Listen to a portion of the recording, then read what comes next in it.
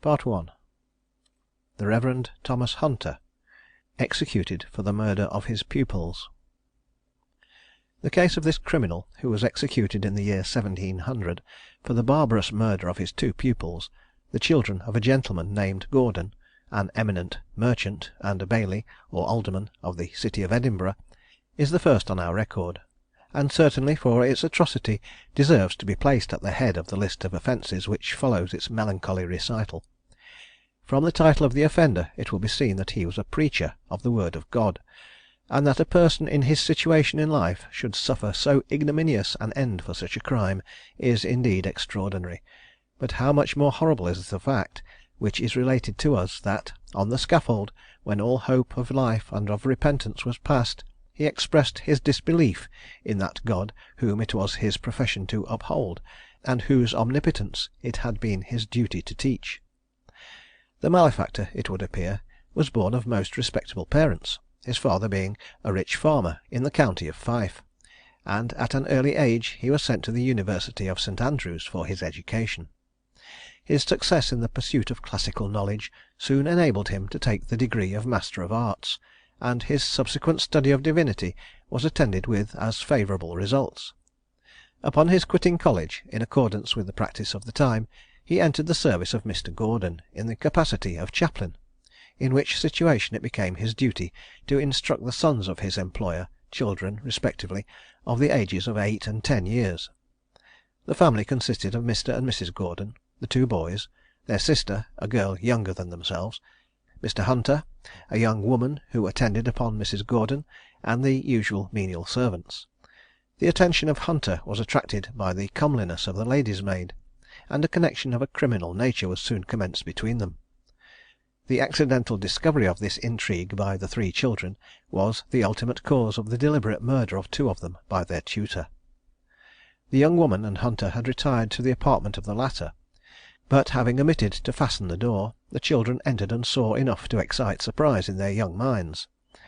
In their conversation subsequently at meal time, they said so much as convinced their parents of what had taken place, and the servant girl was instantly dismissed, while the chaplain, who had always been considered to be a person of mild and amiable disposition and of great genius, was permitted to remain, upon his making such amends to the family as were in his power, by apologizing for his indiscretion. From this moment, however, an inveterate hatred for the children arose in his breast, and he determined to satisfy his revenge upon them by murdering them all. Chance for some time marred his plans, but he was at length enabled to put them into execution as regarded the two boys. It appears that he was in the habit of taking them to walk in the fields before dinner, and the girl on such occasions usually accompanied them; but at the time at which the murder of her brothers was perpetrated, she was prevented from going with them. They were at the country seat of Mr. Gordon, situated at a short distance only from Edinburgh, and an invitation having been received for the whole family to dine in that city, Mrs. Gordon desired that all the children might accompany her and her husband. The latter, however, opposed the execution of this plan, and the little girl only was permitted to go with her parents. The intention of the murderer to destroy all the children was by this means frustrated, but he still persevered in his bloody purpose with regard to the sons of his benefactor, whom he determined to murder while they were yet in his power. Proceeding with them in their customary walks, they all sat down together to rest, but the boys soon quitted their tutor to catch butterflies and to gather wild flowers which grew in abundance around them. Their murderer was at that moment engaged in preparing the weapon for their slaughter, and presently calling them to him, he reprimanded them for disclosing to their parents the particulars of the scene which they had witnessed, and declared his intention to put them to death. Terrified by this threat, they ran from him, but he pursued and overtook them, and then throwing one of them on the ground, and placing his knee on his chest, he soon dispatched his brother by cutting his throat with a penknife. This first victim disposed of, he speedily completed his fell purpose with regard to the child whose person he had already secured. The deed, it will be observed, was perpetrated in open day, and it would have been remarkable indeed if within half a mile of the chief city of Scotland there had been no human eye to see so horrible an act.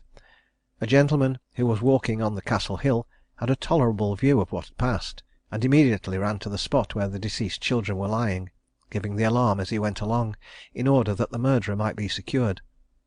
The latter, having accomplished his object, proceeded towards the river to drown himself, but was prevented from fulfilling his intention, and having been seized, he was soon placed in safe custody, intelligence of the frightful event being meanwhile conveyed to the parents of the unhappy children. The prisoner was within a few days brought to trial, under the old Scottish law, by which it was provided that a murderer, being found with the blood of his victim on his clothes, should be prosecuted in the sheriff's court, and executed within 3 days. The frightful nature of the case rendered it scarcely uncharitable to pursue a law so vigorous according to its letter, and a jury having been accordingly impanelled, the prisoner was brought to trial, and pleaded guilty, adding the horrible announcement of his regret that Miss Gordon had escaped from his revenge.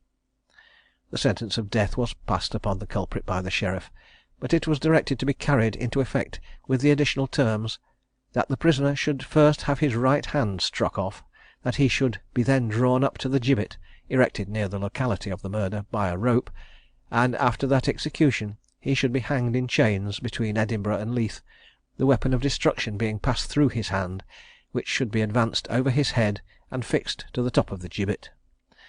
The sentence, barbarous as it may now appear, was carried into full execution on the 22nd of August 1700, and, frightful to relate, he who in life had professed to be a teacher of the gospel, on his scaffold declared himself to be an atheist. His words were, "There is no God, or if they be, I hold him in defiance." The body of the executed man, having been at first suspended in chains according to the precise terms of his sentence, was subsequently, at the desire of Mr. Gordon, removed to the outskirts of the village of Broughton, near Edinburgh. Alexander Balfour, convicted of murder. The case of this criminal is worthy of some attention, from the very remarkable circumstances by which it was attended. The subject of this sketch was born in 1687, at the seat of his father, Lord Burleigh, near Kinross, and having studied successively at Orwell, near the place of his birth, and at St. Andrews, so successfully as to obtain considerable credit, he returned home, being intended by his father to join the army of the Duke of Marlborough, then in Flanders. Here he became enamoured of Miss Robertson, the governess of his sisters, however, and in order to break off the connexion, he was sent to make the tour through France and Italy, the young lady being dismissed from the house of her patron. Balfour, before his quitting Scotland, declared his intention, if ever the young lady should marry, to murder her husband, but deeming this to be merely an empty threat, she was, during his absence, united to a Mr. Syme, with whom she went to live at Inverkeithing. On his return to his father's house, he learned this fact, and immediately proceeded to put his threat into execution. Mrs. Syme, on seeing him, remembering his expressed determination, screamed with affright, but her husband, unconscious of offence, advanced to her aid, and, in the interim, Balfour, entering the room, shot him through the heart. The offender escaped, but was soon afterwards apprehended near Edinburgh, and being tried, was convicted and sentenced to be beheaded by the maiden, on account of the nobility of his family. The subsequent escape of the criminal from an ignominious end is not the least remarkable part of his case. The scaffold was actually erected for the purpose of his execution, but on the day before it was to take place his sister went to visit him, and being very like him in face and stature, they changed clothes, and he escaped from prison. His friends having provided horses for him, he proceeded to a distant village, where he lay concealed until an opportunity was eventually offered him of quitting the kingdom. His father died in the reign of Queen Anne, but he had first obtained a pardon for his son, who succeeded to the title and honours of the family, and died in the year 1752, sincerely penitent for his crime. Footnote: different countries have different modes of inflicting capital punishments. Beheading was military punishment among the Romans, known by the name of decollatio. Among them the head was laid on a kippus or block, placed in a pit dug for the purpose, in the army, without the vallum, in the city, without the walls, at a place near the Porta Decumana. Preparatory to the stroke, the criminal was tied to a stake and whipped with rods. In the earlier ages the blow was given with an axe, but in after times with a sword, which was thought the more reputable manner of dying. The execution was but clumsily performed in the first times, but afterwards they grew more expert, and took the head off clean with one circular stroke. In England beheading is the punishment of nobles, being reputed not to derogate from nobility as hanging does. In France, during the revolutionary government, the practice of beheading by means of an instrument called a guillotine, so denominated from the name of its inventor, was exceedingly general. It resembles a kind of instrument long since used for the same purpose in Scotland, and called a maiden. It is universally known that, at the execution of King Charles I., a man in a visor performed the office of executioner. This circumstance has given rise to a variety of conjectures and accounts, in some of which one William Walker is said to be the executioner, in others it is supposed to be a Richard Brandon, of whom a long account was published in an Exeter newspaper of 1784. But William Lilly, in his History of his Life and Times, has the following remarkable passage: "Many have curiously inquired who it was that cut off his (the King's) head. I have no permission to speak of such things, only this much I say, he that did it is as valiant and resolute a man as lives, and one of a competent fortune."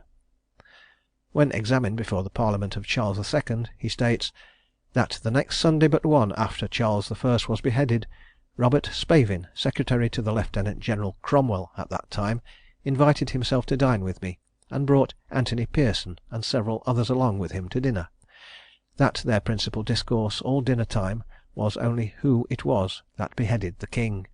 One said it was the common hangman, another Hugh Peters. Others also were nominated, but none concluded. Robert Spavin, so soon as dinner was done, took me by the hand and carried me to the south window. Saith he, "These are all mistaken. They have not named the man that did the fact. It was Lieutenant Colonel Joyce. I was in the room when he fitted himself for the work, stood behind him when he did it. When done, went in with him again. There is no man knows this but my master," viz. Cromwell, "Commissary Ireton, and myself." "Doth not Mr. Rushworth know it?" saith I. "No, he doth not know it," saith Spavin. The same thing Spavin hath often related to me when we were alone. The following description of the maiden by Mr. Pennant may not prove uninteresting: "This machine of death is now destroyed, but I saw one of the same kind in a room under the Parliament House in Edinburgh, where it was introduced by the Regent Morton, who took a model of it as he passed through Halifax, and at length suffered by it himself. It is in the form of a painter's easel, and about 10 feet high. At 4 feet from the bottom is the crossbar on which the felon lays his head, which is kept down by another placed above. In the inner edges of the frame are grooves. In these is placed a sharp axe, with a vast weight of lead, supported at the very summit with a peg. To that peg is fastened a cord, which the executioner cutting, the axe falls, and does the affair effectually, without suffering the unhappy criminal to undergo a repetition of strokes, as has been the case in the common method. I must add, that if the sufferer is condemned for stealing a horse or cow, the string is tied to the beast, which, on being whipped, pulls out the peg, and becomes the executioner. Captain John Kidd, surnamed the Wizard of the Seas, and Darby Mullins, hanged for piracy.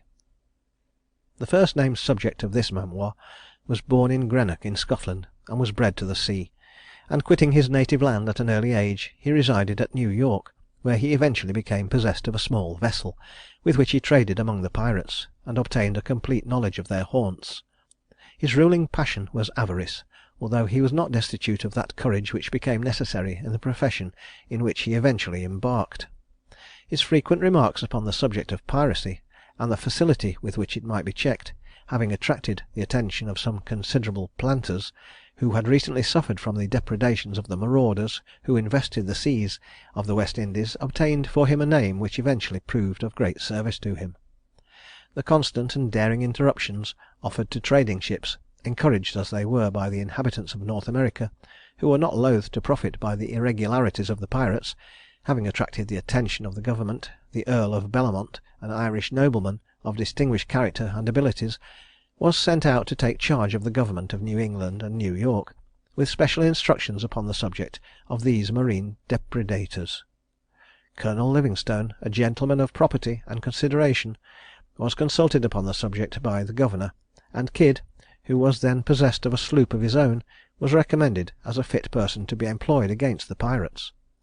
The suggestion met the approbation of Lord Bellamont, but the unsettled state of public affairs rendered the further intervention of government impossible, and a private company, consisting of the Duke of Shrewsbury, the Lord Chancellor Somers, the Earls of Romney and Oxford, Colonel Livingstone, and other persons of rank, agreed to raise £6,000 to pay the expenses of a voyage, the purpose of which was to be directed to the removal of the existing evil; and it was agreed that the Colonel and Captain Kidd, who was to have charge of the expedition, should receive 1/5 of the profits.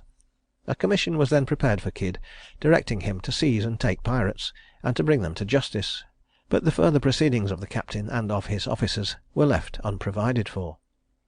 A vessel was purchased and manned, and she sailed under the name of the Adventure from London for New York, at the end of the year 1695. A French ship was seized as a prize during the voyage, and the vessel subsequently proceeded to the Madeira Islands, to Buena Vista and St. Jago, and thence to Madagascar, in search of further spoil.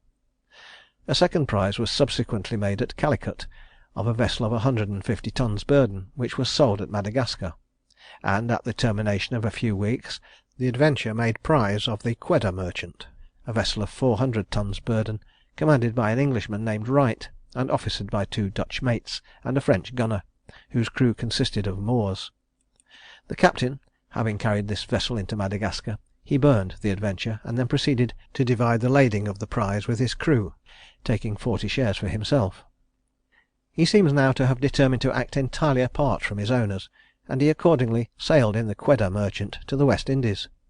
At Anguilla and St. Thomas's he was refused refreshments, but he eventually succeeded in obtaining supplies at Mona, between Porto Rico and Hispaniola, through the instrumentality of an Englishman named Button. This man, who thus at first affected to be friendly to the pirate, soon showed the extent to which his friendship was to be relied upon. He sold a sloop to Kidd, in which the latter sailed, leaving the Quedar Merchant in his care; but on proceeding to Boston, New England, he found his friend there before him, having disposed of the Quedar Merchant to the Spaniards, and having besides given information of his piratical expedition. He was now immediately seized by order of the Lord Bellamont, before whom he endeavoured to justify his proceedings, by contending that he had taken none but lawful prizes; but his lordship transmitted an account of the whole transaction to England, requiring that a ship might be sent to convey Kidd home, in order that he might be punished. A great clamour arose upon this, and attempts were made to show that the proceedings of the pirate had been connived at by the projectors of the undertaking, and a motion was made in the House of Commons that the letters patent granted to the Earl of Bellamont and others, respecting the goods taken from pirates, were dishonourable to the king, against the law of nations, contrary to the laws and statutes of this realm, an invasion of property, and destructive to commerce. Though a negative was put on this motion, yet the enemies of Lord Somers and the Earl of Oxford continued to charge those noblemen with giving countenance to pirates, and it was even insinuated that the Earl of Bellamont was not less culpable than the actual offenders. Another motion was in consequence made to address his Majesty, that Kidd might not be tried till the next session of Parliament, and that the Earl of Bellamont might be directed to send home all examinations and other papers relative to the affair. This was carried, and the king complied with the request which was made. As soon as Kidd arrived in England, he was sent for and examined at the bar of the house, with a view to show the guilt of the parties who had been concerned in sending him on the expedition; but nothing arose to criminate any of those distinguished persons. Kidd, who was in some degree intoxicated, made a contemptible appearance at the bar of the house, and a member, who had been one of the most earnest to have him examined, violently exclaimed, "I thought the fellow had been only a knave, but unfortunately he happens to be a fool likewise." Kidd was at length tried at the Old Bailey, and was convicted on the clearest evidence; but neither at that time nor afterwards did he charge any of his employers with being privy to his infamous proceedings.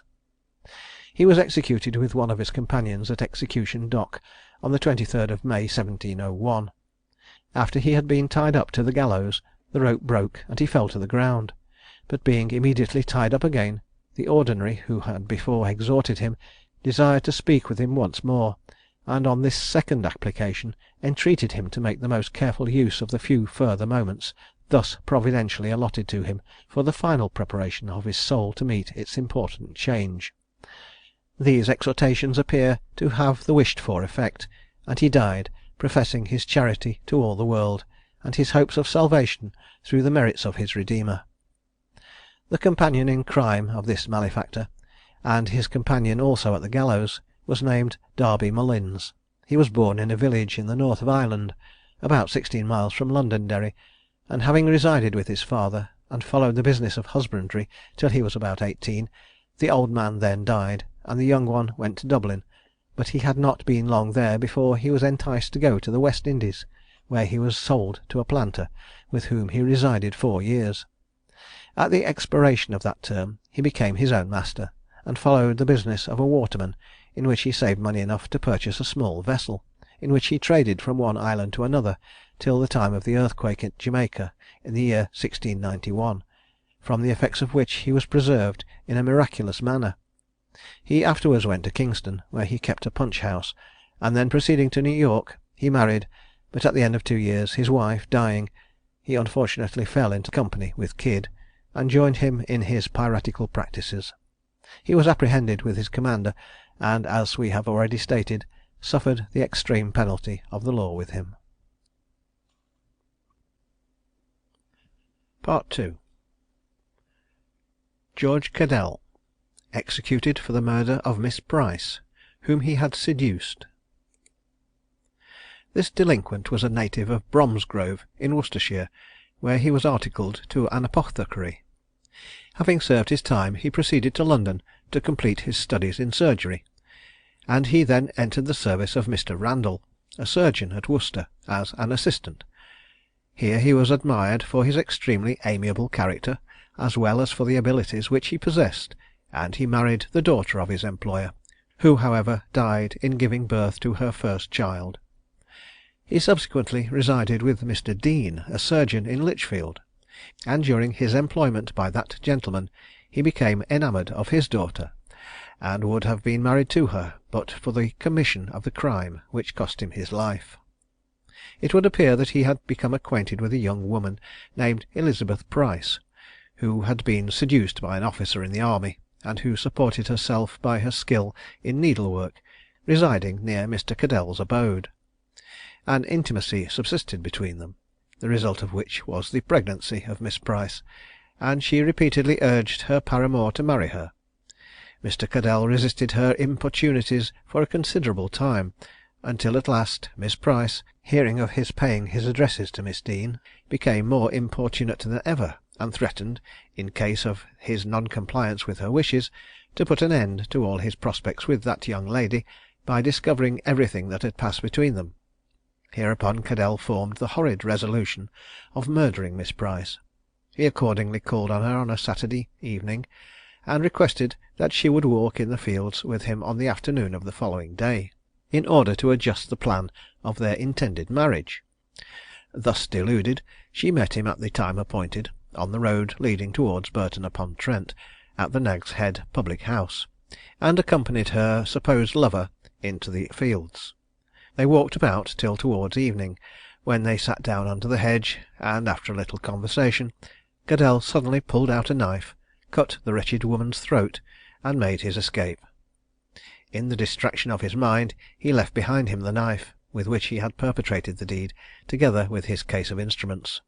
On his returning home it was observed that he appeared exceedingly confused, though the reason of the perturbation of his mind could not be guessed at, but on the following morning, Miss Price being found murdered in the field, great numbers of people went to see the body. Among them was the woman of the house where she lodged, who recollected that she had said she was going to walk with Mr. Cadell, and then the instruments were examined, and were known to have belonged to him. He was in consequence taken into custody, and committed to the jail of Stafford, and being soon afterwards tried, was found guilty, condemned, and executed at Stafford, on the 21st of July, 1701. Thomas Cook, executed for murder. The death of this person exhibits the singular fatality which attends some men who have been guilty of crime. Cook was the son of a butcher, who was considered a person of respectability, residing at Gloucester. He was apprenticed to a barber surgeon in London, but running away before his time had expired, he entered the service of one of the pages of honour to William III., but he soon after quitted this situation to set up at Gloucester as a butcher, upon the recommendation of his mother. Restless, however, in every station of life, he repaired to London, where he commenced prize fighter at May Fair, which at this time was a place greatly frequented by prize fighters, thieves, and women of bad character. Here puppet shows were exhibited, and it was the favourite resort of all the profligate and abandoned, until at length the nuisance increased to such a degree that Queen Anne issued her proclamation for the suppression of vice and immorality, with a particular view to this fair, in consequence of which the justices of peace issued their warrant to the High Constable, who summoned all the inferior constables to his assistance. When they came to suppress the fair, Cook, with a mob of about 30 soldiers and other persons, stood in defiance of the peace officers, and threw brickbats at them, by which some of them were wounded. Cooper, a constable, being the most active, Cook drew his sword and stabbed him in the belly, and he died of the wound at the expiration of 4 days. Hereupon Cook fled to Ireland, and as it was deposed upon his trial, while he was in a public house, he swore in a profane manner, for which the landlord censured him, and told him there were persons in the house who would take him in custody for it; to which he answered, "Are there any of the informing dogs in Ireland? We in London drive them, for at a fair called Mayfair there was a noise which I went out to see, 6 soldiers and myself. The constables played their parts with their staves, and I played mine, and when the man dropped, I wiped my sword, put it up, and went away." The fellow was subsequently taken into custody, and sent to Chester, whence being removed to London, he was tried at the Old Bailey, was convicted, and received sentence of death. After conviction he solemnly denied the crime for which he had been condemned, declaring that he had no sword in his hand on the day the constable was killed, and was not in company with those who killed him. Having received the sacrament on the 21st of July 1703, he was taken from Newgate to be carried to Tyburn, but when he had got to High Holborn, opposite Bloomsbury, a respite arrived for him till the following Friday. On his return to Newgate he was visited by numbers of his acquaintance, who rejoiced on his narrow escape. On Friday he received another respite till the 11th of August, but on that day he was executed. John Peter Dramatti, executed for the murder of his wife. This unfortunate man was the son of Protestant parents, and was born at Saverdun, in the county of Foix, and province of Languedoc, in France. He received a religious education, but when he arrived at years of maturity, he left his own country and went into Germany, where he served as a horse grenadier under the Elector of Brandenburg, who was afterwards King of Prussia. When he had been in this condition about a year, he came over to England, and entered into the service of Lord Havisham, and afterwards enlisted as a soldier in the regiment of Colonel de la Melonière. Having made 2 campaigns in Flanders, the regiment was ordered into Ireland, where it was dismissed from farther service, in consequence of which Dramatti obtained his discharge. He now became acquainted with a widow between 50 and 60 years of age, who pretended that she had a great fortune, and was allied to the royal family of France, and he soon married her, not only on account of her supposed wealth and rank, but also of her understanding English and Irish, thinking it prudent to have a wife who could speak the language of the country in which he proposed to spend the remainder of his life. As soon as he discovered that his wife had no fortune, he went to London and offered his services to Lord Havisham, and was again admitted as one of his domestics. His wife, unhappy on account of their separate residence, wished to live with him at Lord Havisham's, which he would not consent to, saying that his lordship did not know he was married. The wife now began to evince the jealousy of her disposition, and frequent quarrels took place between them, because he was unable to be with her so frequently as she desired. At length, on the 9th of June 1703, Dramatti was sent to London from his master's house at Kensington, and calling upon his wife at her lodgings near Soho Square, she endeavoured to prevail upon him to stay with her. This, however, he refused, and finding that he was going home, she went before him and stationed herself at the Park Gate. On his coming up, she declared that he should go no further unless she accompanied him, but he quitted her abruptly, and went onwards to Chelsea. She pursued him to the Bloody Bridge, and there seized him by the neckcloth, and would have strangled him, but that he beat her off with his cane. He then attacked her with his sword, and having wounded her in so many places as to conclude that he had killed her, his passion immediately began to subside, and falling on his knees, he devoutly implored the pardon of God for the horrid sin of which he had been guilty. He went on to Kensington, where his fellow servants, observing that his clothes were bloody, he said he had been attacked by two men in Hyde Park, who would have robbed him of his clothes, but that he defended himself, and broke the head of one of them. The real fact, however, was subsequently discovered, and Dramatti being taken before a magistrate, to whom he confessed his crime, the body of his wife was found in a ditch between Hyde Park and Chelsea, and a track of blood was seen to the distance of 20 yards, at the end of which a piece of a sword was found sticking in a bank, which fitted the other part of the sword in the prisoner's possession. The circumstances attending the murder being proved to the satisfaction of the jury, the culprit was found guilty, condemned, and on the 21st of July 1703 was executed at Tyburn. William Elby, executed for murder. This young man was born in the year 1667 at Deptford in Kent, and served his time with a blockmaker at Rotherhithe, during which he became acquainted with some women of ill fame. After the term of his apprenticeship had expired, he kept company with young fellows of such bad character that he found it necessary to enter on board a ship to prevent worse consequences. Having returned from sea, he enlisted as a soldier, but while in this situation he committed many small thefts, in order to support the women with whom he was connected. At length he deserted from the army, assumed a new name, and prevailed on some of his companions to engage in housebreaking. Detection soon terminated his career, and in September 1704 he was indicted for robbing the house of Barry, Esquire, of Fulham, and murdering his gardener. Elby, it seems, having determined on robbing the house, arrived at Fulham soon after midnight, and had wrenched open one of the windows, at which he was getting in, when the gardener, awakening, came down to prevent the intended robbery with a light in his hand. Elby, terrified lest he should be known, seized a knife and stabbed him to the heart, and the poor man immediately fell dead at his feet. This done, he broke open a chest of drawers and stole about £250, with which he repaired to his associates in London. The murder soon became the subject of very general conversation, and Elby being at a public house in the Strand, it was mentioned, and he became so alarmed on seeing one of the company rise and quit the house, that he suddenly ran away without paying his reckoning.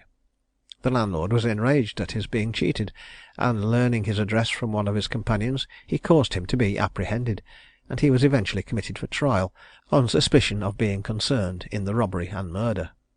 On his trial, he steadily denied the perpetration of the crimes with which he was charged, and his conviction would have been very doubtful, had not a woman with whom he cohabited became an evidence, and swore that he came from Fulham with the money the morning after the commission of the fact.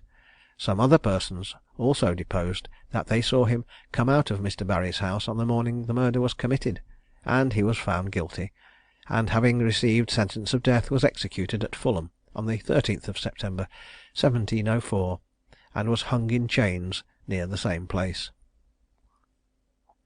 John Smith, convicted of robbery. Though the crimes committed by this man were not particularly atrocious, nor his life sufficiently remarkable for a place in this work, yet the circumstances attending his fate at the place of execution are perhaps more singular than any we may have to record. He was the son of a farmer at Malton, about 15 miles from the city of York, who bound him apprentice to a packer in London, with whom he served his time, and afterwards worked as a journeyman. He then went to sea on board a man of war, and was at the expedition against Vigo, but on his return from that service he was discharged.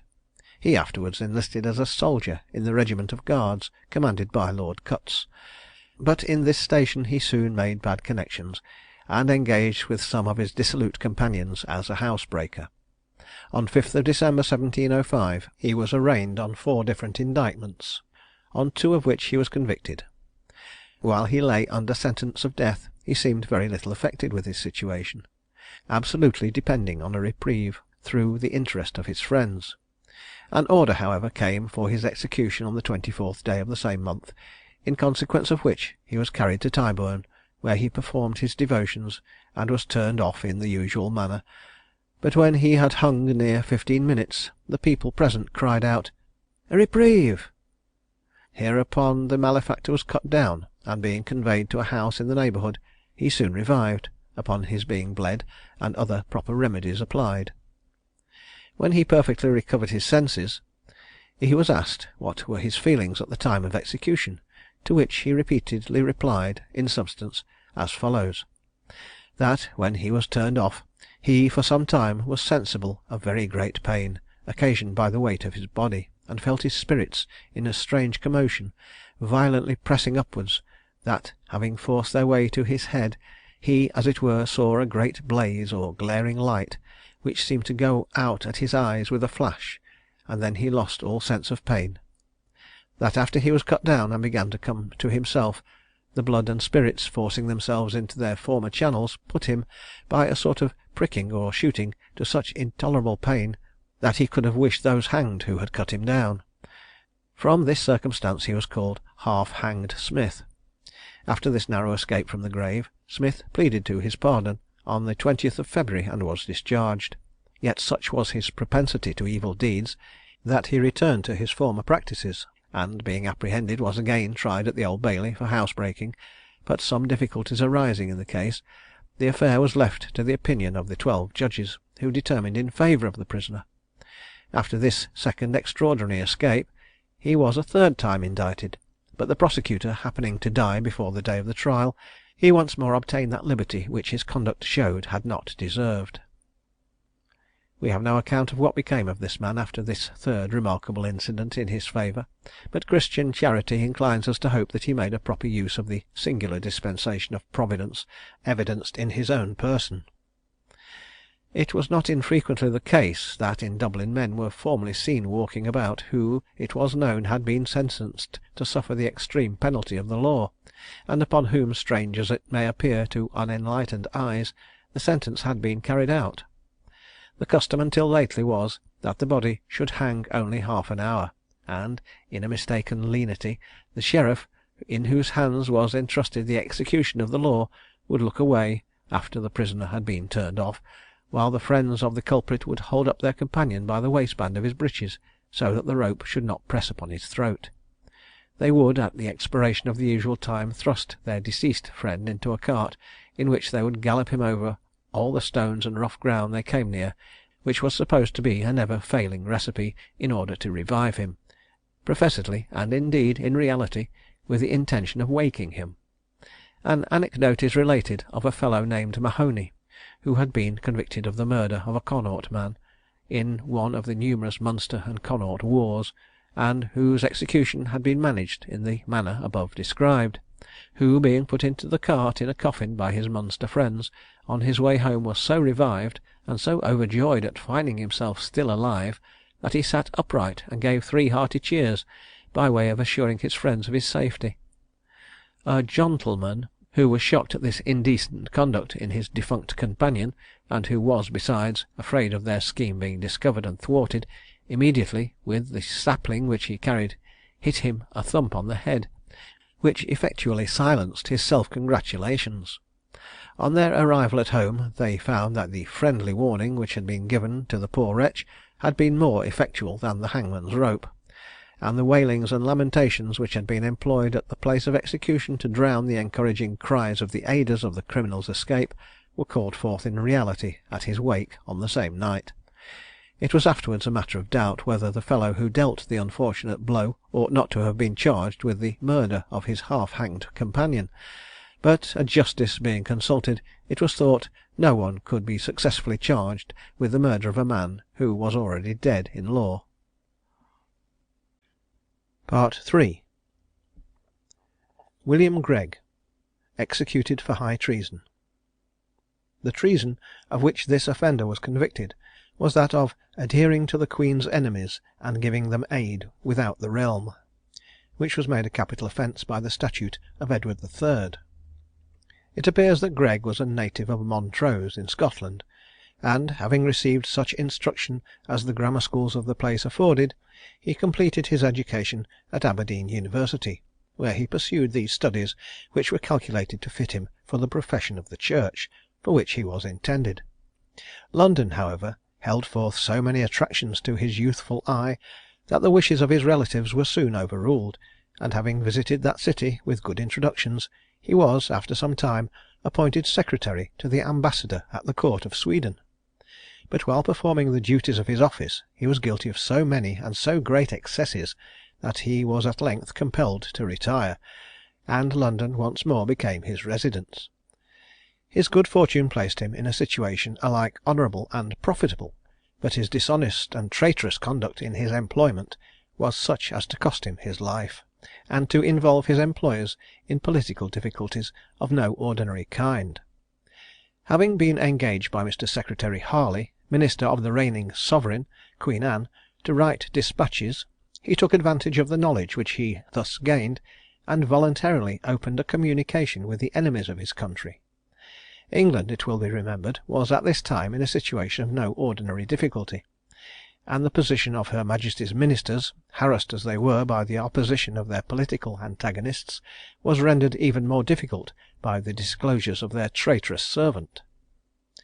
We shall take the advantage afforded us by Bishop Burnet's history, of laying before our readers a more authentic account of this transaction than is given by the usual channels of information to which we have access. He says, "At this time 2 discoveries were made very unlucky for Mr. Harley. Tallard wrote often to Chamillard, but he sent the letters open to the secretary's office to be perused and sealed up, and so be conveyed by way of Holland.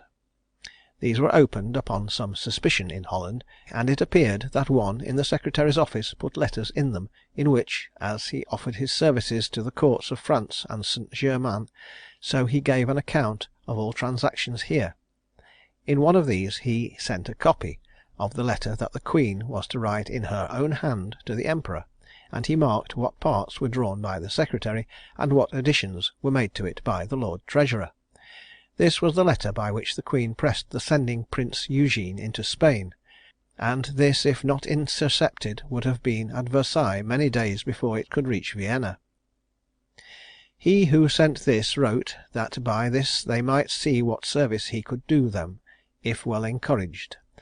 All this was sent over to the Duke of Marlborough, and upon search it was found to be written by one Gregg, a clerk whom Harley had not only entertained, but had taken into a particular confidence, without inquiring into the former parts of his life; for he was a vicious and necessitous person, who had been secretary to the Queen's envoy in Denmark, but was dismissed by him for his ill qualities. Harley had made use of him to get him intelligence, and he came to trust him with the perusal and sealing up of the letters, which the French prisoners here in England sent over to France, and by that means he got into the method of sending intelligence thither. He, when seized on, either upon remorse or hopes of pardon, confessed all, and signed his confession. Upon that he was tried, and pleading guilty, was condemned as a traitor for corresponding with the Queen's enemies. At the same time, Valliere and Barra, whom Harley had employed as his spies to go often over to Calais, under the pretence of bringing him intelligence, were informed against, as spies employed by France to get intelligence from England, who carried over many letters to Calais and Boulogne, and, as was believed, gave such information of our trade and convoys, that by their means we had made our great losses at sea. They were often complained of upon suspicion, but they were always protected by Harley. Yet the presumptions against them were so violent, that they were at last seized on and brought up prisoners. The Whigs took such advantage of this circumstance that Mr. Harley was obliged to resign, and his enemies were inclined to carry matters still farther, and were resolved, if possible, to find out evidence enough to affect his life. With this view, the House of Lords ordered a committee to examine Gregg and other prisoners, who were very assiduous in the discharge of their commission, as will appear by the following account, written by the same author. The Lords who were appointed to examine Gregg could not find out much by him. He had but newly begun his designs of betraying secrets, and he had no associates with him in it. He told them that all the papers of state lay so carelessly about the office, that every one belonging to it, even the doorkeepers, might have read them all. Harley's custom was to come to the office late on post nights, and after he had given his orders and wrote his letters, he usually went away, and left all to be copied out when he was gone. By that means he came to see everything, in particular the Queen's letter to the Emperor. He said he knew the design on Toulon in May last, but he did not discover it, for he had not entered on his ill practices till October. This was all he could say. By the examination of Valliere and Barra, and many others who lived about Dover and were employed by them, a discovery was made of a constant intercourse they were in with Calais under Harley's protection. They often went over with boats full of wool, and brought back brandy, though both the import and export were severely prohibited.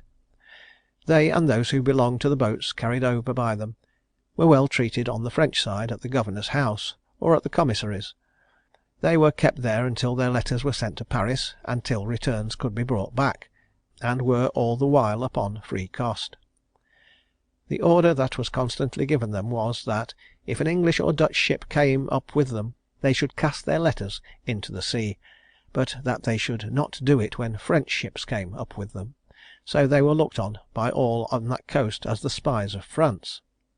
They used to get what information they could, both of merchant ships and of the ships of war that lay in the Downs, and upon that they usually went over, and it happened that soon after some of those ships were taken. These men, as they were papists, so they behaved themselves insolently, and boasted much of their power and credit. Complaints had often been made of them, but they were always protected, nor did it appear that they ever brought any information of importance to Harley but once, when, according to what they swore, they told him that Vauban was gone from Dunkirk, to lie in wait for the Russian fleet, which proved to be true. He both went to watch for them, and he took the greater part of the fleet. Yet, though this was a single piece of intelligence that they ever brought, Harley took so little notice of it, that he gave no advertisement to the Admiralty concerning it. This particular excepted, they only brought over common news and the Paris Gazetteer. These examinations lasted for some weeks. When they were ended, a full report was made of them to the House of Lords, and they ordered the whole report with all the examinations to be laid before the Queen. Upon the conviction of Gregg, both Houses of Parliament petitioned the Queen that he might be executed, and on the 28th of April 1708 he was accordingly hanged at Tyburn. While on the scaffold he delivered a paper to the sheriffs of London and Middlesex, in which he acknowledged the justice of his sentence, declared his sincere repentance of all his sins, particularly that lately committed against the Queen, whose forgiveness he devoutly implored. He also expressed his wish to make all possible reparation for the injuries he had done, and testified the perfect innocence of Mr. Secretary Harley, whom he declared to have been no party to his proceedings. He professed that he died a member of the Protestant Church, and declared that the want of money to supply his extravagancies had tempted him to commit the fatal crime, which cost him his life. It is a remarkable circumstance in the life of this offender, that while he was corresponding with the enemy, and taking measures to subvert the government, he had no predilection in favour of the Pretender. On the contrary, he declared, while he was under sentence of death, that he never thought he had any right to the throne of these realms.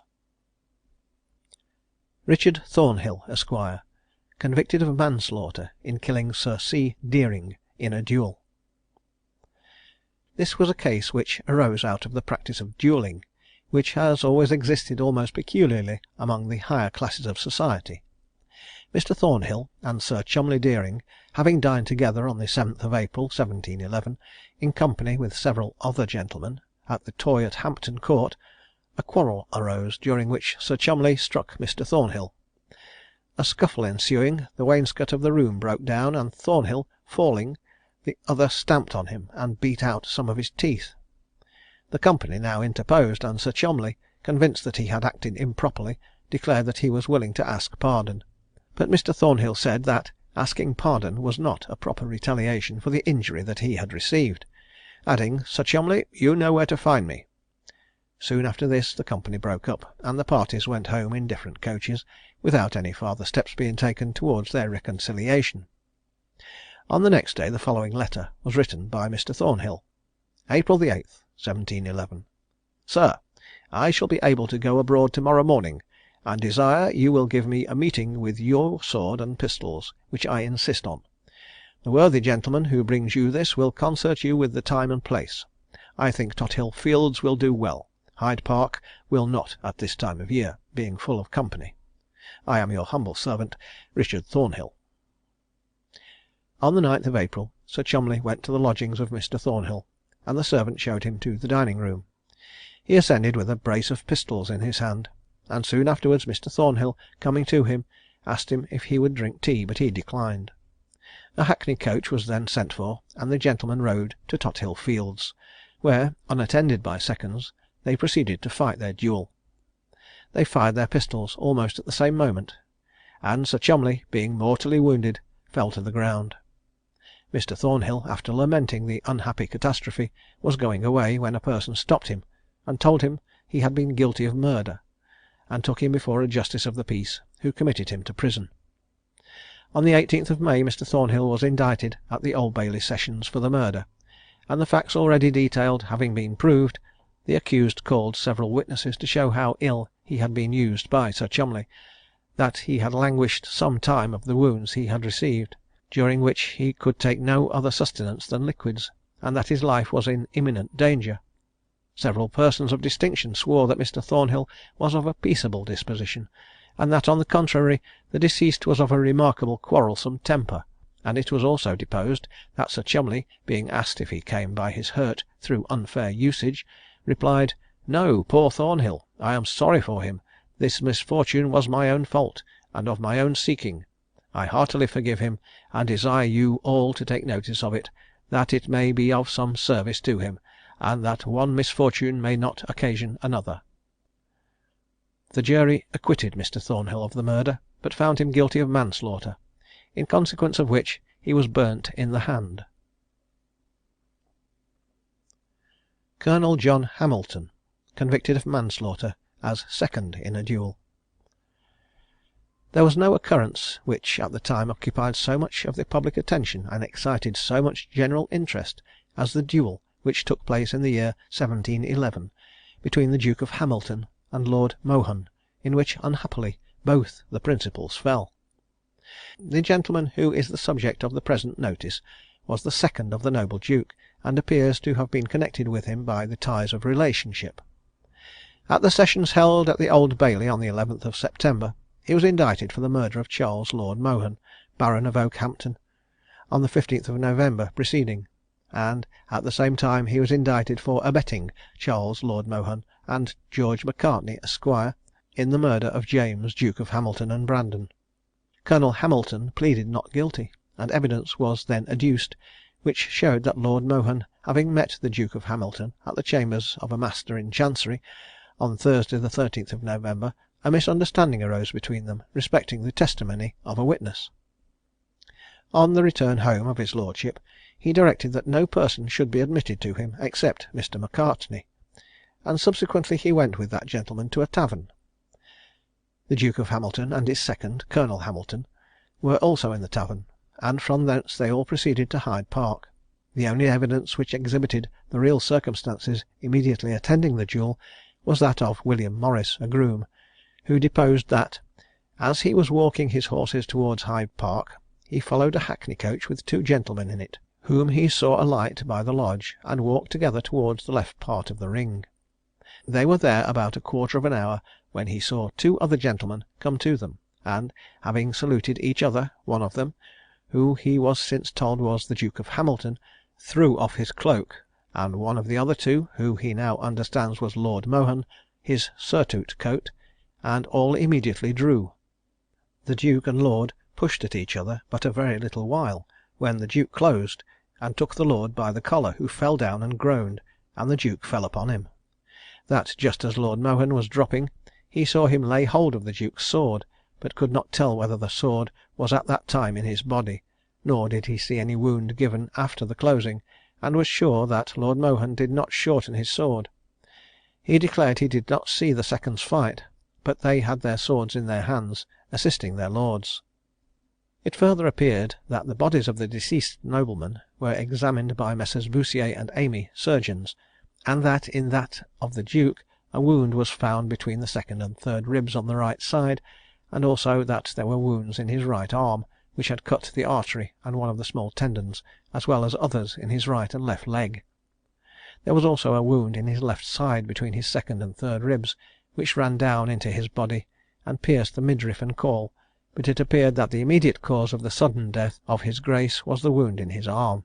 It was further proved, as regarded the body of Lord Mohun, that there was a wound between the short ribs, quite through his belly, and another about 3 inches deep in the upper part of his thigh; a large wound about 4 inches wide in his groin, a little higher, which was the cause of his immediate death, and another small wound on his left side, and that the fingers of his left hand were cut. The defence made by the prisoner was, that the Duke called him to go abroad with him, but he knew not anything of the matter till he came into the field. Some Scottish noblemen and other gentlemen of rank gave Mr. Hamilton a very excellent character, asserting that he was brave, honest, and inoffensive; and the jury, having considered of the affair, gave a verdict of manslaughter; in consequence of which the prisoner prayed the benefit of the statute which was allowed him. At the time the lives of these noblemen were thus unfortunately sacrificed, many persons thought they fell by the hands of the seconds, and some writers on the subject subsequently affected to be of the same opinion; but nothing appears in the written or printed accounts of the transaction, nor did anything arise on the trial to warrant so ungenerous a suspicion. It is therefore but justice to the memory of all the parties to discredit such insinuations. William Lowther and Richard Keele, executed for the murder of Edward Perry, a turnkey, of Clerkenwell Bridewell. William Lowther was a native of Cumberland, and being bound to the master of a Newcastle ship which traded to London, he became acquainted with low abandoned company in the metropolis. Richard Keele was a native of Hampshire, and served his time to a barber at Winchester, and on coming to London he married and settled in his own business in Rotherhithe; but not living happily with his wife, he parted from her, cohabited with another woman, and associated with a number of disorderly people. On the 10th of December 1713, they were indicted at the Old Bailey for assisting Charles Horton in the murder of Edward Perry. The case was as follows: the prisoners, together with 2 other desperate offenders, of the name of Horton and Cullum, having been convicted of felony at the Old Bailey, were sentenced to be kept to hard labour in Clerkenwell Bridewell for 2 years. On their being carried thither, Mr. Boreman, the keeper, thought it necessary to put them in irons to prevent their escape. This they all refused to submit to, and Boreman having ordered the irons, they broke into the room where the arms were deposited, seized what they thought fit, and then attacked the keeper and his assistants, and cruelly beat them. Lowther bit off a part of a man's nose. At this time Perry, one of the turnkeys, was without the gate, and desired the prisoners to be peaceable, but advancing towards them, he was stabbed by Horton, and during the fray Horton was shot dead. The prisoners being at length victorious, many of them made their escape, but the neighbours giving their assistance, Keele and Lowther and several others were taken and convicted on the clearest evidence. Some time after conviction, a smith went to the prison to take measure of them for chains in which they were to be hung, pursuant to an order from the Secretary of State's office, but they for some time resisted him in his duty. On the morning of execution, the 13th of December 1713, they were carried from Newgate to Clerkenwell Green, and there hanged on a gallows, after which their bodies were put in a cart drawn by 4 horses, decorated with plumes of black feathers, and hung in chains.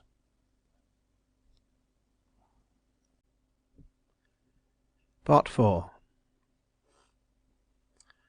William Johnson and Jane Housden, executed for the murder of Spurling, a turnkey in the Old Bailey.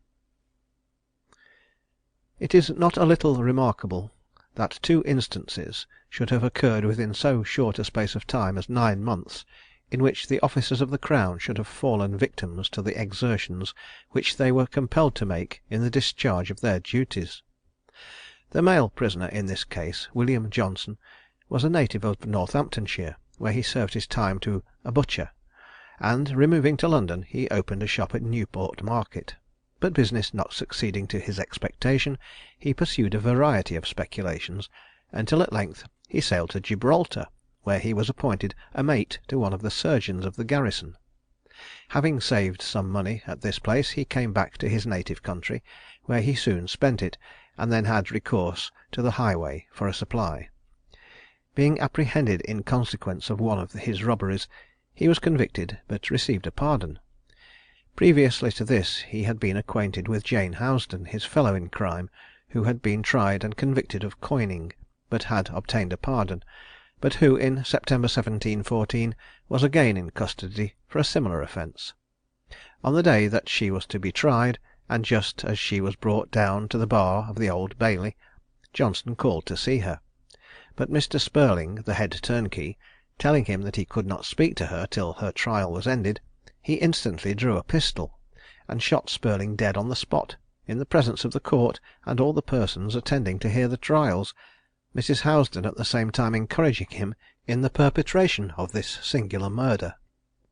The event had no sooner happened than the judges, thinking it unnecessary to proceed on the trial of the woman for coining, ordered both the parties to be tried for the murder, and there being many witnesses to the deed, they were convicted and received sentence of death. From this time to that of their execution, which took place September 19th, 1714, and even at the place of their death, they behaved as if they were wholly insensible of the enormity of the crime which they had committed, and notwithstanding the publicity of their offence, they had the confidence to deny it to the last moment of their lives, nor did they show any signs of compunction for their former sins.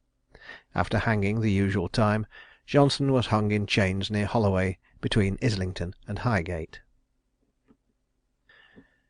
The Earl of Derwentwater, Lord Kenmure, the Earl of Winton, and others. Executed for treason.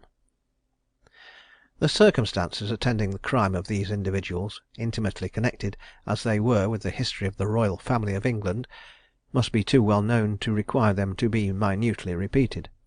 On the accession of George I. to the throne of Great Britain, the question of the right of succession of King James III., as he was termed, which had long been secretly agitated, began to be referred to more openly, and his friends, finding themselves in considerable force in Scotland, sent an invitation to him in France, where he had taken refuge, to join them, for the purpose of making a demonstration, and of endeavouring to assume by force that which was denied him as of right.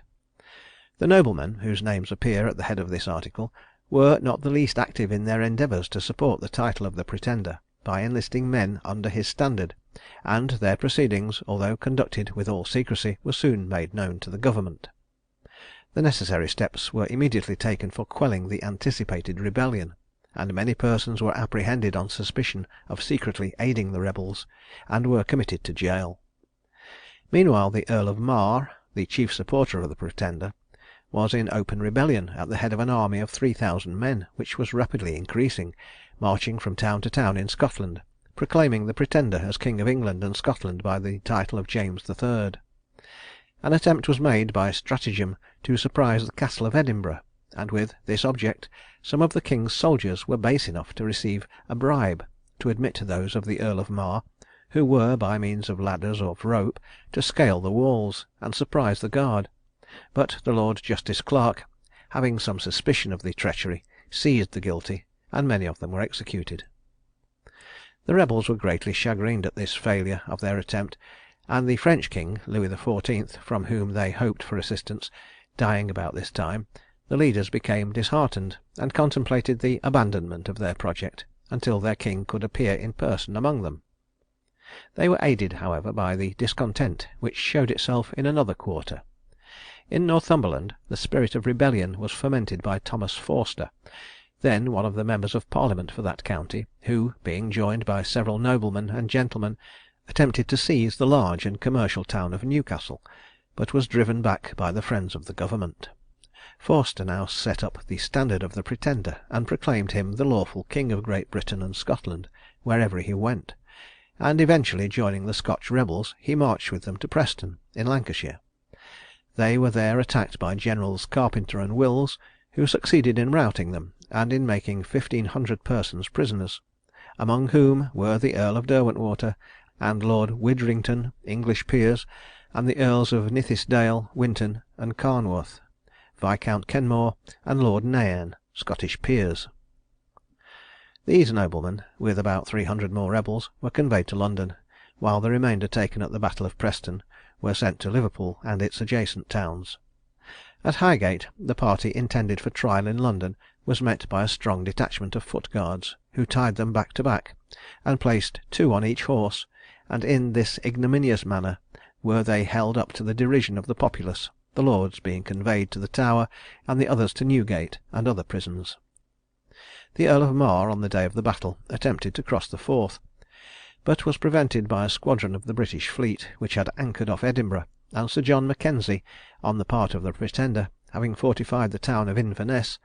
Lord Lovat, at this time an adherent of the reigning monarch, but subsequently a friend to the cause of the Stuarts, for aiding whose rebellion in 1745 he was beheaded, armed his tenants, and drove him from his fortifications. The Pretender subsequently managed to elude the vigilance of the British ships appointed to prevent his landing, and crossing the Channel in a small French vessel, disembarked in Scotland with only 6 followers; but having obtained the assistance of a few half-armed Highlanders, on the 9th of January 1716 he made a public entry into the Palace of Scone, the ancient place of coronation for the Scottish kings. He there assumed the functions of a king, and so much of the powers of royalty as he was able to secure, and issued a proclamation for his coronation. The Duke of Argyle at this time, with his army in winter quarters at Stirling, however, determined to attack the rebel forces, and, advancing upon them, they fled at his approach. The Pretender, having been encouraged to rebel by France, was in anticipation of receiving succour at the hands of the French king, and in the hope of some aid reaching him, he proceeded to Dundee, and thence to Montrose, where, soon rendered hopeless by receiving no news of the approach of the foreigners, he dismissed his adherents. The king's troops pursued and put several to death, but the Pretender, accompanied by the Earl of Mar and some of the leaders of the rebellion, had the good fortune to get on board a ship lying before Montrose, and, in a dark night, put to sea, escaped the English fleet, and landed in France.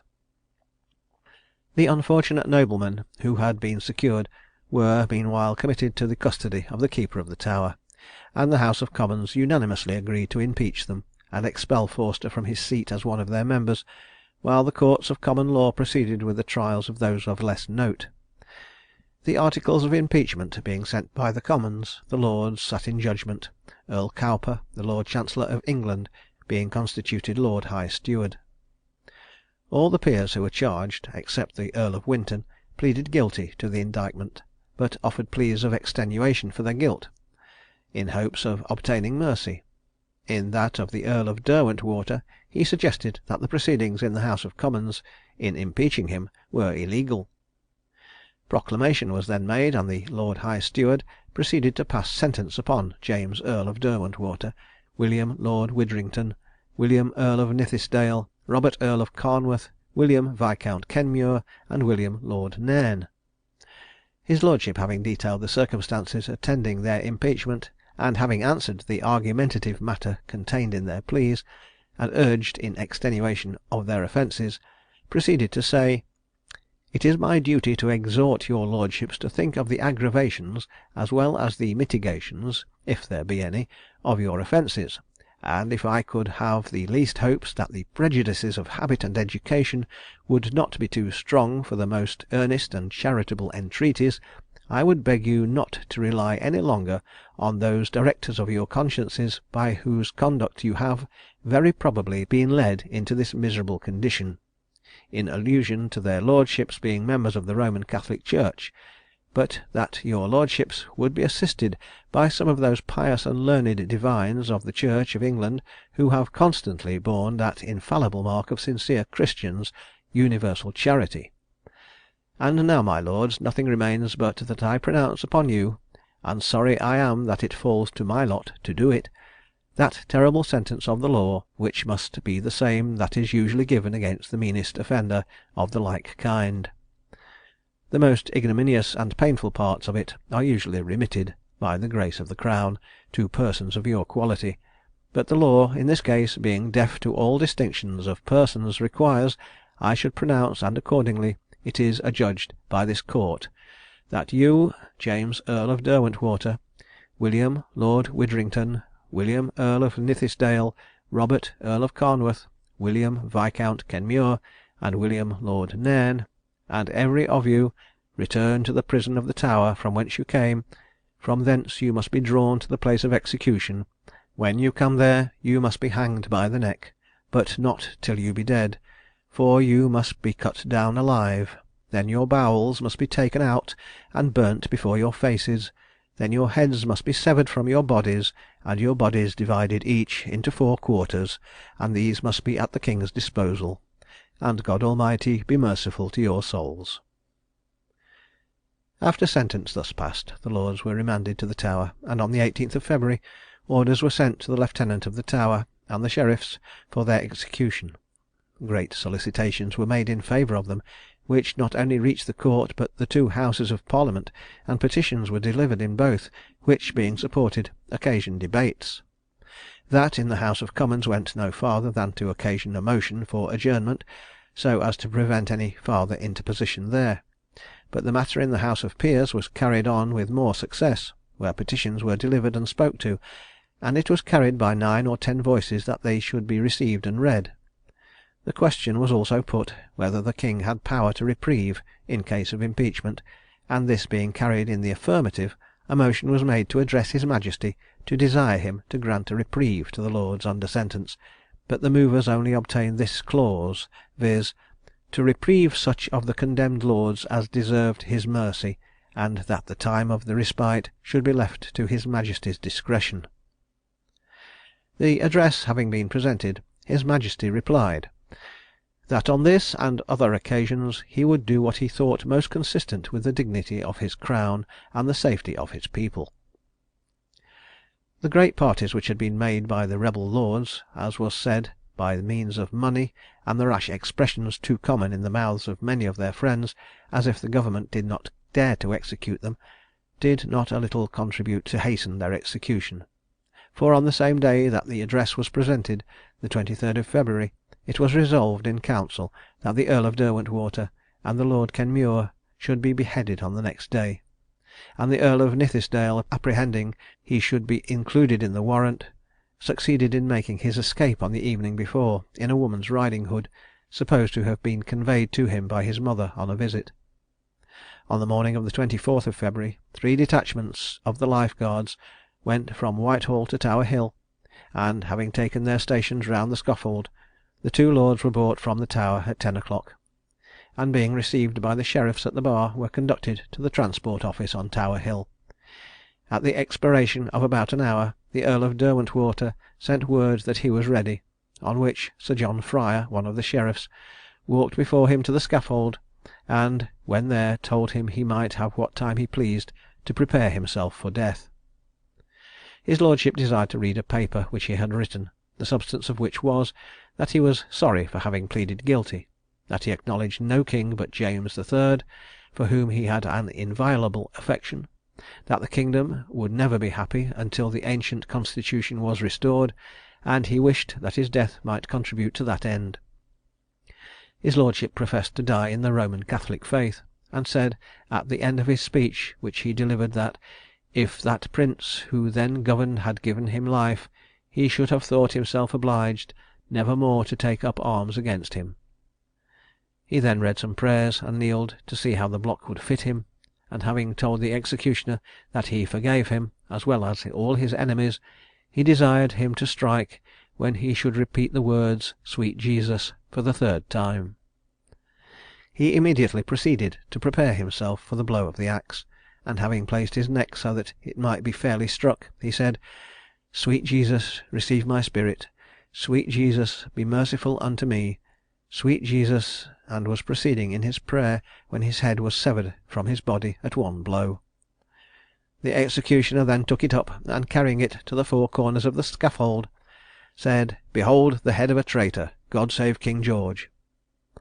The body was directly wrapped in black baize, and being carried to a coach was delivered to the friends of the deceased, and the scaffold having been cleared, fresh baize was put on the block, and new sawdust strewed so that no blood should appear. Lord Kenmure was then conducted to the place of execution. His lordship was a Protestant, and was attended by 2 clergymen. He declined saying much to them, however, telling one of them that he had prudential reasons for not delivering his sentiments, which were supposed to arise from his regard to Lord Carnwath, who was his brother-in-law, and who was then interceding for the royal mercy. Lord Kenmure, having finished his devotions, declared that he forgave the executioner, to whom he made a present of 8 guineas. He was attended by a surgeon, who drew his finger over that part of the neck where the blow was to be struck; and being executed as Lord Derwentwater had been, his body was delivered to the care of an undertaker. George, Earl of Winton, not having pleaded guilty with the other lords, was brought to his trial on the 15th of March, when the principal matter urged in his favour was that he had surrendered at Preston in consequence of a promise from General Wills to grant him his life, in answer to which it was sworn that no promise of mercy was made, but that the rebels surrendered at discretion.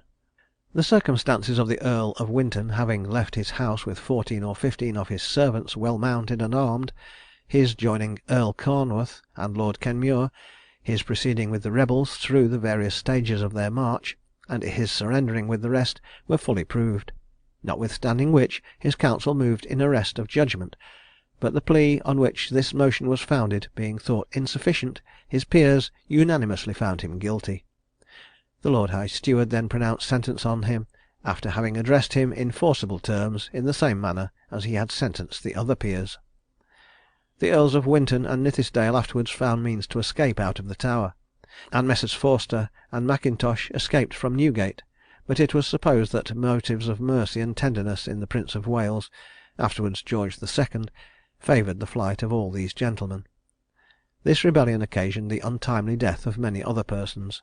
5 were executed at Manchester, 6 at Wigan, and 11 at Preston; but a considerable number was brought to London, and being arraigned in the Court of Exchequer, most of them pleaded guilty, and suffered the utmost rigour of the law. James Sheppard, executed for high treason. This is a very singular case of treason; for though the crime for which Sheppard suffered was committed 3 years after the rebellion was quelled, yet the same misjudged opinions urged this youth to enthusiasm in the cause of the Pretender as those which actuated the former offenders. It is still more singular that he, being neither a Scotchman born, nor in any way interested in the mischiefs which he contemplated, should, unsolicited, volunteer in so dangerous a cause. James Sheppard was the son of Thomas Sheppard, glover, in Southwark; but his father dying when he was about 5 years of age, he was sent to school in Hertfordshire, where his uncle, Dr. Hinchcliffe, removed him to Salisbury, where he remained at school 3 years. Being at Salisbury at the time of the rebellion, he imbibed the principles from his schoolfellows, many of whom were favourers of the Pretender, and he was confirmed in his sentiments by reading some pamphlets which were then put into his hands. When he quitted Salisbury, Dr. Hinchcliffe put him an apprentice to Mr. Scott, a coach painter in Devonshire Street, Bishopsgate, and he continued in this situation about 14 months, when he was apprehended for the crime which cost him his life. Sheppard, having conceived the idea that it would be a praiseworthy action to kill the king, wrote a letter, which he intended for a non-juring minister of the name of Leake, but, mistaking the spelling, he directed it to the Reverend Mr. Heath. The letter was in the following terms: "Sir, from the many discontents visible throughout this kingdom, I infer that if the prince now reigning should be by death removed, our king being here, he might be settled on his throne without much loss of blood. For the more ready effecting of this, I propose that, if any gentleman will pay for my passage into Italy, and if our friends will entrust one so young with letters of invitation to his majesty, I will, on his arrival, smite the usurper in his palace. In this confusion, if sufficient forces may be raised, his majesty may appear; if not, he may retreat or conceal himself till a fitter opportunity. Neither is it presumptuous to hope that this may succeed, if we consider how easy it is to cut the thread of human life, how great the confusion the death of a prince occasions in the most peaceful nation, and how mutinous the people are, how desirous of a change. But we will suppose the worst, that I am seized, and by torture examined. Now, that this may endanger none but myself, it will be necessary that the gentlemen who defray my charges to Italy leave England before my departure; that I be ignorant of his majesty's abode; that I lodge with some Whig; that you abscond, and that this be communicated to no one. But, be the event as it will, I can expect nothing less than a most cruel death, which, that I may the better support, it will be requisite that, from my arrival till the attempt, I every day receive the Holy Sacrament from one who shall be ignorant of the design. James Sheppard. Having carried it to Mr. Leake's house, he called again for an answer, but he was apprehended and carried before Sir John Fryer, a magistrate. When he was brought to his trial, he behaved in the most firm and composed manner, and after the evidence was given and the jury had found him guilty of high treason, he was asked why sentence should not be passed on him according to the law, when he said, "He could not hope for mercy from a prince whom he would not own."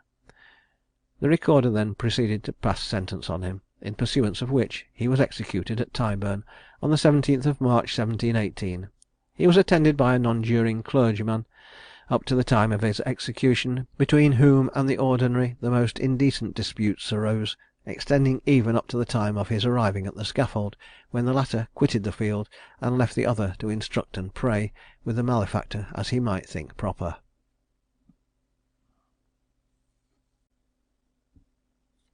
Part V. The Marquis de Paleotti, executed for the murder of his servant. This nobleman was at the head of a noble family in Italy, and was born at Bologna.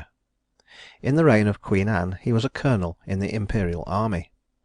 The Duke of Shrewsbury, being at Rome, fell in love with and paid his addresses to the sister of the Marquis, and the lady having been married to him in Germany, they came to England.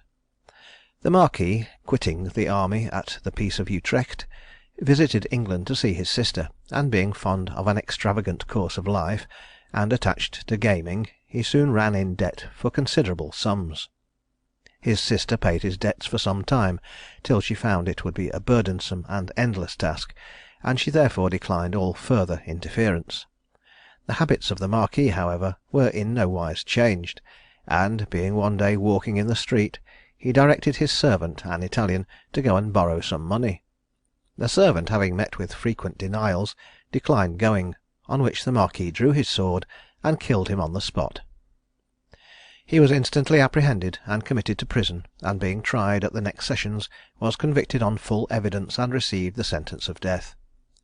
The Duke of Shrewsbury being dead, and his Duchess having little interest or acquaintance in England, it appears that no endeavours were used to save him from the punishment which awaited him, and he was executed at Tyburn on the 17th of March 1718.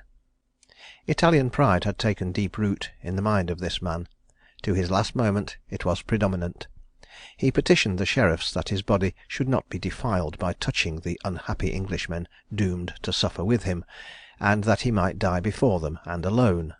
The sheriffs, in courtesy to a stranger, granted this request, and thus in his last struggle he maintained the superiority of his rank.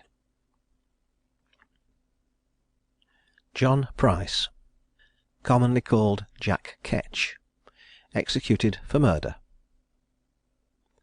Although the circumstances attending the crime of this malefactor do not present any features of general interest, the fact of the offender having filled the office of public executioner, and of his being deprived of life on that very scaffold on which he had exercised the functions of his revolting office, render the case not a little remarkable.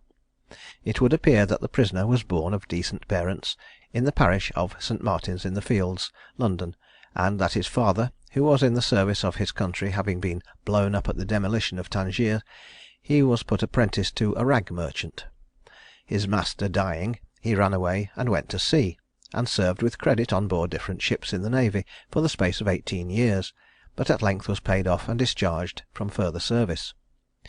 The office of public executioner becoming vacant, it was given to him, and but for his extravagance he might have long continued in it, and subsisted on its dreadfully earned wages.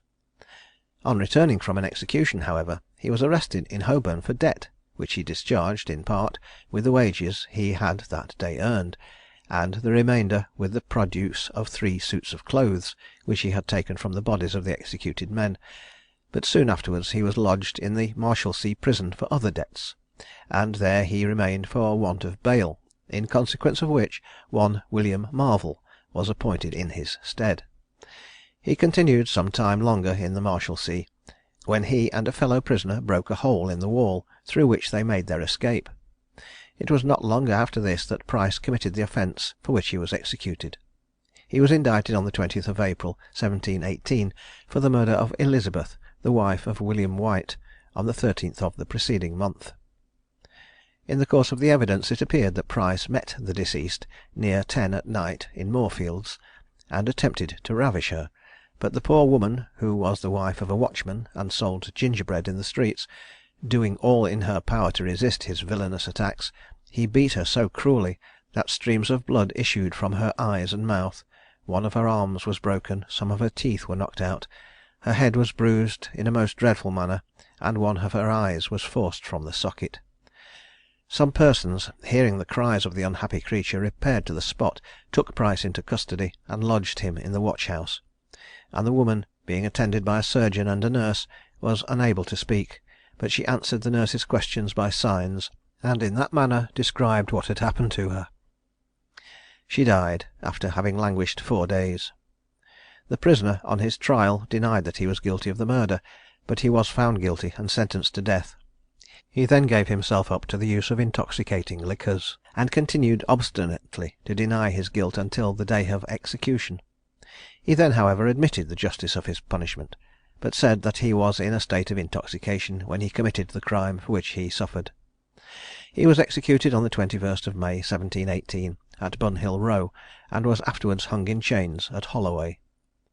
It may be remarked that this case affords a striking instance of the absence of the effect of example; for, however much the miserable calling of the unhappy man may have hardened his mind, and rendered him callous to those feelings of degradation which would arise in the heart of any ordinary person placed in a similar situation, it cannot be supposed that his fear of the dreadful punishment of death could have been in any degree abated by his having so frequently witnessed its execution in all its horrors.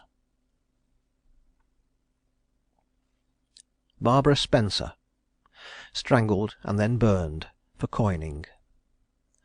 This is the first case on record in which any person appears to have been executed for counterfeiting the coin of the realm. The punishment for this offence, at first, of necessity, severe, to check the alarming prevalence of the crime, has long since been materially mitigated, and although the evil still exists to a great degree, it has been diminished very considerably in consequence of the judicious steps taken by the officers of the Mint. In the month of May 1721, Barbara Spencer, with 2 other women named Alice Hall and Elizabeth Bray, were indicted for high treason in counterfeiting the king's current coin of the realm. The evidence went to prove the 2 latter prisoners to be agents only, and they were acquitted, while Spencer appeared to be the principal, and she was found guilty and sentenced to be burned. It turned out that the prisoner had before been guilty of similar offences, and the sentence was carried into execution, although not in its direct terms. The law which then existed was, indeed, that women convicted of high or petty treason should be burned, but the wisdom and humanity of the authorities provided a more easy death in directing that the malefactor should be strangled while tied to the stake, and that the body should afterwards be consumed by fire. While under sentence of death, the prisoner behaved in the most indecent and turbulent manner, nor could she be convinced that she had been guilty of any crime in making a few shillings. She was for some time very impatient under the idea of her approaching dissolution, and was particularly shocked at the thought of being burned; but at the place of execution she seemed willing to exercise herself in devotion, but was much interrupted by the mob throwing stones and dirt at her. She was strangled and burned at Tyburn on the 5th of July 1721. William Spigot and Thomas Phillips, executed for highway robbery. This case is rendered worthy of notice by the fact that, the prisoners refusing to plead, they were placed under the torture. They were indicted for a robbery upon the King's highway, but refused to plead until some of their property which had been taken from them was returned. This was denied them by the court, under the provisions of the statute of the 4th and 5th William and Mary, and as, in spite of all entreaties, they persisted in their refusal to deny or confess the charge against them, the court ordered that the judgment ordained by law should be read to them. This was, that the prisoner shall be sent to the prison from whence he came, and put into a mean room, stopped from the light, and shall there be laid on the bare ground, without any litter, straw, or other covering, and without any garment about him, except something to hide his privy members. He shall lie upon his back, his head shall be covered, and his feet shall be bare. One of his arms shall be drawn with a cord to one side of the room, and the other arm to the other side, and the legs shall be served in the like manner. Then there shall be laid upon his body as much iron or stone as he can bear, and more. And the first day after he shall have 3 morsels of barley bread, without any drink. And the second day he shall be allowed to drink as much as he can, at 3 times, of the water that is next the prison door, except running water, without any bread, and this shall be his diet till he dies. And he against whom this judgment shall be given forfeits his goods to the king. The reading of this sentence producing no effect, they were ordered back to Newgate, there to be pressed to death. But when they came into the press room, Phillips begged to be taken back to plead. The favour was granted, though it might have been denied to him, but Spigot was put under the press, and he continued half an hour with 350 pounds weight on his body, but on the addition of 50 pounds more, he also begged to plead. They were in consequence brought back, and again arraigned, when, the evidence being clear and positive against them, they were convicted, and received sentence of death, in consequence of which they were executed at Tyburn on the 8th of February 1721. The prisoner Phillips, after sentence, behaved in a manner which exhibited that he was a person of the most abandoned character. His companion was more attentive to his devotions, but Phillips declared that he did not fear to die, for he was sure of going to heaven. It appeared from the declarations of the prisoners that they had been very successful in their depredations, in the commission of which they were accompanied by a clergyman named Joseph Lindsay, and a lunatic, who had escaped from Bedlam, named Burrows. The mad prattling of the latter caused the apprehension of his companions, while the evidence of the former tended materially to secure their conviction. It is almost needless to add that the remnant of barbarity, the torture, has long since been abolished. Nathaniel Hawes, tortured and afterwards executed for robbery. The case of this prisoner may not prove uninteresting, as connected with that last detailed. Nathaniel Hawes was a native of Norfolk, in which county he was born in the year 1701.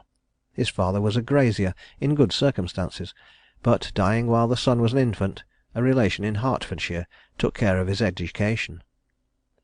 At a proper age he was apprenticed to an upholsterer in London, but becoming connected with people of bad character, he robbed his master when he had served only 2 years of his time, for which he was tried at the Old Bailey, and being convicted was sentenced to 7 years' transportation. His sentence was, however, withdrawn on his becoming evidence against the receiver of the stolen property, but the warning which he had received was of no avail, and after having been once in custody for robbery, when he was again admitted King's evidence, he soon joined a fellow with whom he had become acquainted in prison, and meeting a gentleman on Finchley Common, they demanded his money, swearing to murder him if he did not give it to them. The gentleman quitted his horse, and at the same moment seized the pistol which was placed at his throat by the robber, and presenting it to the latter, told him to expect death if he did not surrender himself. His companion having fled, Hawes was now as terrified as he had been insolent, and made no opposition, and the driver of a cart coming up just at the moment, he was easily made a prisoner, conveyed to London, and committed to Newgate. When the sessions came on, and he was brought to the bar, he refused to plead to his indictment, alleging as a reason for so doing that he would die, as he had lived, like a gentleman.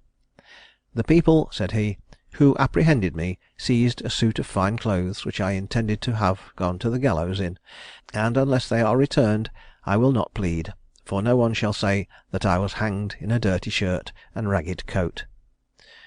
On this, sentence was pronounced that he should be pressed to death, whereupon he was taken from the court, and being laid on his back, sustained a load of 250 pounds weight about 7 minutes, but unable any longer to bear the pain, he entreated he might be conducted back to the court. He then pleaded not guilty, but the evidence against him being conclusive, he was convicted and sentenced to die. He was executed at Tyburn on the 22nd of December 1721.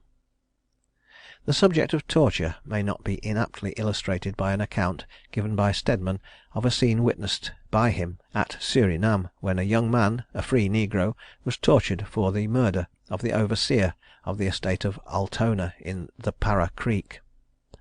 He says, "This man having stolen a sheep to entertain a favourite young woman, the overseer, who burned with jealousy, had determined to see him hanged, to prevent which the negro shot him dead among the sugar canes. For these offences, of course, he was sentenced to be broken alive upon the rack, without the benefit of the coup de grâce, or mercy stroke. Informed of the dreadful sentence, he composedly laid himself down upon his back on a strong cross, on which, with his arms and legs extended, he was fastened by ropes. The executioner, also a black man, having now with hatchet chopped off his left hand, next took up a heavy iron bar, with which, by repeated blows, he broke his bones to shivers, till the marrow, blood, and splinters flew about the field; but the prisoner never uttered a groan nor a sigh. The ropes being next unlashed, I imagined him dead, and felt happy, till the magistrates stirring to depart, he writhed himself from the cross, when he fell on the grass, and damned them all as a set of barbarous rascals. At the same time, removing his right hand by the help of his teeth, he rested his head on part of the timber, and asked the bystanders for a pipe of tobacco, which was infamously answered by kicking and spitting on him, till I, with some American seamen, thought proper to prevent it. He then begged his head might be chopped off, but to no purpose. At last, seeing no end to his misery, he declared that though he had deserved death, he had not expected to die so many deaths. However, said he, you Christians have missed your aim at last, and I now care not were I to remain thus 1 month longer. After which he sung 2 extempore songs with a clear voice, the subjects of which were to bid adieu to his living friends, and to acquaint his deceased relations that in a very little time he should be with them, to enjoy their company for ever in a better place. This done, he calmly entered into conversation with some gentlemen concerning his trial, relating every particular with uncommon tranquillity. But, he said abruptly, by the sun it must be 8 o'clock, and by any longer discourse I should be sorry to be the cause of you losing your breakfast. Then casting his eyes on a Jew, whose name was Deveries, "Apropos, sir," said he, "won't you please to pay me the 10 shillings you owe me?" "For what to do?" "To buy meat and drink, to be sure. Don't you perceive I'm to be kept alive?" Which speech, on seeing the Jew stare like a fool, the mangled wretch accompanied with a loud and hearty laugh. Next, observing the soldier that stood sentinel over him biting occasionally on a piece of dry bread, he asked him how it came to pass that he, a white man, should have no meat to eat along with it. "Because I'm not so rich," answered the soldier. "Then I will make you a present, sir," said the negro. "First pick my hand that was chopped off clean to the bones, next begin to devour my body till you are glutted, then you will have both bread and meat, as best becomes you." Which piece of humour was followed by a second laugh. And thus he continued until I left him, which was about 3 hours after the dreadful execution. Subsequently, on proceeding to the spot, the writer discovered that after the poor wretch had lived thus more than 6 hours, he was knocked on the head by the commiserating sentinel, and that having been raised upon a gallows, the vultures were busy picking out the eyes of the mangled corpse, in the skull of which was clearly discernible the mark of the soldier's musket. Captain John Massey, executed for piracy. Captain Massey was the son of a gentleman of fortune, who gave him an excellent education. When young he grew weary of home, and his father having procured him a commission in the army, he served with great credit as lieutenant under the command of the Duke of Marlborough, during the wars in Flanders in the reign of Queen Anne. After this he went with his regiment to Ireland, and at length got appointed to the rank of lieutenant and engineer to the Royal African Company, and sailed in one of their ships to direct the building of a fort. The ship being ill supplied with provisions, the sufferings of the crew were inexpressibly great. Those who lived to get on shore drank so greedily of the fresh water that they were thrown into fluxes, which destroyed them so rapidly that only Captain Massey and a very few of his people were still alive. These, being totally unable to build a fort, and seeing no prospect of relief, began to abandon themselves to despair. But at this time, a vessel happening to come near the shore, they made signals of distress, on which a boat was sent off to their assistance. They were no sooner on board than they found the vessel was a pirate, and, distressed as they had been, they too hastily engaged in their lawless plan, rather than run the hazard of perishing on shore. Sailing from hence, they took several prizes, and at length, on the ship reaching Jamaica, Mr. Massey seized the first opportunity of deserting, and repairing to the governor, he gave such information that the crew of the pirate vessel were taken into custody, convicted, and hanged. Massey might have been provided for by the governor, who treated him with singular respect on account of his services to the public, but he declined his generous offers through an anxiety to visit his native country. On his sailing for England, the governor gave him recommendatory letters to the Lords of the Admiralty; but, astonishing as it may seem, instead of his being caressed, he was taken into custody, and committed till a session of Admiralty was held for his trial, when he pleaded guilty, and received the sentence of death. His sentence was subsequently carried out, although it may readily be supposed that due attention was scarcely given to the case, which the interests of the prisoner demanded.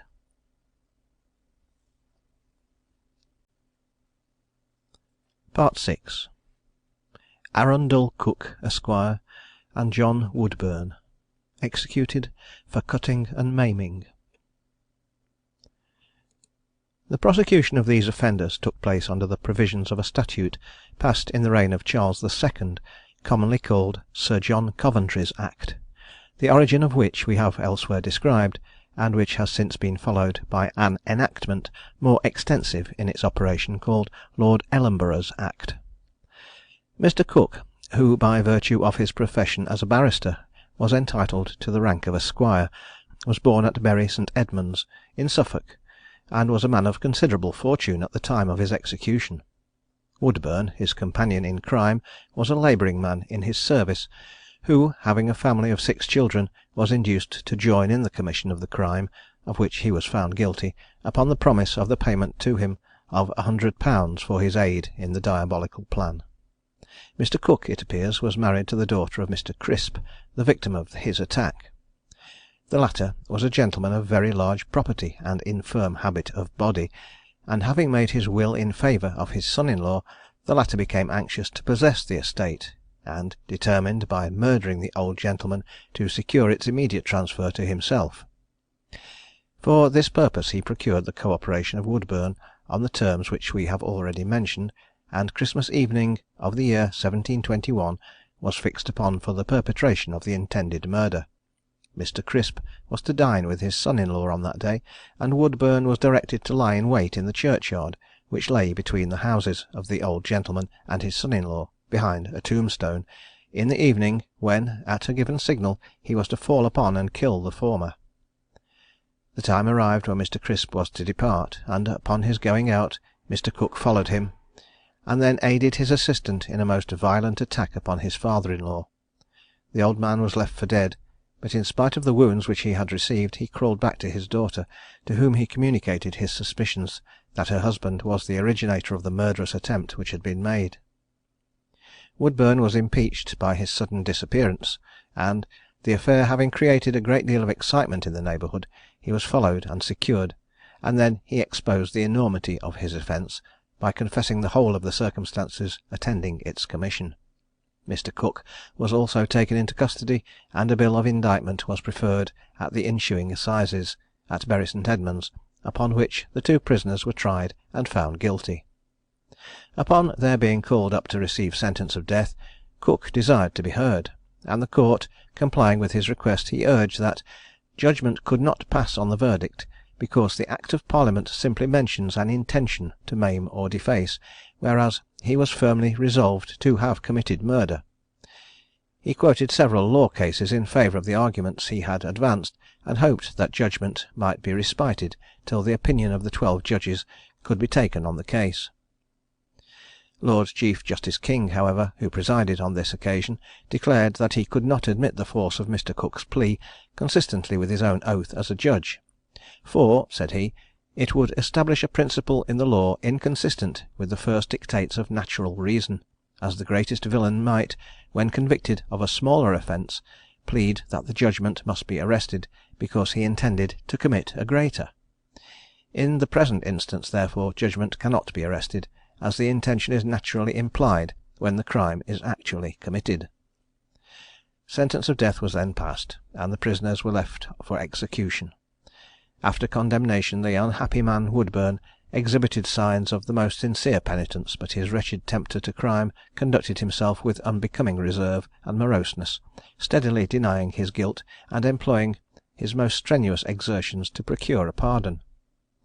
The 3rd of April 1722 was at length fixed for the execution of the sentence, and Cook was hanged at 4 in the morning of that day, in obedience to a request which he made, in order that he should not be exposed to the public gaze, while Woodburn was turned off in the afternoon on the same gallows. The execution took place at Bury St. Edmunds, the crime having been committed within a mile of that place. Christopher Layer, Esquire, executed for high treason. Mr. Layer was a barrister of considerable standing and reputation at the time when he was convicted and executed on a charge of being the projector of a scheme for the destruction of the king and the subversion of the government, which had for its object the elevation of the Pretender to the throne of England. Numerous were the plots which had been laid for the same purpose, and frequent were the proceedings which had been had upon complaints laid before the various courts of criminal justice in the kingdom since the year 1715, when the rebellion first broke out, but the plan laid by Mr. Layer was one of those which gained the greatest degree of notoriety. This infatuated man had received a liberal education, and was a member of the Society of the Inner Temple, but being impressed with the possibility of the success of a scheme for the dethronement of the existing monarch, and the elevation of the Pretender to the rank to which it was contended that he was entitled, he made a journey to Rome, in order to confer with that prince upon the propriety of putting his design into execution, promising that he would effect so secret a revolution in England that no person in authority should be apprised of the scheme until it had actually been completed. Having procured the concurrence of the prince, he instantly returned to London, and proceeded to the completion of his preparations. His plan was to hire an assassin to murder the king on his return from Kensington, and, this being done, the other parties engaged in the plot were to seize the guards, and the Prince of Wales and his children, and great officers of state, were to be secured and confined during the confusion that such an event would naturally produce. Mr. Layer, having settled a correspondence with several Roman Catholics, non-jurors, and other persons disaffected to the government, he engaged a small number of disbanded soldiers, who were to be the principal actors in the intended tragedy. A meeting of the whole of the partisans having however been held at Stratford, they talked so loudly of the plot, that their designs were suspected, and information was conveyed to the authorities, upon which Mr. Layer was taken into custody, under a Secretary of State's warrant, and conveyed to the house of a king's messenger for security. His chambers being searched, papers were found, the contents of which sufficiently indicated his intentions, and witnesses as to repeated declarations on his part, in reference to the rebellion, having been discovered in the persons of 2 women who were living under his protection, it was determined that a prosecution should be instantly commenced against him.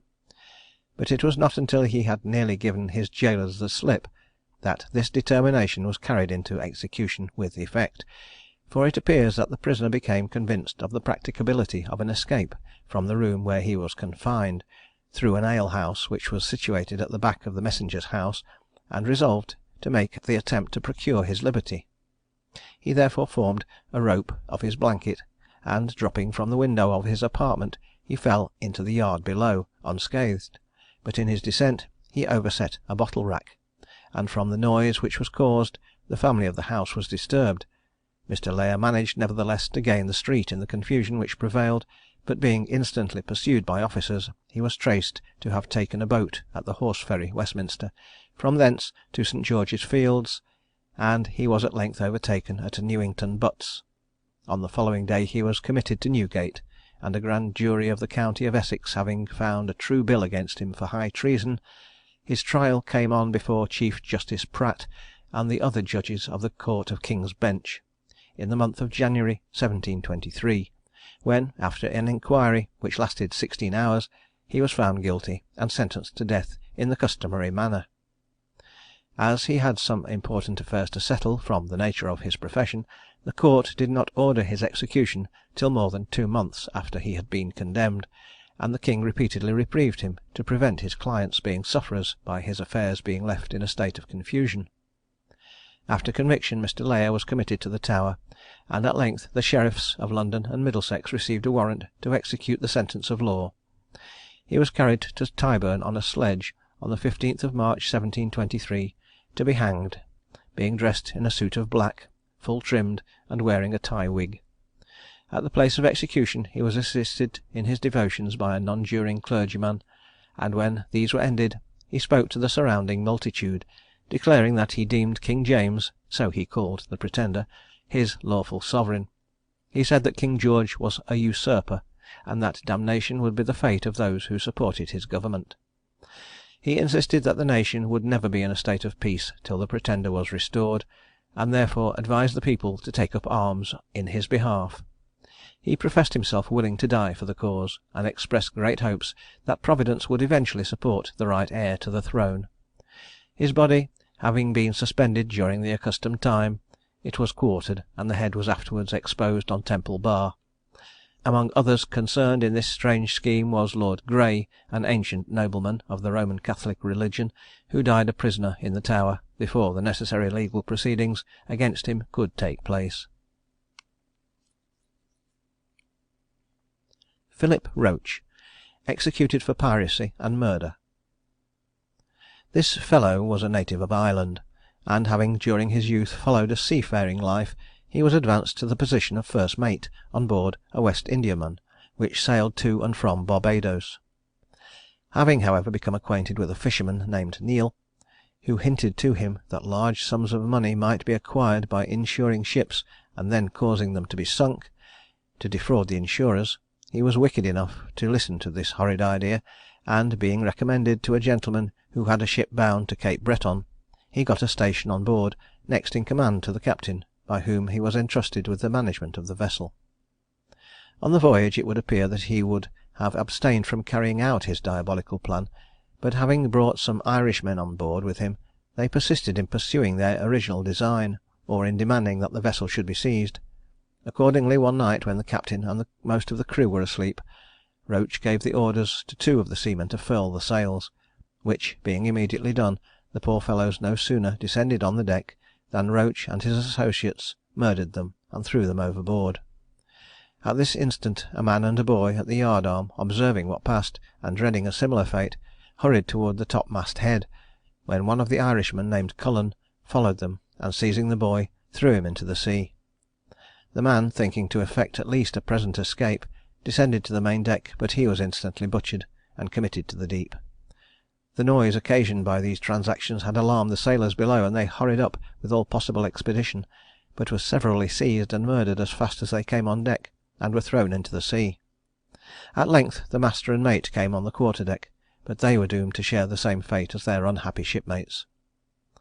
These execrable murders being perpetrated, the murderers determined to commence pirates, and that Roach should be the captain as the reward of his superior villainy. They had intended to sail up the Gulf of St. Lawrence, but as they were within a few days' voyage of the Bristol Channel, when the bloody tragedy was acted, and found themselves short of provisions, they put into Portsmouth, and having given the vessel a fictitious name, they painted her afresh, and then sailed for Rotterdam. At this city they disposed of their cargo, and took in a fresh one, and being unknown, an English gentleman named Annesley shipped considerable property on board, and took his passage with them for the port of London. But the villains threw this unfortunate gentleman overboard, after they had been only 1 day at sea. When the ship arrived in the River Thames, Mr. Annesley's friends made inquiry after him, in consequence of his having sent letters to England, describing the ship in which he proposed to embark. But Roach denied any knowledge of the gentleman, and even disclaimed his own name. Notwithstanding his confident assertions, it was rightly presumed who he was, and a letter which he sent to his wife being stopped, he was taken into custody, and carried before the Secretary of State for examination. While there, having denied that he was the person he was taken to be, his intercepted letter was shown to him, on which he instantly confessed his crimes, and was committed to take his trial. He was subsequently hanged at Execution Dock on the 5th of August 1723. Joseph Blake, alias Blueskin, executed for housebreaking. At about this time London and its vicinity were infested by a gang of villains of the most desperate character, of whom this criminal was the captain. With his name are associated those of offenders whose exploits, though they may be better known, were not more daring or more villainous. The notorious Jonathan Wild, whose system of atrocity will be found to be exposed in the notice given hereafter of his life and death, and his no less notorious victim and coadjutor Jack Sheppard, were both intimately connected with the proceedings of Blake, while others of equal celebrity filled up the number of his followers. The Mint in Southwark was, during the early part of the life of these offenders, a place which, being by a species of charter freed from the intrusion of the bailiffs, formed an admirable hiding place and retreat for criminals as well as debtors. A system of watch and ward was maintained among them, and, like the Alsatia of Sir Walter Scott's admirable novel The Fortunes of Nigel, which is now known by the name of White Friars, its privacy was seldom intruded upon by the appearance of the officers of justice. The salutary laws of the commencement of the reign of the Hanover family, however, soon caused these dens of infamy to be rooted out, and the districts referred to are now known only by repute, as having been privileged in the manner which has been described. To return to the subject of our present narrative. He was a native of London, and having been sent to school at the age of 6 years, he displayed more intelligence in acquiring a proficiency in the various arts of roguery than in becoming acquainted with those points of decent instruction with which his parents desired he should make himself intimate. While at school he formed an acquaintance with a lad of his own age named Blewett, who afterwards with himself became a member of Jonathan Wild's gang. No sooner had they left school than they started in life as pickpockets, and our hero, before he attained the age of 15 years, had been in half the prisons in the metropolis. From this they turned street robbers, and forming connections with others, their proceedings became notorious, and they were apprehended. Blake, however, was admitted evidence against his companions, who were convicted, and having by that means obtained his own acquittal, he claimed a part of the reward offered by the government. He was informed by the court that his demand could not be granted because he was not a voluntary evidence, since, so far from having surrendered, he had made an obstinate resistance, and was much wounded before he was taken, and instead of rewarding him, they ordered him to find security for his good behaviour, or to be transported. Not being able to give the requisite bail, he was lodged in Wood Street Compter, and there he remained for a considerable period, during which his patron, Wild, allowed him 3 and 6pence per week. At length he prevailed upon 2 gardeners to enter into the necessary sureties, and their recognisance having been taken by Sir John Fryer for his good behaviour for 7 years, he once more regained his liberty. The object was, however, no sooner attained than he was concerned in several robberies with Jack Sheppard, and they at length committed that offence for which Blueskin was executed.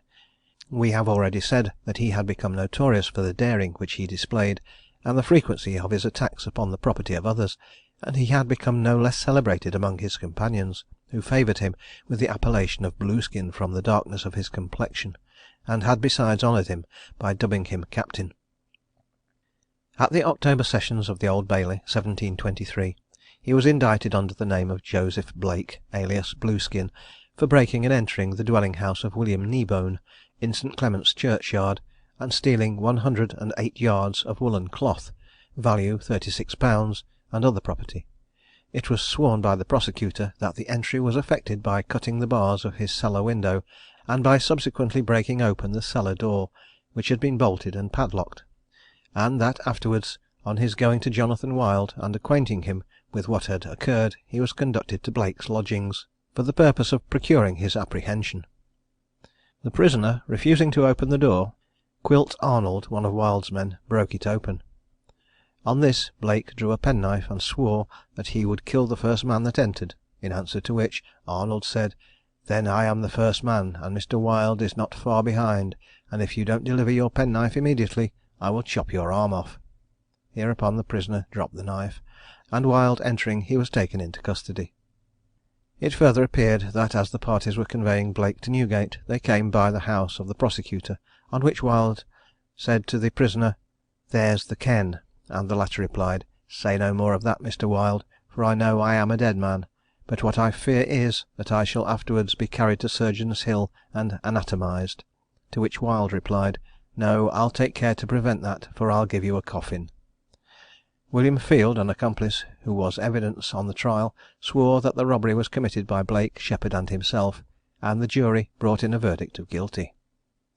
As soon as the verdict was given, Blake addressed the court in the following terms: "On Wednesday morning last, Jonathan Wild said to Simon Jacobs, then a prisoner, 'I believe you will not bring £40 this time,' alluding to the reward paid by the government. 'I wish Joe,' meaning me, 'was in your case, but I'll do my endeavour to bring you off as a single felon.' And then turning to me, he said, 'I believe you must die. I'll send you a good book or two, and provide you a coffin, and you shall not be anatomized.'" The prisoner having been convicted, it was impossible that this revelation of the circumstances under which he was impeached could be noticed.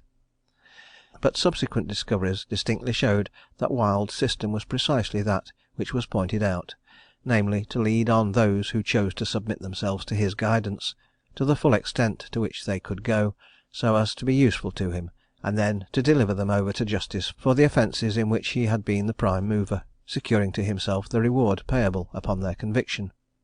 His position screened him from punishment, while his power ensured the sacrifice of the victims, who had so long been his slaves. It appears that Wild was near meeting his end in this case. He was to have given evidence against Blake, but going to visit him in the bail dock, previous to his trial, the latter suddenly drew a clasped penknife, with which he cut Jonathan's throat. The knife was blunt, and the wound, though dangerous, did not prove mortal; but the informer was prevented from giving the evidence which had been expected from him.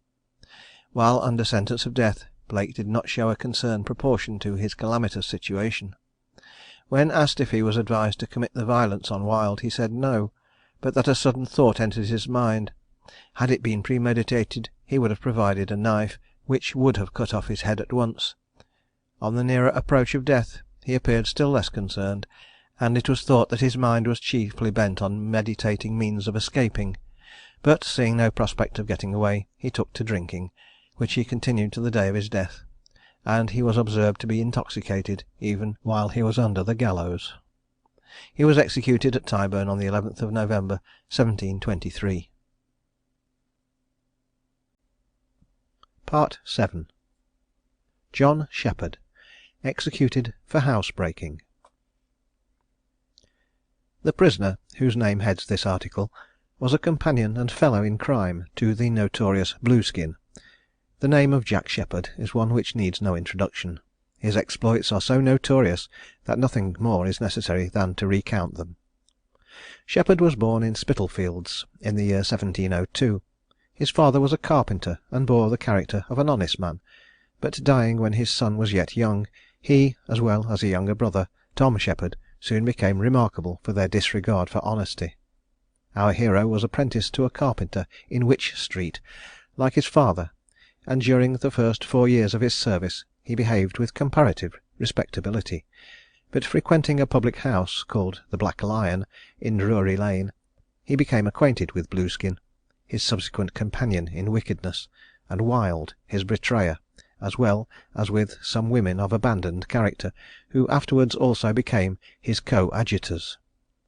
His attentions were more particularly directed to one of them, named Elizabeth Lyon, or Edgeworth Bess, as she was familiarly called from the town in which she was born, and while connected with her he frequently committed robberies at the various houses in which he was employed as a workman.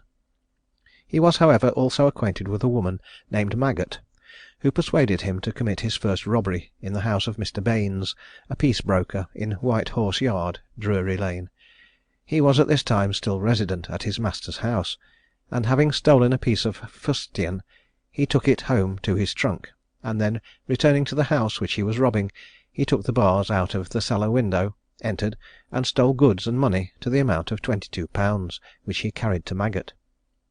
As Sheppard did not go home that night, nor on the following day, his master suspected that he had made bad connections, and searching his trunk found the piece of fustian that had been stolen, But Sheppard, hearing of this, broke open his master's house in the night, and carried off the fustian, lest it should be brought in evidence against him. This matter received no further attention, but Sheppard's master seemed desirous still to favour him, and he remained some time longer in the family; but after associating himself with the worst of company, and frequently staying out the whole night, his master and he quarrelled, and the headstrong youth totally absconded in the last year of his apprenticeship. Jack now worked as a journeyman carpenter, with a view to the easier commission of robbery; and being employed to assist in repairing the house of a gentleman in Mayfair, he took an opportunity of carrying off a sum of money, a quantity of plate, some gold rings, and 4 suits of clothes.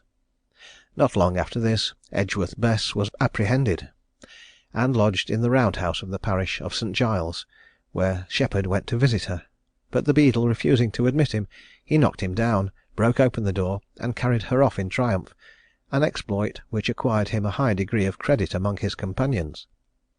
Tom Sheppard being now as deep in crime as his brother, he prevailed on Jack to lend him 40 shillings, and take him as a partner in his robberies.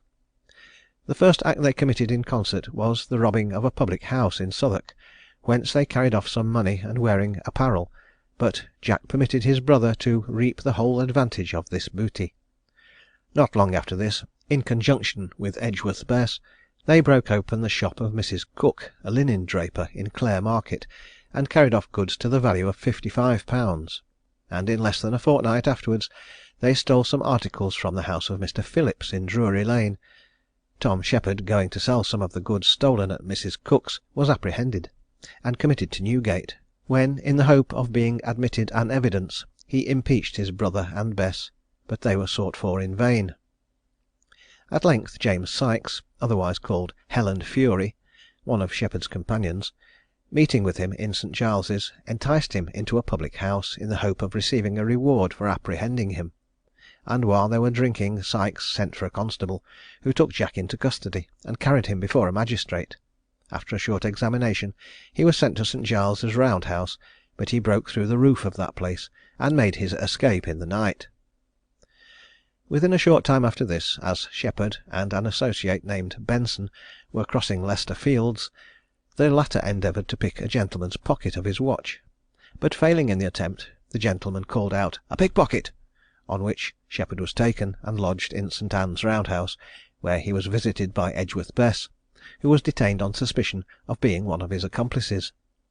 On the following day they were carried before a magistrate, and some persons appearing who charged them with felonies, they were committed to the New Prison; but as they passed for husband and wife, they were permitted to lodge together in a room known by the name of the Newgate Ward.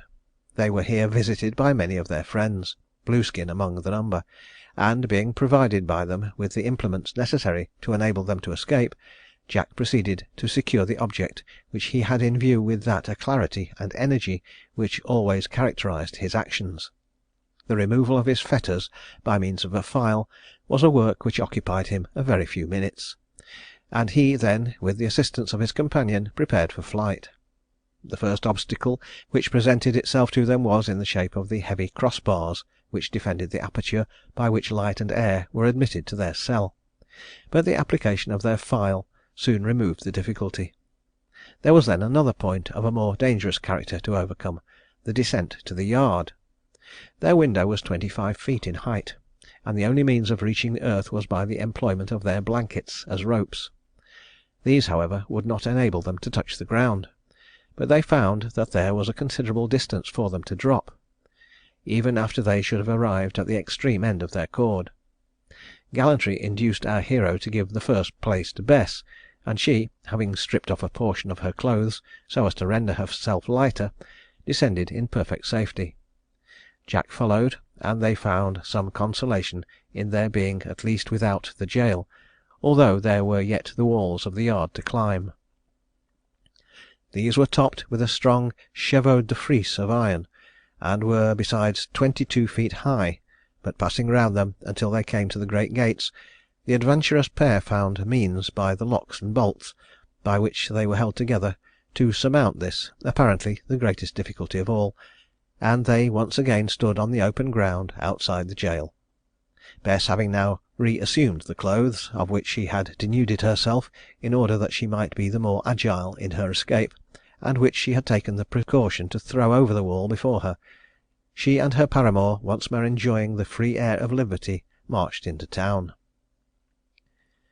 It may readily be supposed that our hero's fame was increased by the report of this exploit, and all the thieves of St. Giles's soon became anxious to become his pals. He did not hesitate to accept the companionship of two of them, named Grace, a cooper, and Lamb, an apprentice to a mathematical instrument maker; and at the instigation of the latter, they committed a robbery in the house of his master, near St. Clement's Church, to a considerable amount. The apprentice, however, was suspected and secured, and being convicted, received sentence of transportation. Our hero, meanwhile, escaped, and joining with Blueskin, they did not fail in obtaining considerable booty. The mode of disposing of the plunder which they adopted was that of employing a fellow named Field to procure them a market, and having committed the robbery at Kneebones, already mentioned in Blake's memoir, they lodged its proceeds in a stable which they had hired near the Horse Ferry, Westminster. Field was applied to find a customer for the property, and he promised to do so, and was as good as his word, for breaking open the stable, he carried off the goods himself, and then conveyed information of the robbery to Wild, alleging that he had been concerned in it. Blueskin, it will have been seen, was tried and convicted for the robbery, and suffered execution, and Sheppard having also been secured, he too was sentenced to death. On Monday, 30th of August 1724, a warrant was sent for his execution, together with that of some other convicts, but neither his ingenuity nor his courage forsook him upon this, any more than upon any previous occasion. In the jail of Newgate there was a hatch within the lodge in which the jailers sat, which opened into a dark passage, from which there were a few steps leading to the hold containing the condemned cells. It was customary for the prisoners, on their friends coming to see them, to be conducted to this hatch, but any very close communication was prevented by the surveillance of the jailers, and by large iron spikes which surmounted the gate. The visits of Edgeworth Bess to her paramour were not unattended with advantage to the latter, for, while in conversation, she took the opportunity of diverting the attention of the jailor from her, while she delivered the necessary instruments to Sheppard to assist him in his contemplated escape. Subsequent visits enabled Jack to approach the wicket, and by constant filing, he succeeded in placing one of the spikes in such a position as that it could easily be wrenched off. On the evening on which the warrant for his execution arrived, Mrs. Maggott, who was an immensely powerful woman, and Bess going to visit him, he broke off the spike while the keepers were employed in drinking in the lodge, and thrusting his head and shoulders through the aperture, the women pulled him down, and smuggled him through the outer room, in which the jailers were indulging themselves, into the street. This second escape not a little increased his notoriety, but an instant pursuit being made, he was compelled to lie close. Consulting with one Page, a butcher, it was determined that they should go to Warndon in Northamptonshire together, where the relations of the latter lived; but on arriving there, being treated with indifference, they immediately retraced their steps to London. On the night after their return, they were walking through Fleet Street, when they saw a watchmaker's shop attended only by a boy, and having passed it, they turned back, and Sheppard, driving his hand through the window, stole 3 watches, with which they made their escape. They subsequently retired to Finchley for security, but the jailers of Newgate, gaining information of their retreat, took Sheppard into custody, and once more conveyed him to the Stone Jug. Such steps were now taken as it was thought would be effectual to prevent his future escape. He was put into a strong room called the Castle, handcuffed, loaded with a heavy pair of irons, and chained to a staple fixed in the floor. The curiosity of the public being greatly excited by his former escape, he was visited by great numbers of people of all ranks, and scarce any one left him without making him a present in money. Although he did not disdain these substantial proofs of public generosity, which enabled him to obtain those luxuries which were not provided by the city authorities for his prison fare, his thoughts were constantly fixed on the means of again eluding his keepers, and the opportunity was not long wanting when he might carry his design into execution.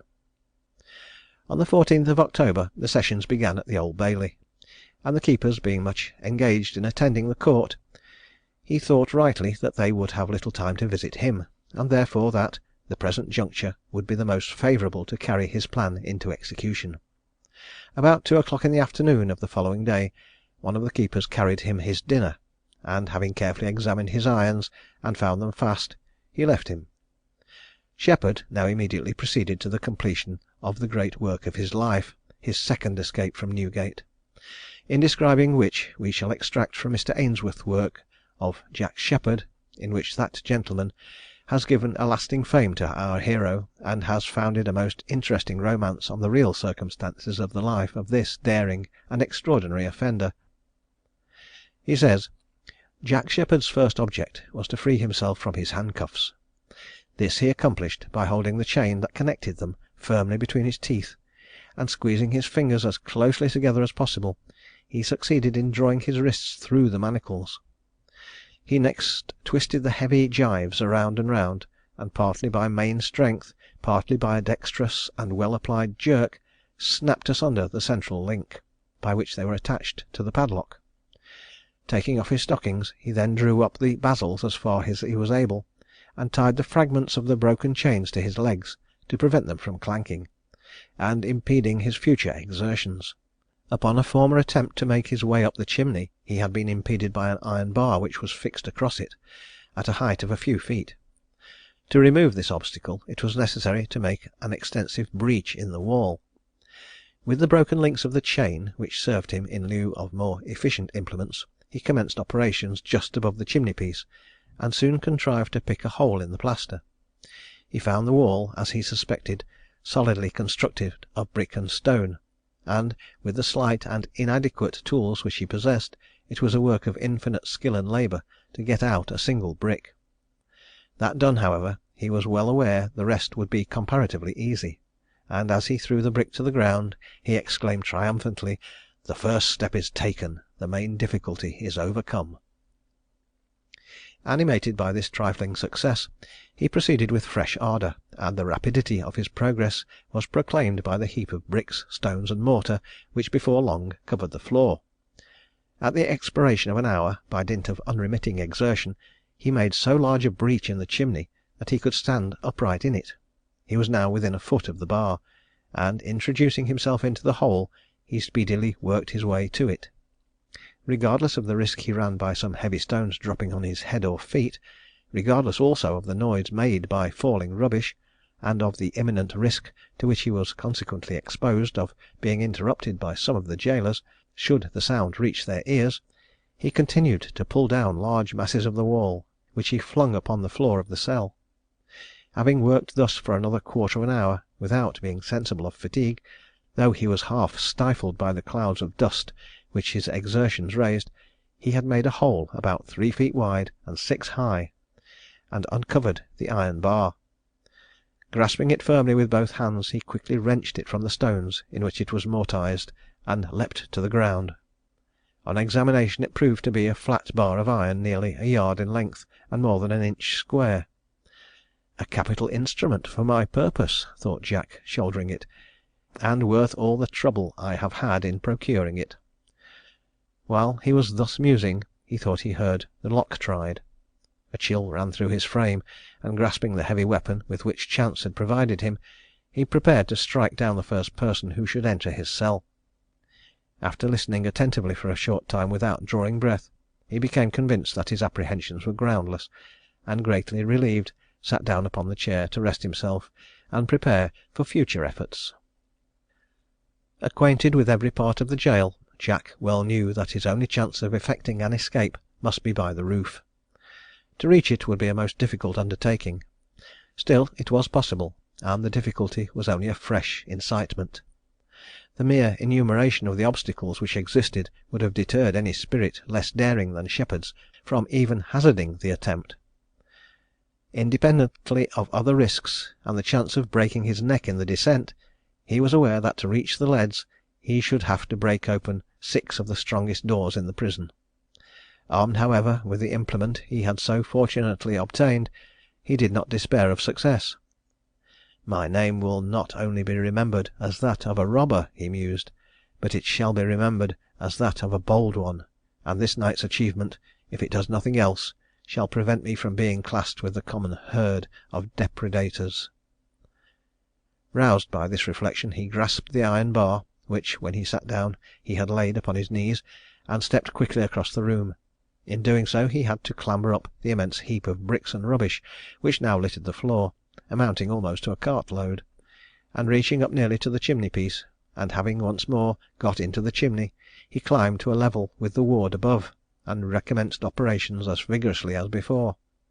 He was now aided with a powerful implement, with which he soon contrived to make a hole in the wall. The ward which Jack was endeavouring to break was called the Red Room, from the circumstance of its walls having once been painted that colour, all traces of which, however, had long since disappeared. Like the castle, which it resembled in all respects, except that it was destitute even of a barrack bedstead, the Red Room was reserved for state prisoners, and had not been occupied since the year 1716, when the jail was crowded by the Preston rebels. Having made a hole in the wall sufficiently large to pass through, Jack first tossed the bar into the room and then crept after it. As soon as he had gained his feet, he glanced round the bare black walls of the cell, and, oppressed by the misty close atmosphere, exclaimed, "I will let a little fresh air into this dungeon. They say it has not been opened for 8 years, but I won't be 8 minutes in getting out." In stepping across the room, some sharp point in the floor pierced his foot, and, stooping to examine it, he found that the wound had been inflicted by a long rusty nail which projected from the boards. Totally disregarding the pain, he picked up the nail and reserved it for future use. Nor was he long in making it available. On examining the door, he found it secured by a large rusty lock, which he endeavoured to pick with the nail he had just acquired, but all his efforts proving ineffectual, he removed the plate that covered it with the bar, and with his fingers contrived to draw back the bolt. Opening the door, he then stepped into a dark narrow passage, leading, as he was well aware, to the chapel. On the left there were doors communicating with the King's Bench ward and the Stone ward, 2 large holds on the master debtors' side, but Jack was too well versed in the geography of the place to attempt either of them. Indeed, if he had been ignorant of it, the sound of voices, which he could faintly distinguish, would have served as a caution to him. Hurrying on, his progress was soon checked by a strong door, several inches in thickness and nearly as wide as the passage. Running his hand carefully over it in search of the lock, he perceived to his dismay that it was fastened on the other side. After several vain attempts to burst it open, he resolved as a last alternative to break through the wall, in the part nearest the lock. This was a much more serious task than he anticipated. The wall was of considerable thickness, and built altogether of stone, and the noise he was compelled to make in using the heavy bar, which brought sparks with every splinter he struck off, was so great that he feared it must be heard by the prisoners on the debtors' side. Heedless, however, of the consequences, he pursued his task. Half an hour's labour, during which he was obliged more than once to pause to regain breath, sufficed to make a hole wide enough to allow a passage for his arm up to the elbow. In this way he was able to force back a ponderous bolt from its socket, and to his unspeakable delight he found that the door instantly yielded. Once more cheered by the daylight, he hastened forward and entered the chapel. Situated at the upper part of the south east angle of the jail, the chapel of Old Newgate was divided on the north side into 3 grated compartments, or pens, as they were termed, allotted to the common debtors and felons. In the north west angle there was a small pen for female offenders, and on the south a more commodious enclosure appropriated to the master debtors and strangers. Immediately beneath the pulpit stood a large circular pen, where malefactors under the sentence of death sat to hear the condemned sermon delivered to them, and where they formed a public spectacle to the crowds which curiosity generally attracted on these occasions. To return, Jack had got into one of the pens on the north side of the chapel. The enclosure by which it was surrounded was about 12 feet high, the under part being composed of oaken planks, the upper part of a strong iron grating, surmounted by sharp iron spikes. In the middle there was a gate. It was locked, but Jack speedily burst it open with the iron bar. Clearing the few impediments in his way, he soon reached the condemned pew, where it had once been his fate to sit, and extending himself on the seat, endeavoured to snatch a moment's repose. It was denied him; for, as he closed his eyes, though but for an instant, the whole scene of his former visit to the place rose before him. There he sat as before, with the heavy fetters on his limbs, and beside him sat his 3 companions who had since expiated their offences on the gibbet. The chapel was again crowded with visitors, and every eye fixed upon him. So perfect was the illusion, that he could almost fancy he heard the solemn voice of the ordinary warning him that his race was nearly run, and imploring him to prepare for eternity. From this perturbed state he was roused by the thoughts of his present position, and fancying he heard approaching voices, he started up. On one side of the chapel there was a large grated window, but as it looked upon the interior of the jail, Jack preferred following the course he had originally decided upon to making any attempt in this quarter. Accordingly he proceeded to a gate which stood upon the south, and guarding the passage communicating with the leads. It was grated, and crested with spikes, like that he had just burst open, and thinking it a needless waste of time to force it, he broke off one of the spikes, which he carried with him for further purposes, and then climbed over it. A short flight of steps brought him to a dark passage, into which he plunged. Here he found another strong door, making the 5th he had encountered. Well aware that the doors in this passage were much stronger than those in the entry he had just quitted, he was neither surprised nor dismayed to find it fastened by a lock of unusual size. After repeatedly trying to remove the plate, which was so firmly screwed down that it resisted all his efforts, and vainly attempting to pick it with his spike and nail, he at length, after half an hour's ineffectual labour, wrenched off the box by means of the iron bar, and the door, as he laughingly expressed it, was his humble servant. But this difficulty was only overcome to be succeeded by one still greater. Hastening along the passage he came to the 6th door. For this he was prepared, but he was not prepared for the almost insurmountable difficulties which it presented. Running his hand hastily over it, he was startled to find it one complicated mass of bolts and bars. It seemed as if all the precautions previously taken were here accumulated. Any one less courageous than himself would have abandoned the attempt from the conviction of its utter hopelessness, but though it might for a moment damp his ardour, it could not deter him. Once again he passed his hand over the surface, and carefully noted all the obstacles. There was a lock, apparently more than a foot wide, strongly plated, and girded to the door with thick iron hoops. Below it a prodigiously large bolt was shot into the socket, and in order to keep it there was fastened by a hasp, and further protected by an immense padlock. Besides this, the door was crossed and recrossed by iron bars, clenched by broad-headed nails. An iron fillet secured the socket of the bolt and the box of the lock to the main post of the doorway. Nothing disheartened by this survey, Jack set to work upon the lock, which he attacked with all his implements, now attempting to pick it with the nail, now to wrench it off with the bar, but all without effect. He not only failed in making any impression, but seemed to increase his difficulties, for after an hour's toil he had broken the nail, and slightly bent the iron bar. Completely overcome by fatigue, with strained muscles and bruised hands, streaming with perspiration, and with lips so parched that he would gladly have parted with a treasure if he had possessed it for a draught of water, he sunk against the wall, and while in this state was seized with a sudden and strange alarm. He fancied the turnkeys had discovered his flight, and were in pursuit of him; that they had climbed up the chimney, entered the bedrooms, tracked him from door to door, and were now only detained by the gate, which he had left unbroken in the chapel. So strongly was he impressed with this idea, that grasping the iron bar with both hands, he dashed it furiously against the door, making the passage echo with the blows. By degrees his fears vanished, and hearing nothing, he grew calmer. His spirits revived, and encouraging himself with the idea that the present impediment, though the greatest, was the last, he set himself seriously to consider how it might be best overcome. On reflection it occurred to him that he might perhaps be able to loosen the iron fillet, a notion no sooner conceived than executed. With incredible labour, and by the aid of both spike and nail, he succeeded in getting the point of the bar beneath the fillet.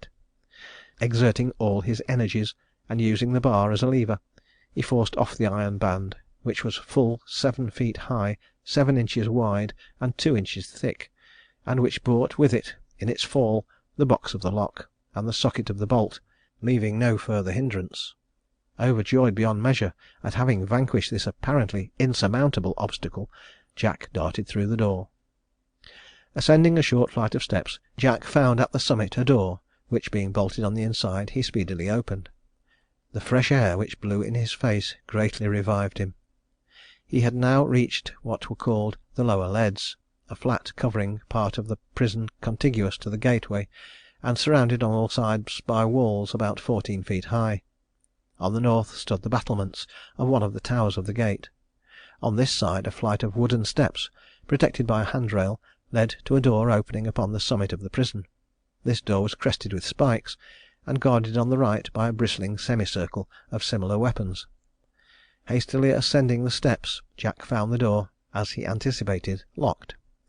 He could have easily forced it, but he preferred a more expeditious mode of reaching the roof which suggested itself to him. Mounting the door he had last opened, he placed his hands on the wall above and quickly drew himself up. Just as he got on the roof of the prison, St. Sepulchre's clock struck 8. It was instantly answered by the deep note of St. Paul's, and the concert was prolonged by other neighbouring churches. Jack had been thus 6 hours in accomplishing his arduous task. Though nearly dark, there was still light enough left to enable him to discern surrounding objects. Through the gloom he distinctly perceived the dome of St. Paul's, hanging like a black cloud in the air, and nearer to him he remarked the golden ball on the summit of the College of Physicians, compared by Garth to a gilded pill. Other towers and spires, St. Martin's on Ludgate Hill and Christ Church in Newgate Street, were also distinguishable. As he gazed down into the courts of the prison, he could not help shuddering, lest a false step might precipitate him below. To prevent the recurrence of any such escape as that just described, it was deemed expedient, in more recent times, to keep a watchman at the top of Newgate. Not many years ago 2 men employed in this duty quarrelled during the night, and in the morning their bodies were found stretched upon the pavement of the yard below. Proceeding along the wall, Jack reached the southern tower, over the battlements of which he clambered, and crossing it, dropped upon the roof of the gate. He then scaled the northern tower, and made his way to the summit of that part of the prison which fronted Giltspur Street. Arrived at the extremity of the building, he found that it overlooked the flat roof of a house, which, as far as he could judge in the darkness, lay at a depth of about 20 feet below. Not choosing to hazard so great a fall, Jack turned to examine the building to see whether any more favourable point of descent presented itself, but could discover nothing but steep walls without a single available projection. Finding it impossible to descend on any side without incurring serious risk, Jack resolved to return for his blanket, by the help of which he felt certain of accomplishing a safe landing on the roof of the house in Giltspur Street. Accordingly he began to retrace his steps, and pursuing the course he had recently taken, scaling the 2 towers, and passing along the walls of the prison, he descended by means of the door upon the lower leads. Before he re-entered the prison he hesitated, from a doubt whether he was not fearfully increasing his risk of capture, but convinced that he had no other alternative, he went on. During all this time he had never quitted the iron bar, and now he grasped it with the firm determination of selling his life dearly if he met with any opposition. A few seconds sufficed to clear the passages through which it had previously cost him more than 2 hours to force his way. The floor was strewn with screws, nails, fragments of wood and stone, and across the passage lay the heavy iron fillet. He did not disturb any of the litter, but left it as a mark of his prowess. He was now at the entrance of the chapel, and striking the door over which he had previously climbed a violent blow with the bar, it flew open. To vault over the pews was the work of a moment, and having gained the entry leading to the Red Room, he passed through the first door, his progress being only impeded by the pile of broken stones which he himself had raised. Listening at one of the doors leading to the master debtor's side, he heard a loud voice chanting a bacchanalian melody, and the boisterous laughter that accompanied the song convinced him that no suspicion was entertained in that quarter. Entering the Red Room, he crept through the hole in the wall, descended the chimney, and arrived once more in his old place of captivity. How different were his present feelings compared with those he had experienced on quitting it! Then, full of confidence, he half doubted his power of accomplishing his designs. Now he had achieved them, and felt assured of success. The vast heap of rubbish on the floor had been so materially increased by the bricks and plaster thrown down in his attack upon the wall of the Red Room, that it was with some difficulty that he could find the blanket, which was almost buried beneath the pile. He next searched for his stockings and shoes, and when found put them on. He now prepared to return to the roof, and throwing the blanket over his left arm and shouldering the iron bar, he again clambered up the chimney, regained the Red Room, hurried along the first passage, crossed the chapel, threaded the entry to the lower leads, and in less than 3 minutes after quitting the castle had reached the northern extremity of the prison. Previously to his descent he had left the nail and spike on the wall, and with these he fastened the blanket to the coping stone. This done, he let himself carefully down by it, and having only a few feet to drop, alighted in safety. Having now got fairly out of Newgate for the second time, with a heart throbbing with exultation, he hastened to make good his escape. To his great joy he found a small garret door on the roof of the opposite house open. He entered it, crossed the room, in which there was only a small truckle bed, over which he stumbled, opened another door, and gained the stairhead. As he was about to descend, his chains slightly rattled. "Oh Lud, what's that?" cried a female voice from an adjoining room. "Only the dog," replied the rough tones of a man, and all was again silent. Securing the chain in the best way he could, Jack then hurried down 2 pairs of stairs, and had nearly reached the lobby when a door suddenly opened and 2 persons appeared, one of whom held a light. Retreating as quickly as he could, Jack opened the first door he came to, entered a room, and searching in the dark for some place of concealment, fortunately discovered a screen, behind which he crept. Having lain down here for about 2 hours, he once more proceeded down stairs, and saw a gentleman take leave of the family and quit the house, lighted by the servant, and as soon as the maid returned, he resolved to venture at all hazards. In stealing down the stairs he stumbled against a chamber pot, but instantly recovering himself, he got into the street. By this time it was after 12 o'clock, and passing by the watch house of St. Sepulchre, he bid the watchman good night, and going up Holborn, he turned down Gray's Inn Lane, and at about 2 in the morning he got into the fields near Tottenham Court Road, where he took shelter in a cow house, and slept soundly for about 3 hours. His fetters were still on his legs, and he dreaded the approach of daylight, lest he should be discovered. His mind, however, was somewhat relieved for the present, for at 7 o'clock the rain began to fall in torrents, so that no one ventured near his hiding place. Night coming on, the calls of hunger drove him to seek some refreshment, and going to Tottenham Court Road, he ventured to purchase some bread and cheese and small beer at a chandler's shop. He had during the day been planning various means to procure the release of his legs from the bondage of his chains, and now having 45 shillings in his possession, he attempted to procure a hammer. His efforts, however, proved ineffectual, and he was compelled to return to his shelter for the night. The next day brought him no relief, and having again gone to the chandler's shop, he once more went back to his place of concealment. The next day was Sunday, and he now beat the basils of his irons with a stone, so that he might slip them over his heels, but the master of the cow house coming, interrupted him, and demanded to know how he came there, so confined by irons. The answer given was, that he had escaped from Bridewell, where he had been confined, because he was unable to give security for the payment of a sum of money for the maintenance of a child he had had sworn to him, and the master of the house desiring him to be gone, then quitted him. A shoemaker soon after coming near, Jack called him, and telling him the same story, induced him, by a bribe of 20 shillings, to procure him a hammer and a punch. They set to work together to remove the irons, and his legs were at length freed from this encumbrance at about 5 o'clock. When night came on, our adventurer tied a handkerchief about his head, tore his woollen cap in several places, and also his coat and stockings, so as to have the appearance of a beggar, and in this condition he went to a cellar near Charing Cross, where he supped on roast veal, and listened to the conversation of the company, all of whom were talking of the escape of Sheppard.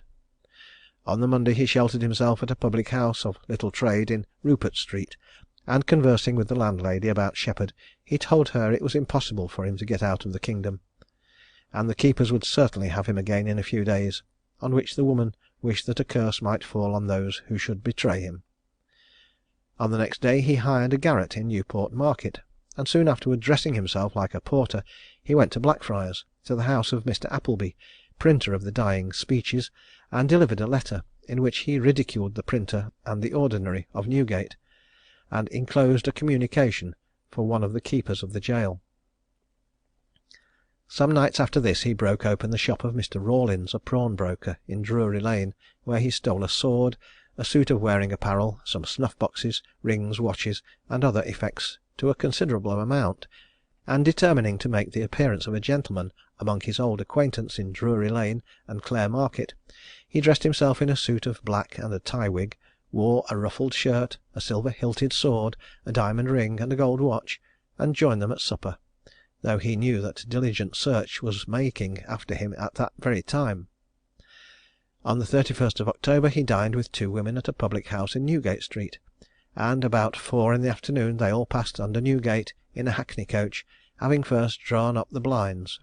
Going in the evening to a public house in Maypole Alley, Clare Market, Sheppard sent for his mother and treated her with brandy, when the poor woman dropped on her knees and begged that he would immediately retire from the kingdom.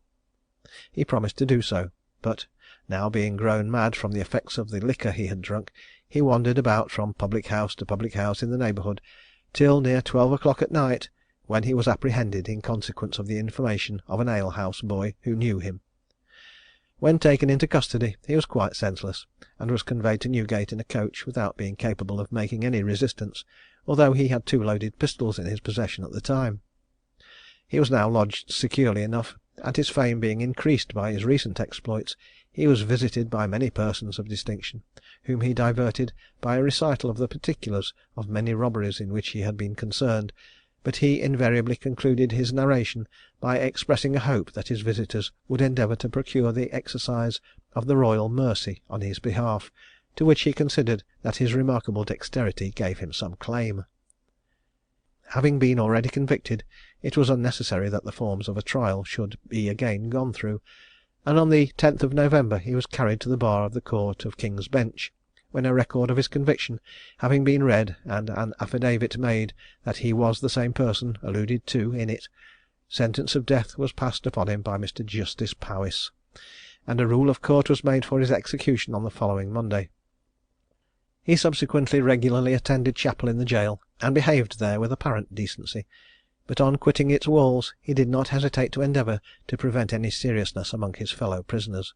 All his hopes were still fixed upon his being pardoned, and even when the day of execution arrived, he did not appear to have given over all expectations of eluding justice; for having been furnished with a penknife, he put it in his pocket, with a view, when the melancholy procession came opposite Little Turnstile, to have cut the cord that bound his arms, and throwing himself out of the cart among the crowd, to have run through the narrow passage where the sheriff's officers could not follow on horseback, and he had no doubt but he should make his escape by the assistance of the mob. It was not impossible that this scheme might have succeeded, but before Sheppard left the press yard, one Watson, an officer, searching his pockets, found the knife, and was cut with it so as to occasion a great effusion of blood. He, however, had yet a farther view to his preservation even after execution, for he desired his acquaintance to put him into a warm bed as soon as he should be cut down, and try to open a vein, which he had been told would restore him to life. He behaved with great decency at the place of execution, and confessed that he had committed 2 robberies, for which he had been tried, but had been acquitted. His execution took place at Tyburn on the 16th of November 1724, in the 23rd year of his age. He died with difficulty, and there were not wanting those among the crowd assembled who pitied him for the fate which befell him at so early a period of his life. When he was cut down, his body was delivered over to his friends, who carried it to a public house in Long Acre, from which it was removed in the evening and buried in the churchyard of St. Martin's in the Fields. The adventures of this notorious offender excited more attention than those of many of our most celebrated warriors. He was for a considerable time the principal subject of conversation in all ranks of society. Histories of his life issued from the press in a variety of forms. A pantomimic entertainment was brought forward at Drury Lane Theatre called Harlequin Sheppard, wherein his adventures, prison breakings, and other extraordinary escapes were represented; and another dramatic work was published as a farce of 3 acts, called The Prison Breaker, or The Adventures of John Sheppard, and a part of it, with songs, catches, and glees added, was performed at Bartholomew Fair, under the title of The Quaker's Opera. The arts too were busied in handing to posterity memoranda for us never to follow the example of Jack Sheppard. Sir James Thornhill, the first painter of the day, painted his portrait, from which engravings in mezzotinto were made, and the few still in preservation are objects of curiosity. On this subject the following lines were written at the time: Thornhill, 'tis thine to gild with fame the obscure, and raise the humble name, to make the form elude the grave, and Sheppard from oblivion save. Though life in vain the wretch implores, an exile on the farthest shores, thy pencil brings a kind reprieve, and bids the dying robber live. This piece to latest time shall stand, and show the wonders of thy hand. Thus former masters graced their name, and gave egregious robbers fame. Appel Alexander drew, Caesar is to Aurelius due, Cromwell in Lilly's work doth shine, and Sheppard, Thornhill, lives in thine.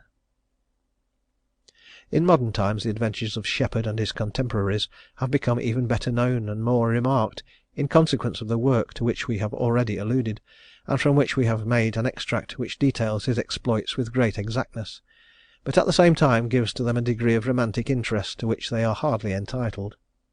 The rage for housebreakers has become immense, and the fortunes of the most notorious and the most successful of thieves have been made the subject of entertainments at no fewer than 6 of the London theatres. Blewett, whose name is mentioned in the foregoing sketch as one of the earliest companions of Sheppard, was eventually hanged, with others, for the murder of a fellow named Ball, a publican and ex-thief, who lived in the Mint, and who had provoked the anger of his murderers by threatening to denounce them. Their execution took place on the 12th of April 1726. Part 8. Jonathan Wild, executed for feloniously conniving with thieves. The name of this most notorious offender must be familiar to all. His arts and practices are scarcely less universally known. The power exercised by him over thieves of all classes and of both sexes was so great as that he may have been considered their chief and director, at the same time that he did not disdain to become their coadjutor, or the participator in the proceeds of their villainy. The system which he pursued will be sufficiently disclosed in the notices which follow of the various transactions in which he was engaged, but it appears to have been founded upon the principle of employing a thief so long as his efforts proved profitable, or until their suspension should be attended with advantage, and then of terminating his career in the most speedy and efficacious manner by the gallows. The subject of this narrative was born at Wolverhampton, in Staffordshire, about the year 1682, and his parents being persons of decent character and station, he was put to school, where he gained a competent knowledge of the ordinary minor branches of education. At the age of 15 he was apprenticed to a buckle maker at Birmingham, and at the age of 22, his time having expired, he was united to a young woman of respectability, whom he was well able to support by the exercise of his trade. His wife soon afterwards presented him with a son, but getting tired of a life of quietude, he started for London, leaving his wife and child destitute, and soon gained fresh employment. His disposition, however, led him into extravagances, and having contracted some debts, he was arrested and thrown into Wood Street Compter, where, according to his own statement, it was impossible but he must, in some measure, be led into the secrets of the criminals there under confinement, and particularly under Mr. Hitchin's management. He remained in prison upwards of 4 years, and the opportunity which was afforded him of becoming acquainted with the persons as well as the practices of thieves was not lost upon him. A woman named Mary Milliner, one of the most abandoned prostitutes and pickpockets on the town, who was also in custody for debt, soon attracted his attention, and an intimacy having commenced in the prison, on their discharge they lived together as man and wife. The possession of a small sum of money having been obtained, they opened a public house in Cock Alley, Cripplegate, and from the notoriety of Mrs. Milliner, and her intimate acquaintance with the thieves of the metropolis, it soon became the resort of the lowest of the class. While Wild was thus pursuing his course to his pecuniary advantage, however, he lost no time in acquiring a proficiency in all the arts of knavery, and having, with great assiduity, penetrated into the secrets of his customers, he started as a "fence," or receiver of stolen goods, and by this means he obtained that power which subsequently proved so useful to him, and so dangerous to those who entrusted him with their secrets. He was at first at little trouble to dispose of the articles brought to him by thieves at something less than their real value, no law existing for the punishment of the receivers of stolen goods; but the evil having increased at length to an enormous degree, it was deemed expedient by the legislature to frame a law for its suppression, and an act was therefore passed, consigning such as should be convicted of receiving goods, knowing them to have been stolen, to transportation for the space of 14 years. This was a check of no very trifling character to his proceedings, but his imagination suggested to him a plan by which he would save himself from all his profits being lost. He therefore called a meeting of thieves, and observed that, if they carried their booties to such of the pawnbrokers as were known to be not much affected by scruples of conscience, they would scarcely receive on the property 1/4 of the real value; and that if they were offered to strangers, either for sale or by way of deposit, it was a chance of 10 to 1 but the parties offering were rendered amenable to the laws. The most industrious thieves, he said, were now scarcely able to obtain a livelihood, and must either submit to be half starved, or live in great and continual danger of Tyburn. He had, however, devised a plan for removing the inconveniences which existed, which he would act upon most honourably, provided they would follow his advice, and behave towards him with equal honesty. He proposed, therefore, that when they made prize of anything, they should deliver it to him instead of carrying it to the pawnbroker, saying that he would restore the goods to the owners, by which means greater sums might be raised, while the thieves would remain perfectly secure from detection. This proposition was one which met with universal approbation, and the plan was immediately carried into effect, convenient places being established as the depositories of the stolen goods. The plan thus concerted, it became the business of Wild to apply to persons who had been robbed, and pretending to be greatly concerned at their misfortunes, to say that some suspected goods had been stopped by a friend of his, a broker, who would be willing to give them up; and he failed not then to throw out a hint that the broker merited some reward for his disinterested conduct and for his trouble, and to exact a promise that no disagreeable consequences should follow because the broker had omitted to secure the thieves as well as the property. The person whose goods had been carried off was not generally unwilling by this means to save himself the trouble and expense of a prosecution, and the money paid was generally sufficient to remunerate the broker as well as his agent. This trade was successfully carried on for several years, and considerable sums of money were amassed, but at length another and a safer plan was adopted. The name of our hero having become pretty extensively known, instead of applying to the parties who had been plundered, he opened an office, to which great numbers resorted in the hope of obtaining the restitution of their property. In this situation he lost no opportunity of procuring for himself the greatest credit, as well as the greatest profit possible. He made a great parade in his business, and assumed a consequence which enabled him more effectually to impose upon the public. When persons came to his office, they were informed that they must each pay a crown in consideration of receiving his advice. This ceremony being dispatched, he entered into his book the name and address of the applicants, with all the particulars they could communicate respecting the robberies, and the rewards that would be given provided the goods were recovered. They were then required to call again in a few days, when he said he hoped he should be able to give them some agreeable intelligence.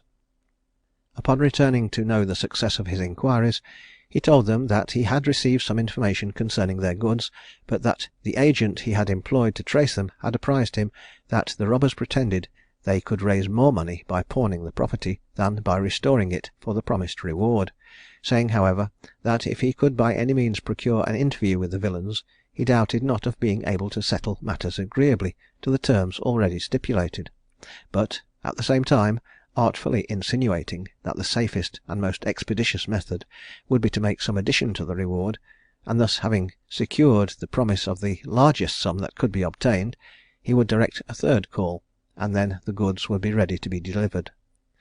It will be seen that considerable advantages were derived from examining the person who had been robbed, for by that means he became acquainted with particulars which the thieves might omit to communicate, and was enabled to detect them if they concealed any part of their booties.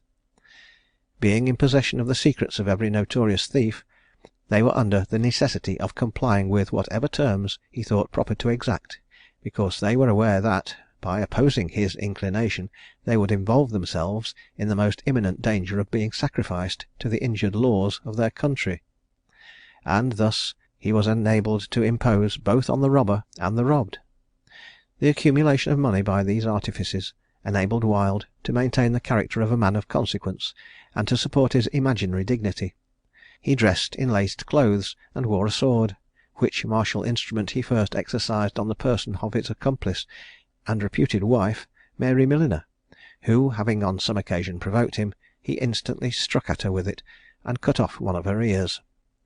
This event was the cause of separation, but in acknowledgment of the great services she had rendered him, by introducing him to so advantageous a profession, he allowed her a weekly stipend till her decease.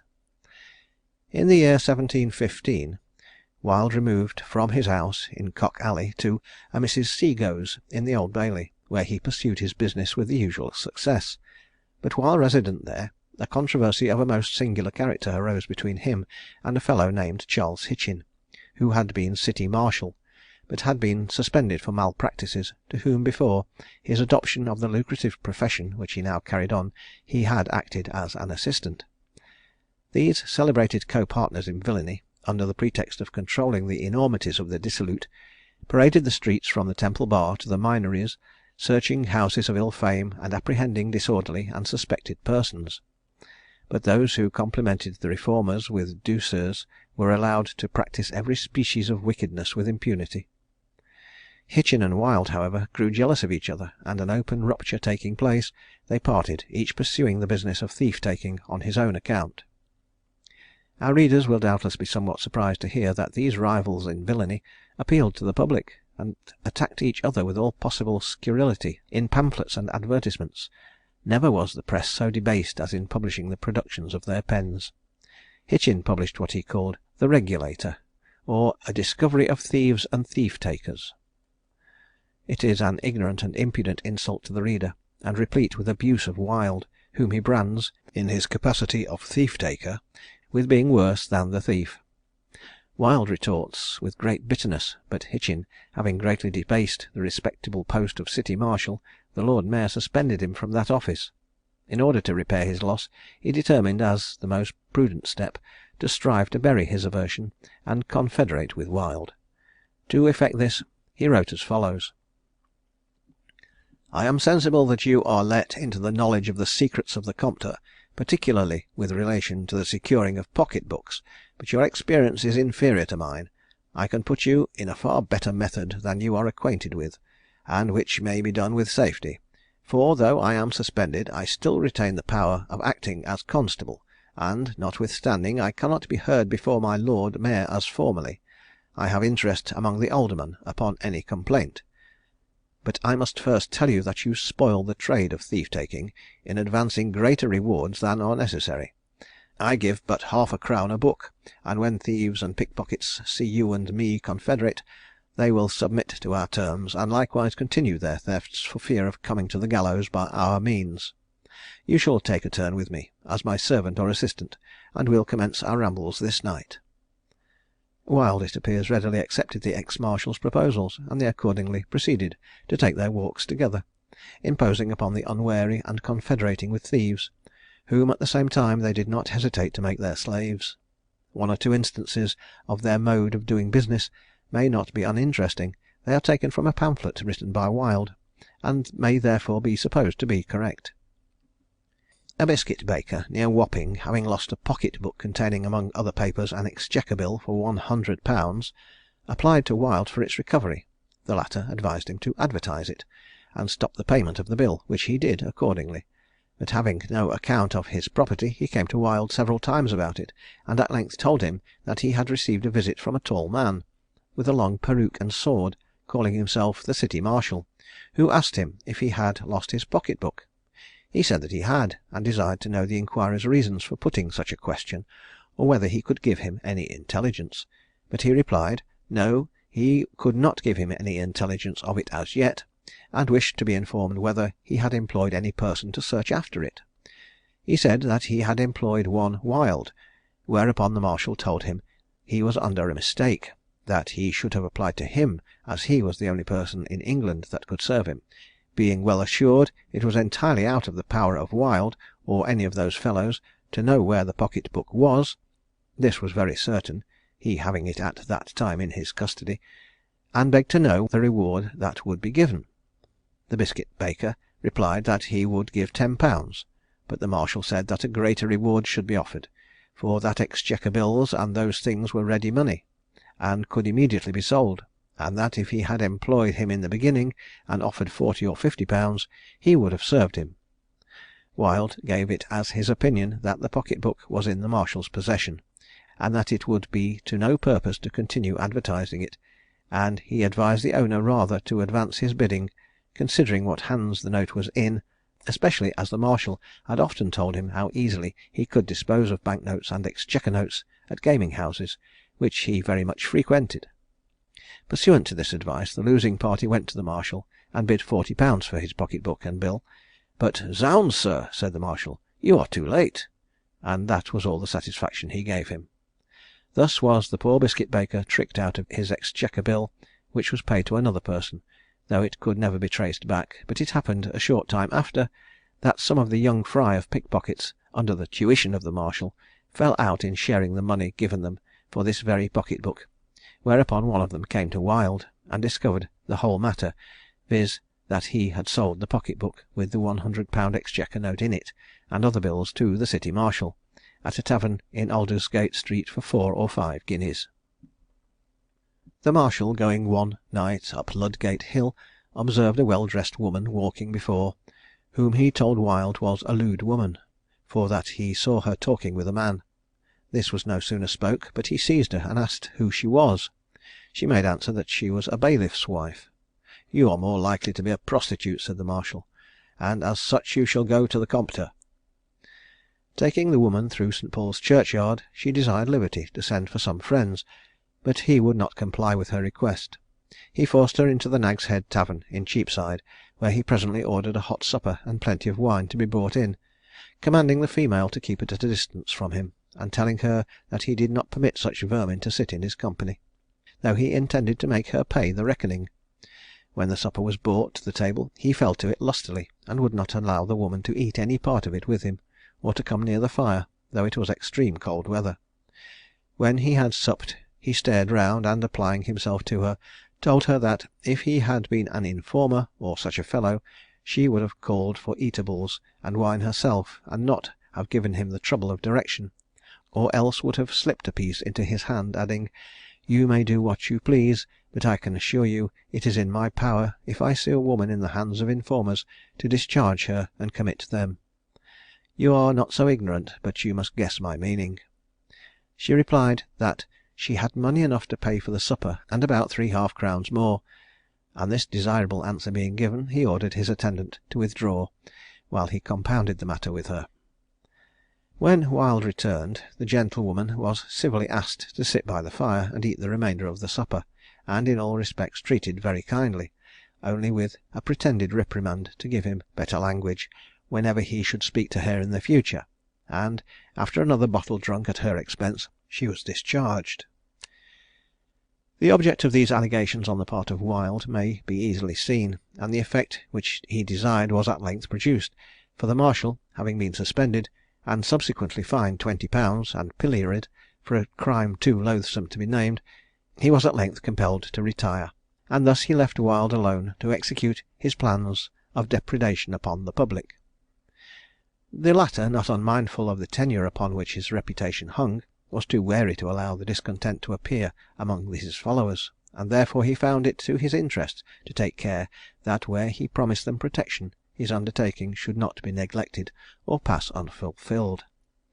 His powers in supporting his word were greater than can be well imagined in the present state of things, where so much corruption has been got rid of, and where his influence among persons in office failed him, his exertions in procuring the testimony of false witnesses to rebut that evidence which was truly detailed, and the nature of which he could always learn beforehand, generally enabled him to secure the object which he had in view.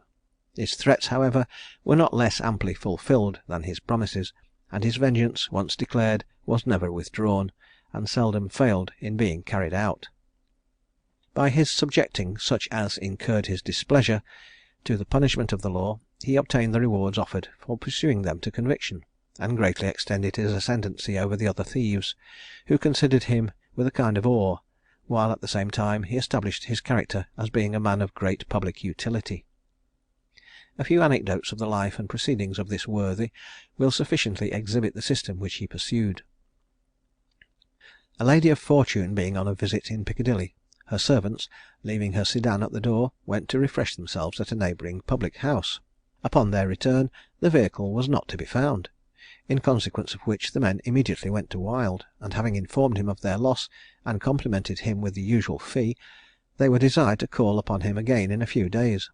Upon their second application, Wild extorted from them a considerable reward, and then directed them to attend the chapel in Lincoln's Inn Fields on the following morning during the time of prayers. The men went according to the appointment, and under the piazzas of the chapel perceived the chair, which, upon examination, they found to contain the velvet seat, curtains, and other furniture, and that it had received no kind of damage. A thief of most infamous character, named Arnold Powell, being confined in Newgate on a charge of having robbed a house in the neighbourhood of Golden Square, of a property to a great amount, was visited by Jonathan, who informed him that, in consideration of a sum of money, he would save his life, adding that if the proposal was rejected, he should inevitably die at Tyburn for the offence on account of which he was then imprisoned. The prisoner, however, not believing that it was in Wild's power to do him any injury, bade him defiance. He was brought to trial, but through a defect of evidence he was acquitted. Having gained intelligence that Powell had committed a burglary in the house of Mr. Eastlick, near Fleet Ditch, Wild caused that gentleman to prosecute the robber. Upon receiving information that a bill was found for the burglary, Powell sent for Wild, and a compromise was effected according to the terms which Wild himself had proposed, in consequence of which Powell was assured that his life should be preserved.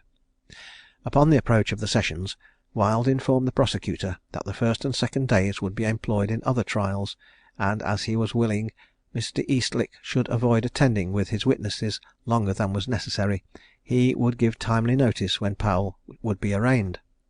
But he contrived to have the prisoner put to the bar, and no persons appearing to prosecute, he was necessarily dismissed, and the court ordered Mr. Eastlick's recognisances to be estreated.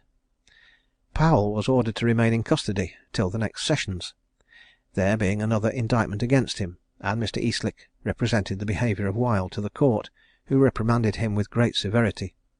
Powell now put himself into a salivation, in order to avoid being brought to trial the next sessions; but notwithstanding this stratagem, he was arraigned and convicted, and was executed on the 20th of March 1717.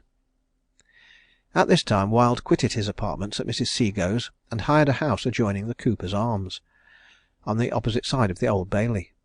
His unexampled villainies were now become an object of so much consequence as to excite the particular attention of the legislature, and in the year 1718 an act was passed, deeming every person guilty of a capital offence who should accept a reward in consequence of restoring stolen effects without prosecuting the thief. It was the general opinion that this law would effectually suppress the iniquitous practices he had carried on, but after some interruption to his proceedings, he devised means for evading it, which were for several years attended with success. He now declined the custom of receiving money from the persons who applied to him, but upon the second or third time of calling, informed them that all he had been able to learn respecting their business was, that if a sum of money was left at an appointed place, their property would be restored the same day. Sometimes, as the person robbed was returning from Wild's house, he was accosted in the street by a man who delivered the stolen effects, at the same time producing a note, expressing the sum that was to be paid for them; but in cases where he supposed danger was to be apprehended, he advised people to advertise that whoever should bring the stolen goods to Jonathan Wild should be rewarded, and no questions asked. In the first two instances it could not be proved that he either saw the thief, received the goods, or accepted of a reward, and in the latter case he acted agreeably to the directions of the injured party, and there appears no reason to criminate him as being in confederacy with the felons. Our adventurer's business had by this time so much increased, that he opened an office in Newtoners Lane, to the management of which he appointed his man Abraham Mendez, a Jew. This fellow proved a remarkably industrious and faithful servant to Jonathan, who entrusted him with matters of the greatest importance, and derived a great advantage from his labours. The species of despotic government which he exercised may be well collected from the following case. He had inserted in his book a gold watch, a quantity of fine lace, and other property of considerable value, which one John Butler had stolen from a house at Newington Green. But Butler, instead of coming to account as usual, gave up his felonious practices, and lived on the produce of his booty. Wild, highly enraged at being excluded his share, determined to pursue every possible means to secure his conviction. Being informed that he lodged at a public house in Bishopsgate Street, he went to it early one morning, while Butler, hearing him ascending the stairs, jumped out of the window of his room, and climbing over the wall of the yard, got into the street.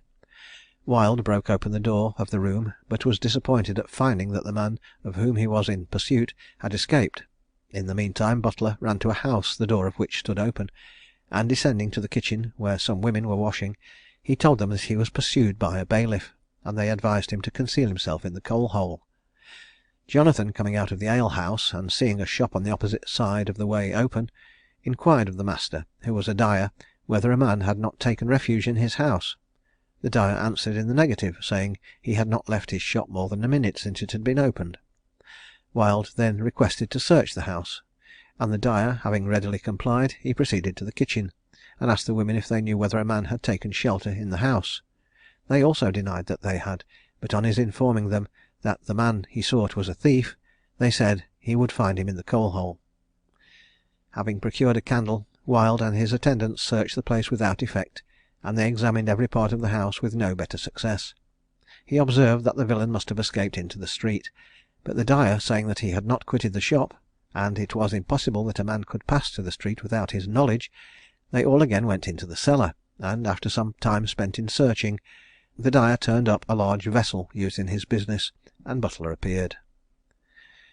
Butler, however, knowing the means by which an accommodation might be effected, directed our hero to go to his lodging, and look behind the head of the bed, where he would find what would recompense him for his time and trouble. Wild went to the place and found what perfectly satisfied him, but as Butler had been apprehended in a public manner, the other was under the necessity of taking him before a magistrate, who committed him for trial. He was tried at the ensuing sessions of the Old Bailey, but, by the artful management of Wild, instead of being condemned to die, he was only sentenced to transportation. The increased quantity of unclaimed property now in his hands compelled Wild to seek some new mode of disposing of it, in a manner which should benefit him, and with this view he purchased a sloop, in order to transport the goods to Holland and Flanders, where he conceived he should find an easy market for them. The command of his vessel was entrusted to a fellow named Johnson, a notorious thief, and Ostend was selected by him as the port to which the vessel should principally trade. The goods, however, not being all disposed of there, he would carry them to Bruges, Ghent, Brussels, and other places. In return he brought home lace, wine, brandy, and the other commodities of the countries which he visited, which he always contrived to land without affording any trouble to the officers of his Majesty's customs. When this traffic had continued for about 2 years, a circumstance occurred which entirely and effectually prevented its being any longer carried on. 5 pieces of lace were missing on the arrival of the ship in England, and Johnson, deeming the mate to be answerable for its production, deducted their value from the amount due to him for his pay. The latter was naturally violently irritated at this harsh proceeding, and he forthwith lodged an information against his captain for running goods subject to exciseable duties. The vessel was in consequence seized, and Johnson was cast into prison for penalties to the amount of £700. This was of course the ruin of the commercial proceedings, and the only remaining subject to be touched upon in this sketch is that which proved the ruin and the termination of the career of Jonathan Wild. Johnson, having obtained his liberty from the government prosecution, soon returned to his old practices of robbery, but it was not long before a disagreement took place between him and Thomas Edwards, the keeper of a house which was the resort of thieves in Long Lane, with respect to the division of some spoil; and meeting one day in the Strand, a scene of mutual recrimination took place between them, and they were at length both taken into custody. Johnson was bailed by Wild, and Edwards gained his liberty by there being no prosecution against him. But his enmity was now diverted in some degree from Johnson to Wild.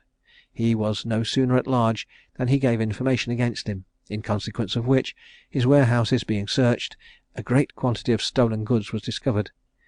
It was pretended that the property belonged to Johnson, and Edwards was arrested at his suit for a supposed debt, and lodged in the Marshalsea, but he soon procured bail. His anger against Johnson for this act was much increased, and he determined to have his revenge upon him, and meeting him in the Whitechapel Road, he gave him into the custody of an officer, who conveyed him to a neighbouring alehouse.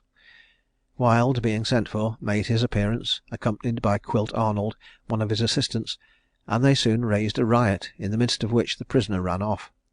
Information was immediately given of the escape, and of Wild's interference in it, and the attention of the authorities being now called to this notorious offender, he judged it prudent to abscond, and he remained concealed for 3 weeks. He was unaware of the extent of the danger which threatened him, however, and at the end of that time he returned to his house.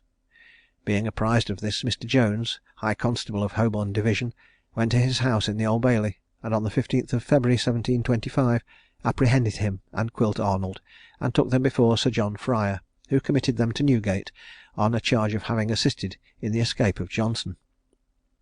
On Wednesday, the 24th of the same month, Wild moved to be either admitted to bail or discharged, or brought to trial that session, and on the following Friday a warrant of detainer was produced against him in court, to which were affixed the following articles of information. 1. That for many years past he had been a confederate with a great number of highwaymen, pickpockets, housebreakers, shoplifters, and other thieves. 2. That he had formed a kind of corporation of thieves, of which he was the head or director, and that, notwithstanding his pretended services in detecting and prosecuting offenders, he procured such only to be hanged as concealed their booty, or refused to share it with him. 3. That he had divided the town and country into so many districts, and appointed distinct gangs for each, who regularly accounted with him for their robberies. That he had also a particular set to steal at churches in time of divine service, and likewise other moving detachments to attend at court on birthdays, balls, &c., and at both houses of parliaments, circuits, and country fairs. 4. That the persons employed by him were for the most part felon convicts, who had returned from transportation before the time for which they were transported was expired, and that he made choice of them to be his agents, because they could not be legal evidences against him, and because he had it in his power to take from them what part of the stolen goods he thought fit, and otherwise use them ill, or hang them as he pleased. 5. That he had from time to time supplied such convicted felons with money and clothes, and lodged them in his own house, the better to conceal them, particularly some against whom there are now informations for counterfeiting and diminishing broad pieces and guineas. 6. That he had not only been a receiver of stolen goods, as well as of writings of all kinds, for near 15 years past, but had frequently been a confederate, and robbed along with the above mentioned convicted felons. 7. That in order to carry on these vile practices, and to gain some credit with the ignorant multitude, he usually carried a short silver staff, as a badge of authority from the government, which he used to produce when he himself was concerned in robbing. 8. That he had under his care and direction several warehouses for receiving and concealing stolen goods, and also a ship for carrying off jewels, watches, and other valuable goods to Holland, where he had a superannuated thief for his factor. 9. That he kept in pay several artists to make alterations and transform watches, seals, snuff boxes, rings, and other valuable things, that they might not be known, several of which he used to present to such persons as he thought might be of service to him. 10. That he seldom or never helped the owners to the notes and papers they had lost, unless he found them able exactly to specify and describe them, and then often insisted on having more than half their value. 11. And lastly, it appeared that he had often sold human blood, by procuring false evidence to swear persons into facts of which they were not guilty, sometimes to prevent them from being evidences against himself, and at other times for the sake of the great rewards given by the government. The information of Mr. Jones was also read in court, setting forth that 2 persons would be produced to accuse the prisoner of capital offences. The men alluded to in the affidavit were John Follard and Thomas Butler, who had been convicted, but pardoned on condition of their appearing to support the prosecution against their former master. On the 12th of April, a motion for the postponement of the trial until the ensuing sessions was made on behalf of Wild, and after some discussion was granted, the ground of the postponement being alleged to be the absence of 2 material witnesses for the defence, named Hayes of the Packhorse, Turnham Green, and Wilson, a clothier at Frome in Somersetshire. On Saturday, May 15th, 1725, the trial came on, and the prisoner was then arraigned on an indictment for privately stealing in the house of Catherine Streatham, in the parish of St. Andrew, Holborn, 50 yards of lace, the property of the said Catherine, on the 22nd of January in the same year. He was also indicted for feloniously receiving from the said Catherine, on the 10th of March, the sum of 10 guineas, on account and under pretence of restoring the said lace, and procuring the apprehension and prosecution of the person by whom the same was stolen. Before the trial came on, the prisoner was not a little industrious in endeavouring to establish a feeling in his favour, and he distributed a great number of printed papers among the jurymen and others walking about the court, entitled "A list of persons discovered, apprehended, and convicted of several robberies on the highway, and also for burglaries and housebreaking, and also for returning from transportation, by Jonathan Wild." The list contained the names of 35 persons for robbing on the highway, 22 for housebreaking, and 10 for returning from transportation, and the following note was appended to it: "Several others have been also convicted for the like crimes, but remembering not the persons' names who have been robbed, I omit the criminals' names. Please to observe that several others have been also convicted for shoplifting, picking of pockets, &c. by the female sex, which are capital crimes, and which are too tedious to be inserted here, and the prosecutors not willing of being exposed. In regard therefore of the numbers above convicted, some that have yet escaped justice are endeavouring to take away the life of the said Jonathan Wild." The prisoner being put to the bar requested that the witnesses might be examined apart, which was complied with. The trial was then commenced, and the first witness called was Henry Kelly, who deposed that by the prisoner's direction he went, in company with Margaret Murphy, to the prosecutor's shop, under the pretence of buying some lace; that he stole a tin box, and gave it to Murphy, in order to deliver to Wild, who waited in the street for the purpose of receiving their booty, and rescuing them if they should be taken into custody; that they returned together to Wild's house, where the box being opened was found to contain 11 pieces of lace; that Wild said he could afford to give no more than 5 guineas, as he should not be able to get more than 10 guineas for returning the goods to the owner; that the witness received as his share 3 guineas and a crown, and that Murphy had what remained of the 5 guineas. Margaret Murphy was next sworn, and her evidence corresponded in every particular with that of the former witness. Catherine Streatham, the elder, deposed that between 3 and 4 in the afternoon of the 22nd of January, a man and a woman came to her house pretending that they wanted to purchase some lace; that she showed them 2 or 3 parcels, to the quality and price of which they objected; and that in about 3 minutes after they had left the shop she missed a tin box, containing a quantity of lace, the value of which she estimated at £50. The prisoner's counsel on this contended that he could not be legally convicted, because the indictment positively expressed that he stole the lace in the house, whereas it had been proved in evidence that he was at a considerable distance outside when the fact was committed. They allowed that he might be liable to conviction as an accessory before the fact, or for receiving the property, knowing it to be stolen, but conceived that he could not be deemed guilty of a capital felony, unless the indictment declared, as the Act directs, that he did assist, command, or hire. Lord Raymond, who presided, in summing up the evidence, observed that the guilt of the prisoner was a point beyond all dispute, but that, as a similar case was not to be found in the law books, it became his duty to act with great caution. He was not perfectly satisfied that the construction urged by the counsel for the Crown could be put upon the indictment, and, as the life of a fellow creature was at stake, he recommended the prisoner to the mercy of the jury, who brought in their verdict not guilty. Wild was then arraigned on the second indictment. which alleged an offence committed during his confinement in Newgate. The indictment being opened by the counsel for the Crown, the following cause in an act passed in the 4th year of the reign of George I. was ordered to be read.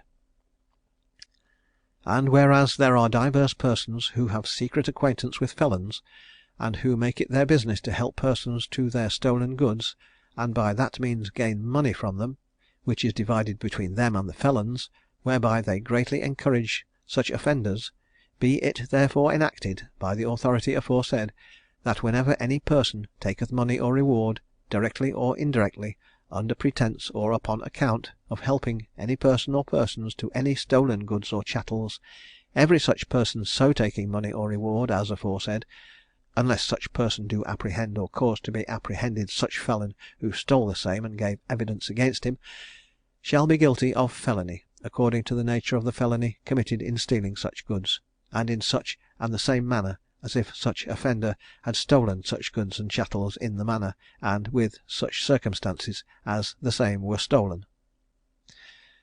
Mrs. Streatham then, having repeated the evidence which she had before given, went on to state that on the evening of the robbery she went to the house of the prisoner in order to employ him in recovering the goods, but that not finding him at home, she advertised them, offering a reward of 15 guineas for their return, and promising that no question should be asked. The advertisement proved ineffectual, and she therefore again went to the house of the prisoner, and seeing him, by his desire, she gave an account of the transaction and of the appearance of the thieves. He promised to inquire after her property, and desired her to call again in a few days. She did so, and at this second visit he informed her that he had gained some information respecting her goods, and expected more; and a man who was present said that he thought that Kelly, who had been tried for passing plated shillings, was the offender. The witness again went to the prisoner on the day on which he was apprehended, and said that she would give 25 guineas rather than not have her lace back, on which he told her not to be in too great a hurry, for that the people who had stolen the lace were out of town, and that he should soon cause a disagreement between them, by which he should secure the property on more easy terms. On the 10th of March she received a message that, if she would go to the prisoner in Newgate, and take 10 guineas with her, her lace would be returned to her. She went to him accordingly, and a porter being called, he gave her a letter, saying it was addressed to the person to whom he was directed to apply for the lace, and the porter would accompany her to carry the box home. She declined going herself, and then the prisoner desired her to give the money to the porter, who would go for her and fetch the goods, but said that he could not go without it, for that the people who had the lace would not give it up without being paid. She gave the money, and the man went away, but in a short time he returned with the box sealed up, but not the box which she had lost. On opening it, she found that it contained all her lace except one piece. She asked the prisoner what satisfaction he expected, when he answered, "Not a farthing. I have no interested views in matters of this kind, but act from a principle of serving people under misfortune. I hope I shall soon be able to recover the other piece of lace, and to return you the 10 guineas, and perhaps cause the thief to be apprehended. For the service I can render you, I shall only expect your prayers. I have many enemies, and know not what will be the consequence of this imprisonment." The prisoner's counsel argued that as Murphy had deposed that Wild, Kelly, and she were concerned in the felony, the former could by no means be considered as coming within the description of the act on which the indictment was founded, for the act in question was not meant to operate against the actual perpetrators of the felony, but to subject such persons to punishment as held a correspondence with felons. The counsel for the Crown observed, that from the evidence adduced no doubt could remain of the prisoner's coming under the meaning of the act, since it had been proved that he had engaged in combinations with felons, and had not discovered them. The judge was of opinion that the case of the prisoner was clearly within the meaning of the act, for it was plain that he had maintained a secret correspondence with felons, and received money for restoring stolen goods to the owners, which money was divided between him and the felons, whom he did not prosecute. The jury pronounced him guilty, and he was sentenced to be executed at Tyburn on Monday, 24th of May, 1725. While he was under sentence of death, he frequently declared that he thought the services he had rendered the public in returning the stolen goods to the owners, and apprehending felons, was so great as to justify to entitle him to the royal mercy. He said that he had considered his case as being desperate, but he should have taken timely measures for inducing some powerful friends at Wolverhampton to intercede in his favour, and that he thought it not unreasonable to entertain hopes of obtaining a pardon through the interest of some of the dukes, earls, and other persons of high distinction who had recovered their property through his means. He was observed to be in an unsettled state of mind, and being asked whether he knew the cause thereof, he said he attributed his disorder to the many wounds he had received in apprehending felons, and particularly mentioned 2 fractures of his skull, and his throat being cut by Blueskin. He declined attending divine service in the chapel, excusing himself on the account of his infirmities, and saying that there were many people highly exasperated against him, and therefore he could not expect but that his devotions would be interrupted by their insulting behaviour. He said he had fasted 4 days, which had greatly increased his weakness. He asked the Ordinary the meaning of the words, "Cursed is every one that hangeth on a tree," and what was the state of the soul immediately after its departure from the body.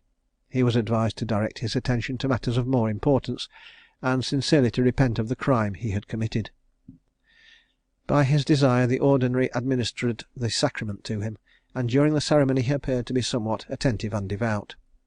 The evening preceding the day on which he suffered, he inquired of the Ordinary whether suicide would be deemed a crime, and after some conversation he pretended to be convinced that self-murder was a most impious offence against the Almighty; but about 2 in the morning he endeavoured to put an end to his life by drinking laudanum. On account of the largeness of the dose, and his having fasted for a considerable time, no other effect was produced than drowsiness, or a kind of stupefaction.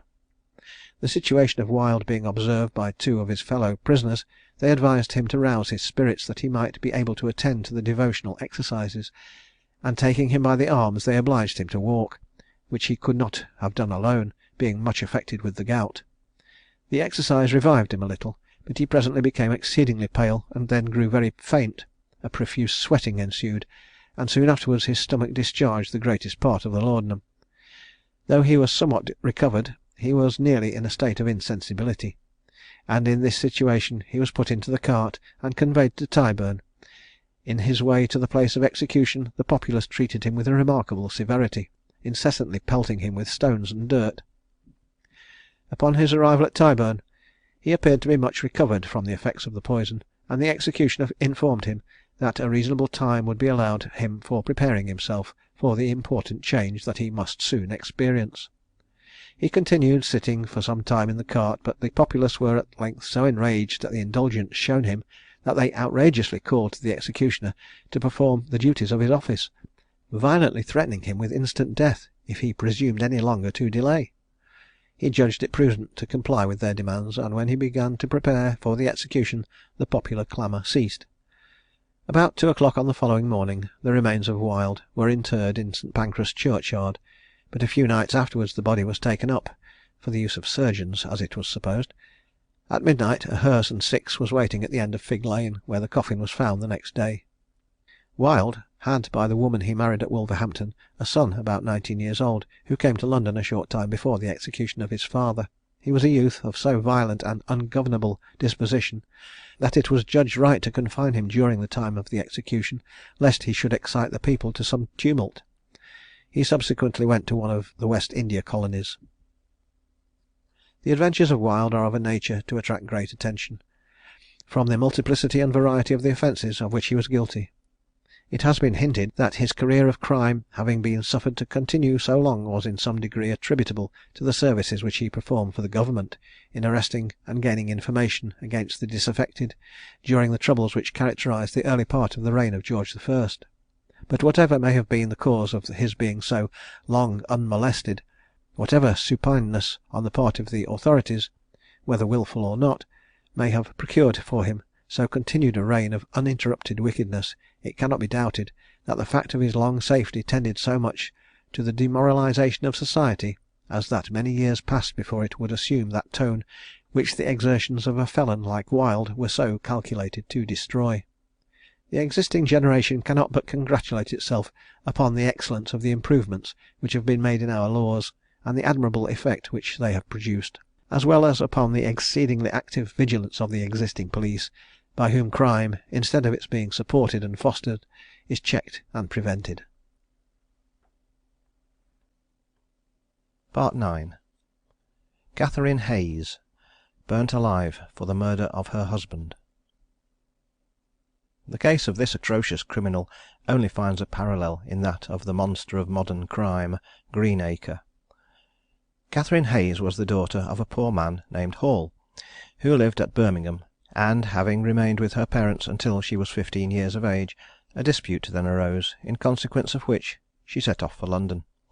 On her way she met with some officers, who, remarking that her person was engaging, persuaded her to accompany them to their quarters at Great Ombersley, in Worcestershire. Having remained with them some time, she strolled on into Warwickshire, and was there hired into the house of Mr. Hayes, a respectable farmer. An intimacy soon sprang up between her and the son of her master, which ended in a private marriage taking place at Worcester, and an attempt, on the part of the officers, to entrap young Hayes into enlisting, rendered it necessary to disclose the whole affair to her father. He felt that it would be useless now to oppose his son, in consequence of what had taken place, and he in consequence set him up in business as a carpenter. Mrs. Hayes, however, was of a restless disposition, and persuaded him to enlist, which he did, and his regiment being ordered to the Isle of Wight, his wife followed him. His father bought him off at an expense of £60, and now gave him property to the amount of £26 per annum. But after the marriage had been solemnized about 6 years, Mrs. Hayes prevailed on her husband to come to London. On their arrival in the metropolis, Mr. Hayes took a house, part of which he let in lodgings, and opened a shop in the chandlery and coal trade, in which he was as successful as he could have wished; but exclusive of his profit by shopkeeping, he acquired a great deal of money by lending small sums on pledges, for at this time the trade of pawnbroking was followed by any one at pleasure, and was subjected to no regulation. Mr. Hayes soon found that the disposition of his wife was not of such a nature as to promise him much peace. The chief pleasure of her life consisted in creating and encouraging quarrels among her neighbours. Sometimes she would speak of her husband to his acquaintance in terms of great tenderness and respect, and at other times she would represent him to her female associates as a compound of everything that was contemptible in human nature. On a particular occasion she told a woman that she should think it no more sin to murder him than to kill a dog. At length her husband thought it prudent to remove to Tottenham Court Road, where he carried on his former business, but he then again removed to Tyburn Road, now Oxford Street. He soon amassed what he considered a sufficient sum to enable him to retire from business, and he accordingly took lodgings near the same spot. A supposed son of Mrs. Hayes, by her former connection, who went by the name of Billings, lived in the same house, and he and Mrs. Hayes were in the habit of feasting themselves at the expense of the husband of the latter. During his temporary absence from town, her proceedings were so extravagant that the neighbours deemed it right to make her husband aware of the fact, and on his return he remonstrated with her on the subject, when a quarrel took place, which ended in a fight. It is supposed that at this time the design of murdering Mr. Hayes was formed by his wife, and it was not long before she obtained a seconder in her horrid project in the person of her reputed son. At this time a person named Thomas Wood came to town from Worcestershire, and seeking out Hayes, persuaded him to give him a lodging, as he was afraid of being impressed. After he had been in town only a few days, Mrs. Hayes informed him of the plot which existed, and endeavoured to persuade him to join her and her son. He was at first shocked at the notion of murdering his friend and benefactor, and rejected the proposals; but at length Mrs. Hayes, alleging that her husband was an atheist, and had already been guilty of murdering 2 of his own children, one of whom he had buried under an apple tree, and the other under a pear tree, and besides urging that £1,500, which would fall to her at his death, should be placed at the disposal of her accomplices, he consented. Shortly after this Wood went out of town for a few days, but on his return he found Mrs. Hayes and her son and husband drinking together, and apparently in good humour. He joined them at the desire of Hayes, and the latter boasting that he was not drunk, although they had had a guinea's worth of liquor among them, Billings proposed that he should try whether he could drink 6 bottles of mountain wine, without getting tipsy, and promised that if he did so he would pay for the wine. The proposal was agreed to, and the 3 murderers went off to procure the liquor. On their way it was agreed among them that this was the proper opportunity to carry their design into execution, and having procured the wine, for which Mrs. Hayes paid half a guinea, Mr. Hayes began to drink it, while his intended assassins regaled themselves with beer. When he had taken a considerable quantity of wine, he danced about the room like a man distracted, and at length finished the whole quantity; but not being yet in a state of absolute stupefaction, his wife sent for another bottle, which he also drank, and then fell senseless on the floor. Having lain some time in this condition, he got, with much difficulty, into another room, and threw himself on a bed. While he was asleep, his wife told her associates that this was the time to execute their plan, as there was no fear of any resistance on his part; and accordingly Billings went into the room with a hatchet, with which he struck Hayes so violently that he fractured his skull. At this time Hayes' feet hung off the bed, and the torture arising from the blow made him stamp repeatedly on the floor, which being heard by Wood, he also went into the room, and taking the hatchet out of Billings' hand, gave the poor man 2 more blows, which effectually dispatched him. A woman named Springate, who lodged in the room over that where the murder was committed, hearing the noise occasioned by Hayes' stamping, imagined that the parties might have quarrelled in consequence of their intoxication, and going down stairs, she told Mrs. Hayes that the noise had awakened her husband and child, and herself.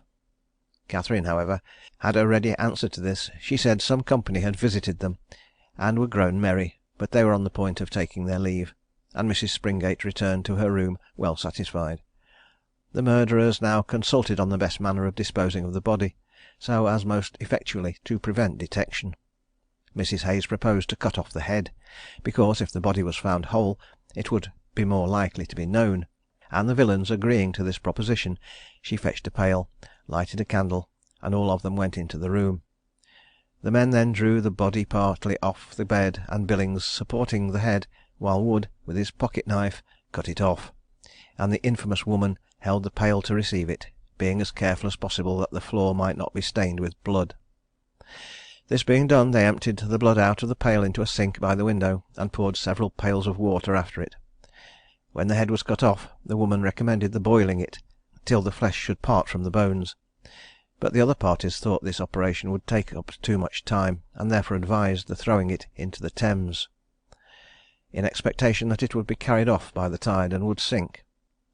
This agreed to, the head was put into the pail, and Billings took it under his greatcoat, being accompanied by Wood; but making a noise in going down the stairs, Mrs. Springate called, and asked what was the matter. To this Mrs. Hayes answered that her husband was going a journey, and, with incredible dissimulation, affected to take leave of him, pretending great concern that he was under a necessity of going at so late an hour; and Wood and Billings passed out of the house unnoticed.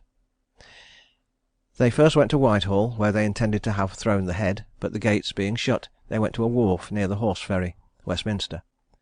Billings putting down the pail, Wood threw the head into the dock, expecting it would have been carried away by the stream; but at this time the tide was ebbing, and a lighterman, who was then in his vessel, heard something fall into the dock, but it was too dark for him to distinguish any object. The head being thus disposed of, the murderers returned home, and were admitted by Mrs. Hayes without the knowledge of the other lodgers. The body next became the object of their attention, and Mrs. Hayes proposed that it should be packed up in a box and buried.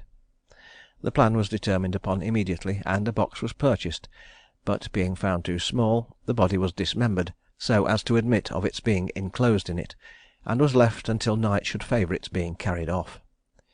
The inconvenience of carrying a box was, however, immediately discovered, and the pieces of the mangled body were therefore taken out, and being wrapped up in a blanket were carried by Billings and Wood to a field in Marylebone, where they were thrown into a pond. In the meantime the head had been discovered, and the circumstance of a murder having been committed being undoubted, every means was taken to secure the discovery of its perpetrators. The magistrates, with this view, directed that the head should be washed clean and the hair combed, after which it was put on a pole in the churchyard of St. Margaret, Westminster, that an opportunity might be afforded for its being viewed by the public. Footnote: it was formerly customary to oblige persons suspected of a murder to touch the murdered body for the discovery of their guilt or innocence. This way of finding murderers was practised in Denmark by King Christianus II, and permitted over all his kingdom. The occasion whereof was this: certain gentlemen being on an evening together in a stove or tavern, fell out among themselves, and from words came to blows. the candles being out, insomuch that one of them was stabbed with a poniard. Now the murderer was unknown by reason of the number, although the person stabbed accused pursuivant of the king's, who was one of the company. The king, to find out the homicide, caused them all to come together in the stove, and standing round the corpse, he commanded that they should, one after another, lay their right hand on the slain gentleman's naked breast, swearing that they had not killed him. The gentlemen did so, and no sign appeared against them. The pursuivant only remained, who, condemned before in his own conscience, went, first of all, and kissed the dead man's feet, but as soon as he had laid his hand upon his breast, the blood gushed forth in abundance, both out of his wound and his nostrils, so that, urged by this evident accusation, he confessed the murder, and was, by the king's own sentence, immediately beheaded. Such was the origin of this practice, and was so common in many of the countries in Europe for finding out unknown murderers. Thousands went to witness this extraordinary spectacle, but there were not wanting those among the crowd who expressed their belief among themselves that the head belonged to Hayes. Their suspicions were mentioned by some of them to Billings, but he ridiculed the notion, and declared that Hayes was well, and was gone out of town only for a few days. When the head had been exhibited during 4 days, it was deemed expedient that measures should be taken to preserve it, and Mr. Westbrook, a chemist, in consequence received directions to put it into spirits. Mrs. Hayes soon afterwards changed her lodgings, and took the woman Springate with her, paying the rent which she owed, Wood and Billings also accompanying her, and her chief occupation now was that of collecting the debts due to her husband, by means of which she continued to supply her diabolical assistants with money and clothes. Amongst the incredible numbers of people who resorted to see the head was a poor woman from Kingsland, whose husband had been absent from the very time that the murder was perpetrated. After a minute survey of the head, she believed it to be that of her husband, though she could not be absolutely positive, but her suspicions were so strong that strict search was made after the body, on a presumption that the clothes might help her to ascertain it. Meanwhile, Mr. Hayes not being visible for a considerable time, his friends could not help making inquiry after him, and a Mr. Ashby in particular, who had been on the most friendly terms with him, called on Mrs. Hayes and demanded what had become of her husband. Catherine pretended to account for his absence by communicating the following intelligence as a matter that must be kept profoundly secret. "Some time ago," said she, "he happened to have a dispute with a man, and from words they came to blows, so that Mr. Hayes killed him. The wife of the deceased made up the affair on Mr. Hayes promising to pay her a certain annual allowance, but he not being able to make it good, she threatened to inform against him, on which he has absconded." This story was, however, by no means satisfactory to Mr. Ashby, who asked her if the head that had been exposed on the pole was that of the man who had been killed by her husband. She readily answered in the negative, adding that the party had been buried entire, and that the widow had her husband's bond for the payment of £15 a year. Ashby inquired into what part of the world Mr. Hayes was gone, and she said to Portugal, in company with some gentlemen, but she had yet received no letter from him. The whole of this detail seeming highly improbable to Mr. Ashby, he went to Mr. Longmore, a gentleman nearly related to Hayes, and it was agreed between them that Mr. Longmore should call on Catherine and have some conversation with her upon the same subject. Her story to this gentleman differed in its details from that which she had related to Mr. Ashby, and Mr. Eaton, also a friend of Mr. Hayes, being consulted, they determined first to examine the head, and then, if their suspicions were confirmed, to communicate their belief to the magistrates. Having accordingly minutely examined the head, and come to the conclusion that it must be that of their friend Hayes, they proceeded to Mr. Lambert, a magistrate, who immediately issued warrants for the apprehension of Mrs. Hayes and Mrs. Springate, as well as of Wood and Billings, and proceeded to execute them personally. Going accordingly to the house in which they all lived, they informed the landlord of their business, and went immediately to the door of Mrs. Hayes' room. On the magistrate's rapping, the woman asked "Who is there?" and he commanded her to open the door directly, or it should be broken open. To this she replied that she would open it as soon as she had put on her clothes, and she did so in a little more than a minute, when the justice ordered the parties present to take her into custody. At this time Billings was sitting on the side of the bed, bare-legged. Some of the parties remaining below to secure the prisoners, Mr. Longmore went upstairs with the justice and took Mrs. Springate into custody, and they were all conducted together to the house of Mr. Lambert. This magistrate having examined the prisoners separately for a considerable time, and all of them positively persisting in their ignorance of anything respecting the murder, they were severally committed for re examination on the following day, before Mr. Lambert and other magistrates. Mrs. Springate was sent to the Gatehouse, Billings to New Prison, and Mrs. Hayes to Tothill Fields Bridewell. When the peace officers attended by Longmore went the next day to fetch up Catherine to her examination, she earnestly desired to see the head, and it being thought prudent to grant her request, she was carried to the surgeon's, and no sooner was the head shown to her than she exclaimed, "Oh, it is my dear husband's head! It is my dear husband's head!" She now took the glass in her arms, and shed many tears while she embraced it. Mr. Westbrook told her that he would take the head out of the glass that she might have a more perfect view of it, and be certain that it was the same; and the surgeon doing as he had said, she seemed to be greatly affected, and having kissed it several times, she begged to be indulged with a lock of the hair; and on Mr. Westbrook expressing his apprehension that she had had too much of his blood already, she fell into a fit. On her recovery she was conducted to Mr. Lambert's to take her examination with the other parties. It is somewhat remarkable that it was on the morning of this day that the body was discovered. As a gentleman and his servant were crossing the fields at Marylebone, they observed something lying in a ditch, and on going nearer to it they perceived that it was some part of a human body. Assistance being procured, the whole of the body was found except the head, and information of the circumstance was conveyed to Mr. Lambert at the very moment at which he was examining the prisoners. The suspicions which already existed were strengthened by this circumstance, and Mrs. Hayes was committed to Newgate for trial, the committal of Billings and Mrs. Springate, however, being deferred till the apprehension of Wood. The latter soon after coming into town, and riding up to Mrs. Hayes' lodgings, was directed to go to the house of Mr. Longmore, where he was told he would find Mrs. Hayes; but the brother of Longmore standing at the door, he immediately seized him, and caused him to be carried before Mr. Lambert. He underwent an examination, but refusing to make any confession, he was sent to Tothill Fields Bridewell. On his arrival at the prison he was informed that the body had been found, and not doubting but that the whole affair would come to light, he begged that he might be carried back to the justice's house. This being made known to Mr. Lambert, the prisoner was brought up, and he then acknowledged the particulars of the murder, and signed his confession.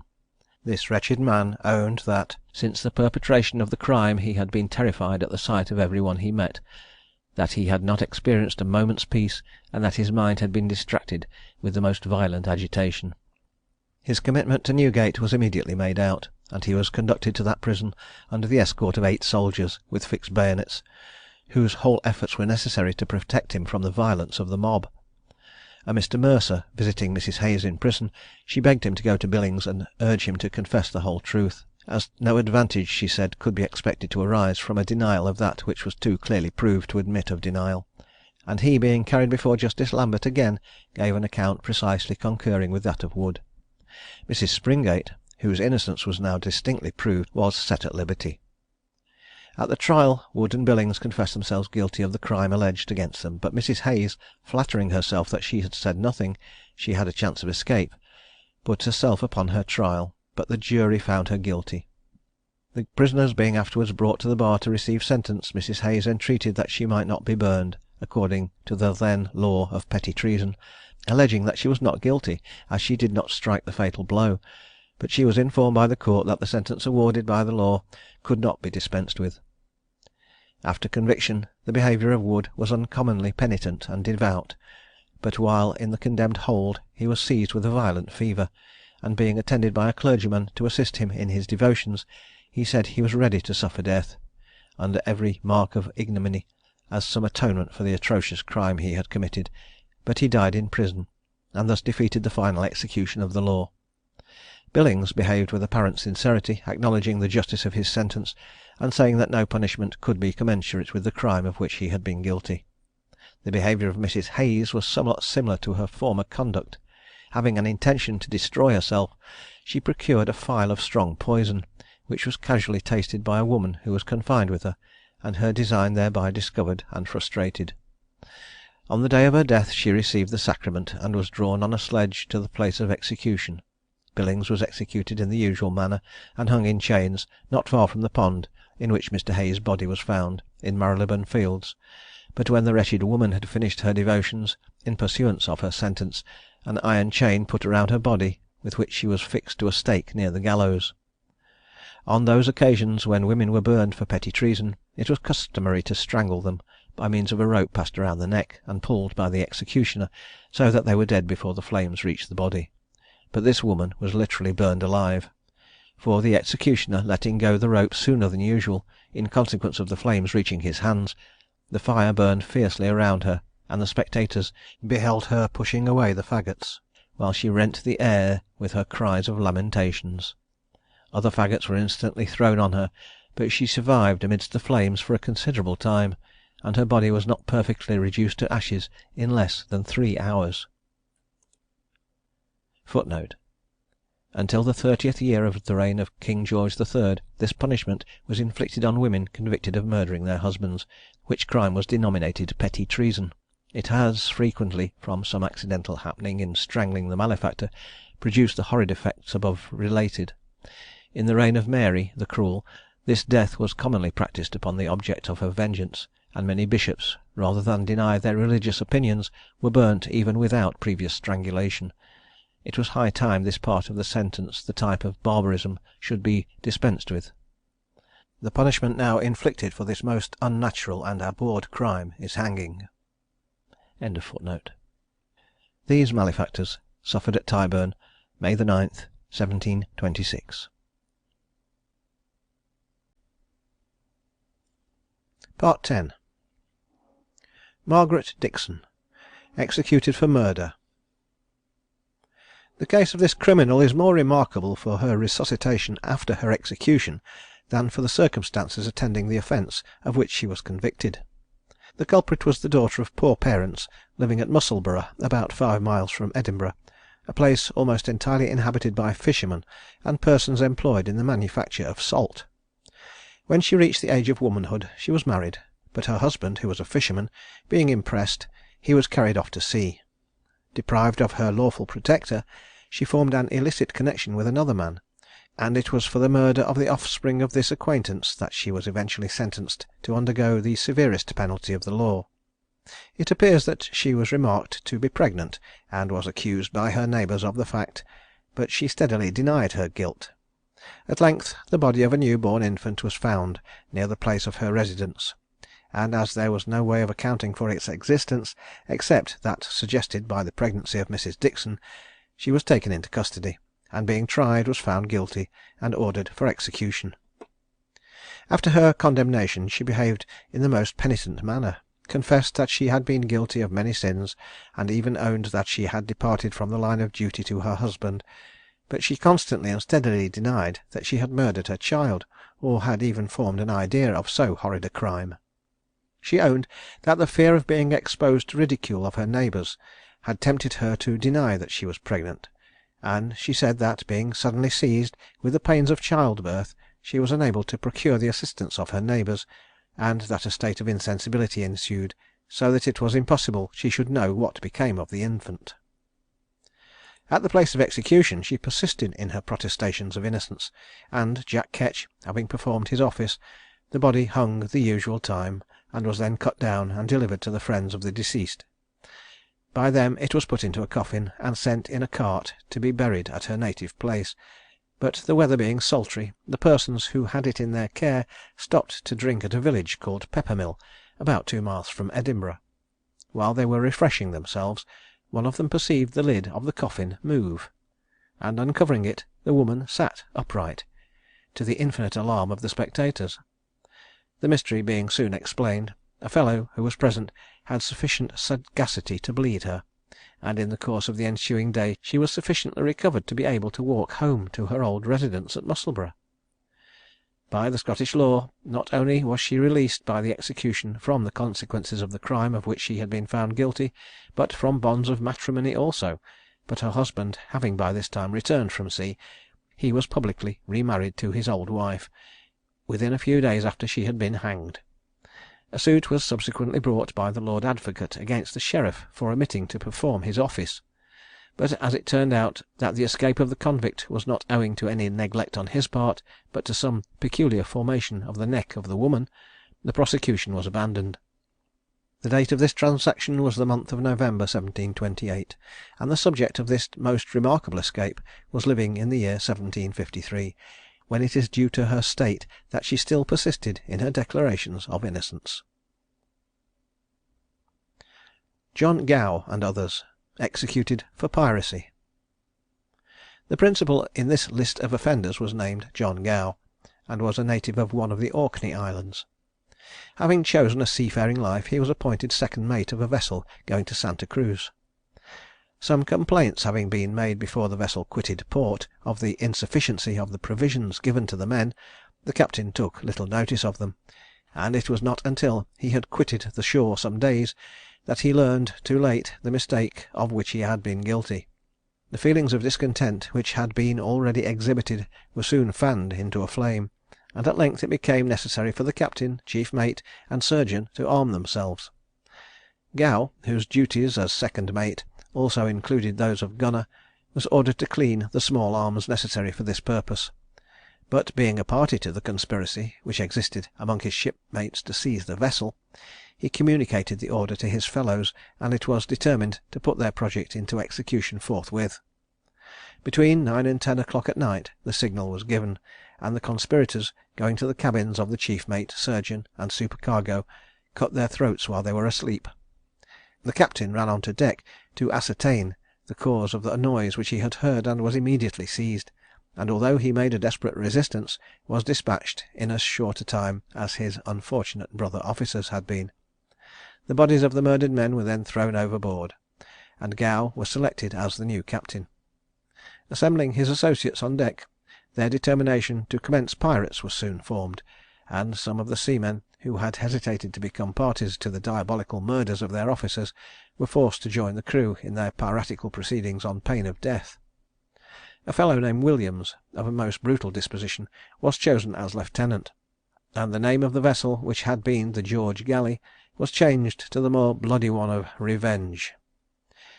Having mounted several guns, they steered towards Spain and Portugal, in expectation of making a capture of wine, in a supply of which they were greatly deficient. They soon made prize of an English vessel laden with fish, bound from Newfoundland to Cadiz, but having no use for the cargo, they took out the captain and 4 men, and sunk the ship. One of the seamen who they took from the captured vessel was named James Belvin, a man admirably calculated for their purpose, as he was by nature cruel, and by practice hardened in that cruelty, and being willing to turn pirate, he was thought a valuable acquisition to the crew, as several of the others appeared to act from motives of fear rather than of inclination.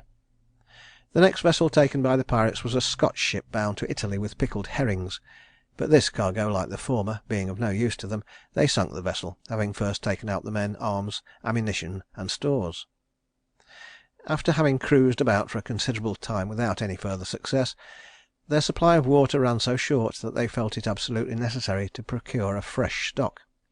They sailed therefore to a Portuguese settlement, and on their arrival they sent some presents to the governor, intimating their wants. The governor, treating the messengers with civility, proceeded on board the vessel, and he was there received by the pirates with every mark of respect and attention. The boat, which had been sent for supplies, however, not returning, the captain began to suspect that his men were not safe, and threatened to murder his visitors unless his demands were complied with. The governor was terrified at this threat, but soon procured his liberty by assenting to the wishes of his entertainer. They afterwards made several prizes, in one of which they sent away the Scotch captain and his crew, but shortly afterwards meeting with a French vessel of superior power, the captain refused to give chase or to engage it. Williams, the lieutenant, upbraided him for what he termed his cowardice, and a violent quarrel taking place, the lieutenant endeavoured to shoot his captain. The crew agreeing in opinion with the latter as to the impropriety of fighting against a force so superior to their own, Williams was soon secured and placed among the other prisoners. The French vessel was permitted to continue on her way, and soon afterwards meeting with a ship bound for Bristol, they robbed her of her stores and ammunition, and putting their prisoners and Williams on board of her, the latter of whom they directed to be given up to the British authorities, they allowed her to proceed on her voyage. As soon as she had left them, Gow and his crew began to reflect on their situation. They were apprehensive that as soon as intelligence of their proceedings reached Portugal, some ships would be sent in pursuit of them, and they called a kind of council, in which every one gave his opinion. Gow proposed to sail to the Isles of Orkney, on the north of Scotland, where he said they might dispose of their effects, and retire and live on the produce; and in order to induce his people to comply with this proposal, he represented that they were much in want of water, and provisions of every kind; that their danger would be great if they continued longer on the high seas; and, above all, that it was highly necessary for them to repair their ship, which they could not do with any degree of safety in a southern port. Convinced by these arguments, they proceeded northwards, and soon reached the Orkney Islands, and entering one of the bays, there they proceeded, as well as they were able, to refit the ship. This step was, however, fatal to their enterprise, for one of their companions, who had unwillingly joined in the piratical proceedings of the crew, escaped and gave information of all that had occurred. 10 others followed his example and seized the long boat, but reaching Edinburgh they were confined on suspicion of being pirates. Notwithstanding these alarming circumstances, Gow was so careless of his own safety that he did not put immediately to sea, but resolved to plunder the houses of the gentlemen on the coast, to furnish himself with fresh provisions. In pursuance of this resolution, he sent his boatswain and 10 armed men to the house of Mr. Honeyman, high sheriff of the county, and, the master being absent, the servants opened the door without suspicion.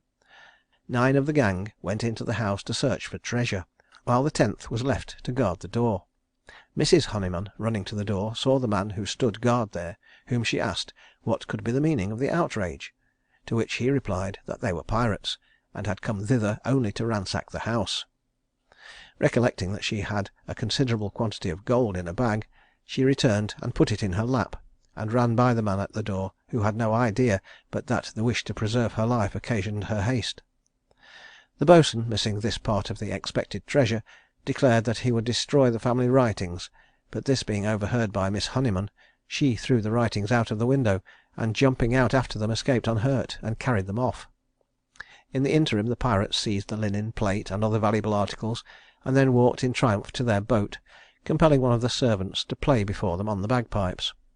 They afterwards carried off 2 women whom they met, and detaining them on board during 2 days, so ill treated them that one expired soon after they had put them on shore. This atrocious offence was no sooner committed than they sailed to Calf Sound, with an intention of robbing the house of Mr. Fay, who had been an old schoolfellow with Gow. This house was the rather pitched upon, as Gow supposed that Mr. Fay could not have yet heard of the transactions at Mr. Honeyman's, but in this he was mistaken, although Fay could not oppose him, on account of the indisposition of his wife. Mr. Fay's house was situated near the sea shore, and had only 6 servants at home when the pirates appeared off the coast, and these were by no means equal to sustain a contest. It may not be improper to remark that the tide runs so high among these islands, and beats with such a force against the rocks, that the navigation is frequently attended with great danger. Gow, who had not boats to assist him in an emergency, and was unskilled in the navigation of these seas, made a blunder of turning into the bay of Calf Sound, for, standing too near the point of a small island called the Calf, the vessel was in the utmost danger of being run on shore. Having cast his anchor too near the shore, so that the wind could not bring him off, he sent a boat with a letter to Mr. Fay, requesting that he would lend him another boat to assist him in heaving off the ship by carrying out an anchor, and assuring him that he would not do the least injury to any individual. As Gow's messenger did not see Mr. Fay's boat, the latter gave him an evasive answer, and on the approach of night ordered his servants to sink his own boat and hide the sails and rigging. While they were obeying this order, 5 of the pirates came on shore in the boat, and proceeded, doubly armed, toward the house. Mr. Fay advanced towards them with an assurance of friendship, and begged they would not enter the house, for that his wife was exceedingly ill, and the sight of them might probably deprive her of her life. The boatswain replied that they had no design to terrify Mrs. Fay or any other person, but that the most rigorous treatment must be expected if the use of the boat was denied them. Mr. Fay represented how dangerous it would be for him to assist them, on account of the reports circulated to their discredit, but he offered to entertain them at an adjacent alehouse, and they accepted the invitation, as they observed that he had no company. In the meanwhile Mr. Fay ordered his servants to call him hastily out of the company, and these orders being exactly complied with, when he had left the pirates he directed 6 men, well armed, to station themselves behind a hedge, and that if they observed him to come alone with the boatswain, instantly to seize his companion, but if he came with all the 5 desperadoes, he would walk forward, so as to give them an opportunity of firing at them without their wounding him. He then returned to the company, whom he invited to his house, on the promise of their behaving peaceably, and said he would make them heartily welcome. They expressed a readiness to attend him, in the hope of getting the boat, but he told them he would rather have the boatswain's company first, and would afterwards send for his companions. This being agreed to, the boatswain set forward with 2 brace of pistols, and walking with Mr. Fea till they came to the hedge where the men were concealed, that gentleman seized him by the collar, while the others took him into custody, before he had time to make any defence. The boatswain called aloud for his men, but Mr. Fea, forcing a handkerchief into his mouth, bound him hand and foot, and then left one of his own people to guard him, while he and the rest went back to the public house. There being 2 doors to the house, they went some to the one and some to the other, and rushing in at once, made prisoners of the other 4 men before they had time to have recourse to their arms for defence. The pirates, being thus in custody, were sent to an adjacent village, and separately confined, and in the interim Mr. Fea sent messengers around the island to acquaint the inhabitants with what had been done, to desire them to haul their boats on the beach, that the pirates should not swim to and steal them, and to request that no person would venture to row within reach of the pirates' guns. The vessel now got into position of still greater difficulty, and in order to get it out to sea some assistance was absolutely requisite. Gow's greatest efforts were therefore made to induce Mr. Fea to render him some aid, and the latter, by holding out promises of assistance, eventually succeeded in getting the whole of the piratical crew on shore, and in securing them. They were subsequently conveyed to London, where, on their being examined, 5 of them were admitted as witnesses, while the rest were committed for trial, along with their old associate Williams, who had been conveyed to England by the master of the Bristol ship. Gow, Williams, and 6 others were convicted and received sentence of death, while the remainder, who appeared to have been the victims rather than the companions of the others, escaped. The behaviour of Gow from his first commitment was reserved and morose.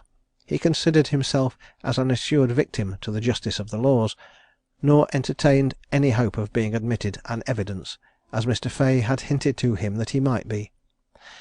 When brought to trial he refused to plead, in consequence of which he was sentenced to be pressed to death in the usual manner.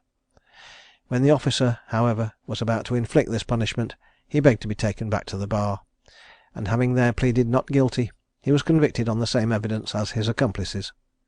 Gow, Williams, and 6 others were hanged at Execution Dock on the 11th of August 1729.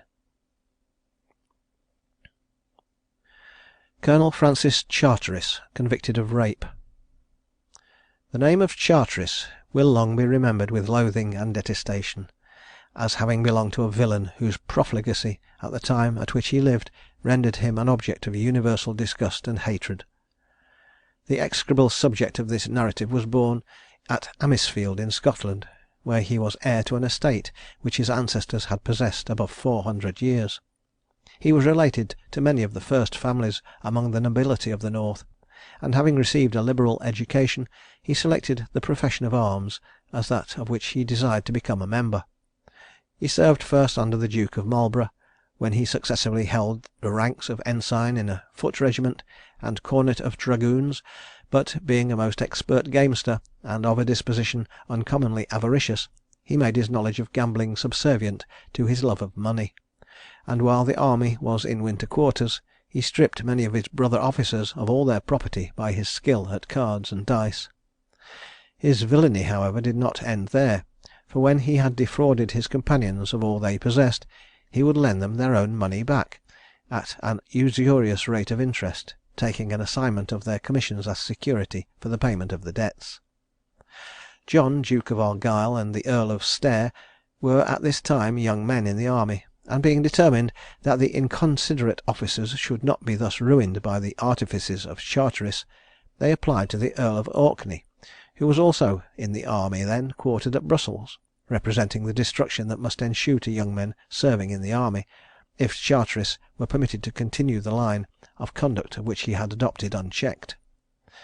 The Earl of Orkney, anxious for the credit of the army in general, and his countrymen in particular, represented the state of the case to the Duke of Marlborough, who gave orders that Charteris should be put under arrest and tried by court martial. The court was composed of an equal number of English and Scotch officers, in order that the accused might have no reason to complain of his trial; and after a full hearing of all the circumstances against him, he was sentenced to return the money which he had obtained by his guilty artifices, to be deprived of his commission, and his sword having been broken, to be drummed out of the regiment.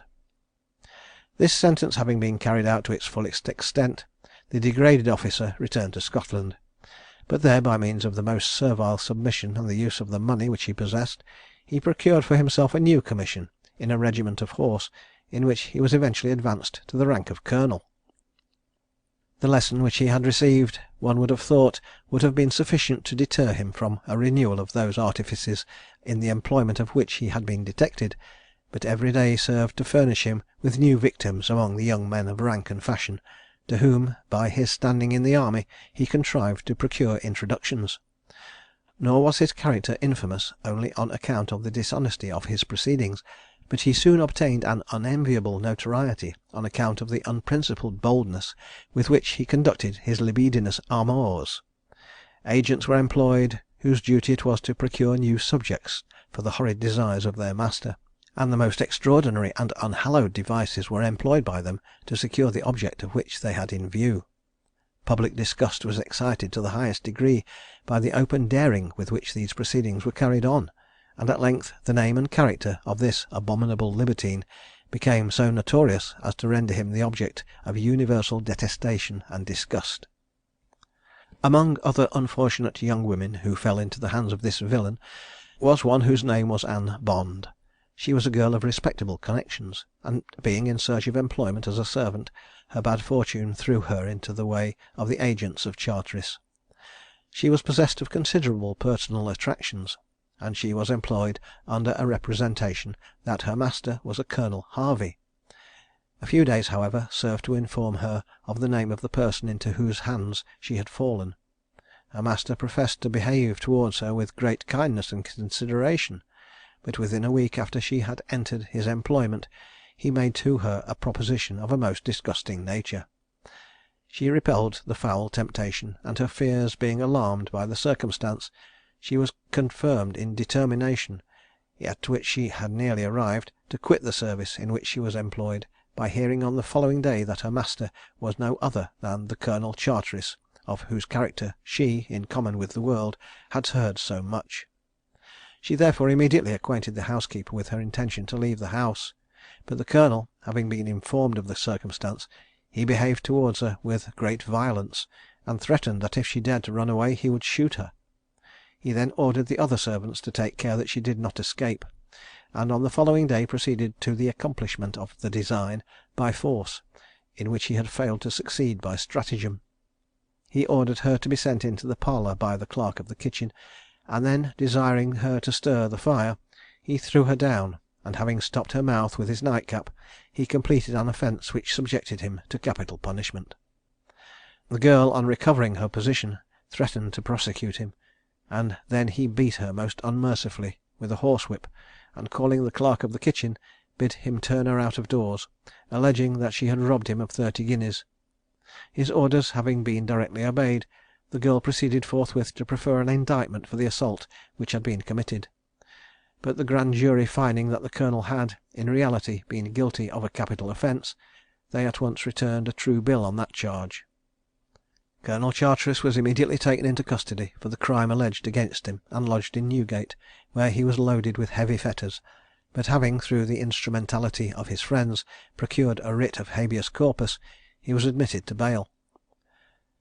The trial took place at the Old Bailey on the 25th of February 1730, when every effort was used to traduce the character of the prosecutrix, with a view to destroy the force of her evidence; but happily her character was so fair, and there was so little reason to think that she had any sinister view in the prosecution, that every artifice failed, and after a long trial, in which the facts were proved to the satisfaction of the jury, a verdict of guilty was returned, and the colonel received sentence to be executed in the customary form. The same interest which had before been employed on behalf of this villain was now again made use of, and upon the settlement of a handsome annuity upon the prosecutrix, he received a pardon from the king. He soon found, however, that London was no longer a place in which he could appear, unless to be pointed at with a finger of scorn, and he retired to Edinburgh, where, after a lapse of 2 years, he died in a miserable manner, the victim of his own dissolute and hateful passions. His vices were so notorious that it was not without great difficulty that his body was committed to the grave. The place appointed for the reception of his remains was the family vault in the church of the Grey Friars in Edinburgh, but the mob having assembled, they made a violent effort to obtain possession of his coffin, with a view to tear it and its contents to pieces, and committed a variety of other irregularities in honest contempt of the detestable character which he bore. At the time of his death he was possessed of very large estates in England and Scotland, the produce of many usurious transactions, to which he was a party during the latter portion of his life. He was married to the daughter of Sir Alexander Swinton of Scotland, by whom he had one daughter, who was afterwards united to the Earl of Wemyss. Soon after Charteris was convicted, a fine mezzotinto print of him was published, representing him standing at the bar of the Old Bailey with his thumbs tied, at the bottom of which was the following inscription: "Blood! Must a colonel with a lord's estate be thus obnoxious to a scoundrel's fate, brought to the bar and sentenced from the bench, only for ravishing a country wench? Shall men of honour meet no more respect? Shall their diversions thus by laws be checked? Shall they be accountable to saucy juries for this or t'other pleasure? Hell and furies! What man through villainy would run a course, and ruin families without remorse, to heap up riches, if, when all is done, an ignominious death he cannot shun?" A most severe but just description of the character of Charteris was afterwards written by Dr. Arbuthnot, who published it in the form of an epitaph, as follows: "Here lieth the body of Colonel Don Francisco, who, with an inflexible constancy and inimitable uniformity of life, persisted, in spite of age and infirmity, in the practice of every human vice, excepting prodigality and hypocrisy, his insatiable avarice exempting him from the first, and his matchless impudence from the latter. Nor was he more singular in that undeviating viciousness of life than successful in accumulating wealth, having, without trust of public money, bribe, worth, service, trade, or profession, acquired, or rather created, a ministerial estate. Among the singularities of his life and fortune, be it likewise commemorated, that he was the only person in his time who would cheat without the mask of honesty, who would retain his primeval meanness after being possessed of £10,000 a year, and who, having done every day of his life something worthy of a gibbet, was once condemned to one for what he had not done. Think not, indignant reader, his life useless to mankind.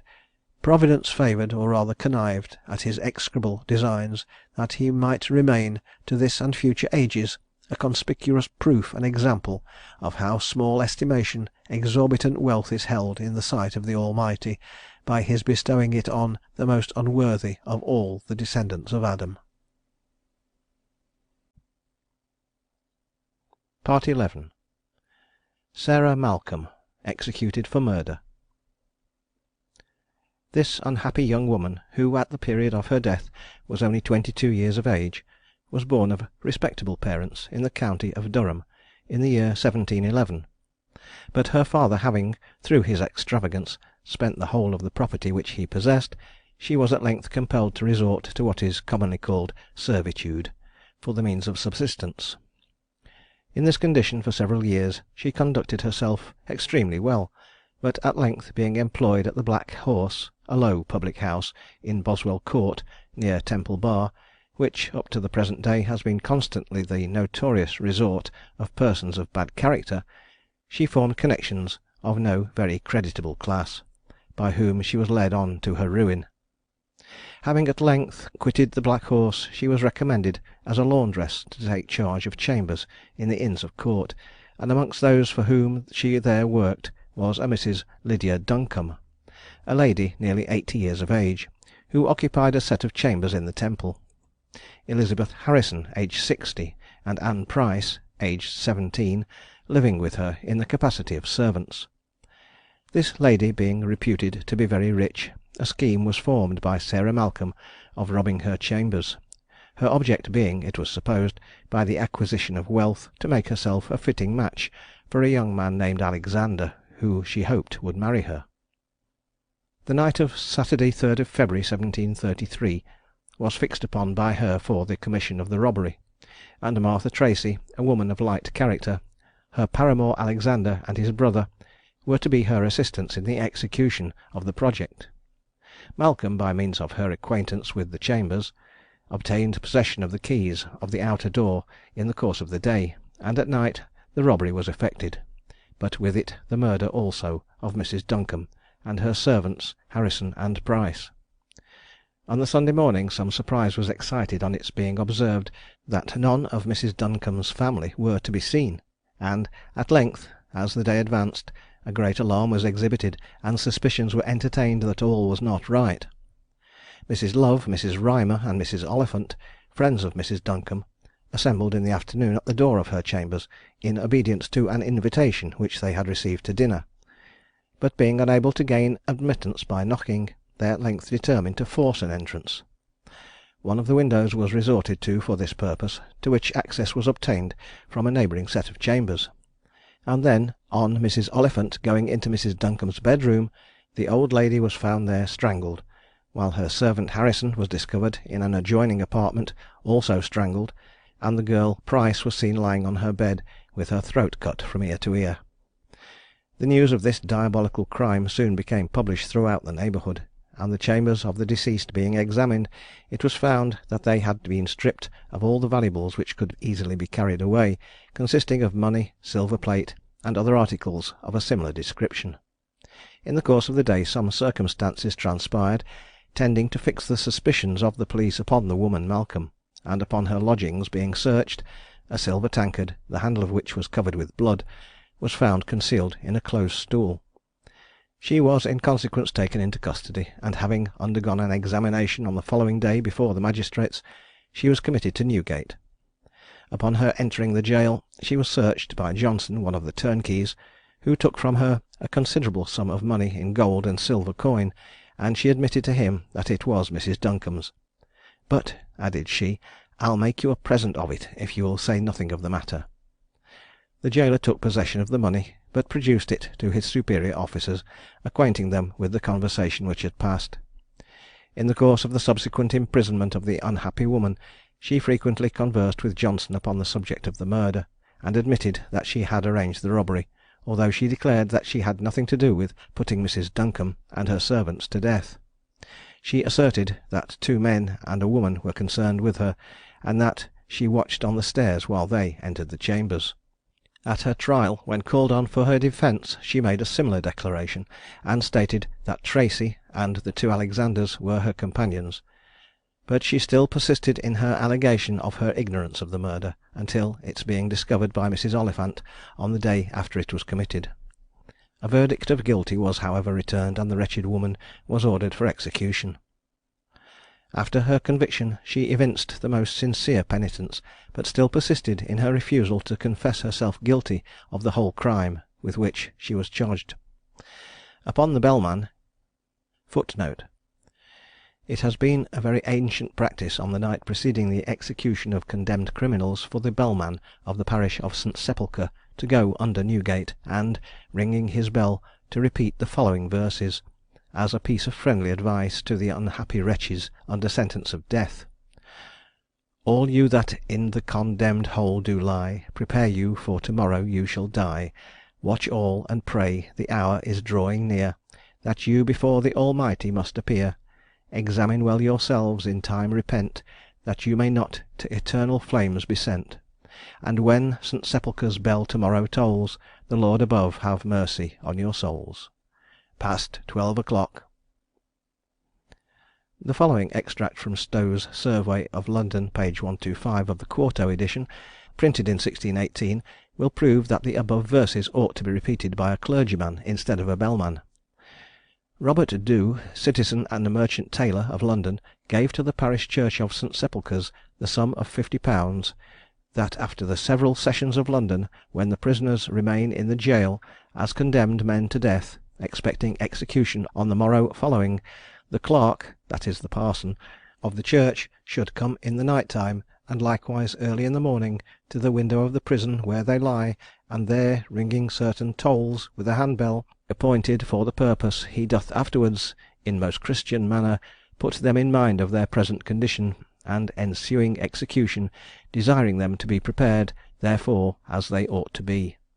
When they are in the cart and brought before the wall of the church, there he standeth ready with the same bell, and after certain tolls rehearseth an appointed prayer, desiring all the people there present to pray for them. The beadle also of Merchant Taylor's Hall hath an honest stipend allowed to see that this is duly done. Upon the bellman coming to her in the customary manner, she attended anxiously to what he said, and at the conclusion of his address threw him a shilling to buy wine. On the morning of execution, March 7th, 1733, she appeared more composed than she had been for some time past, and seemed to join in prayers with the ordinary and another gentleman who attended with much sincerity. When in the cart she wrung her hands and wept most bitterly. At the place of execution, near Fetter Lane, she behaved with the utmost devoutness and resignation to the divine will, but when the ordinary in his prayers recommended her soul to God, she fainted, and with much difficulty recovered her senses.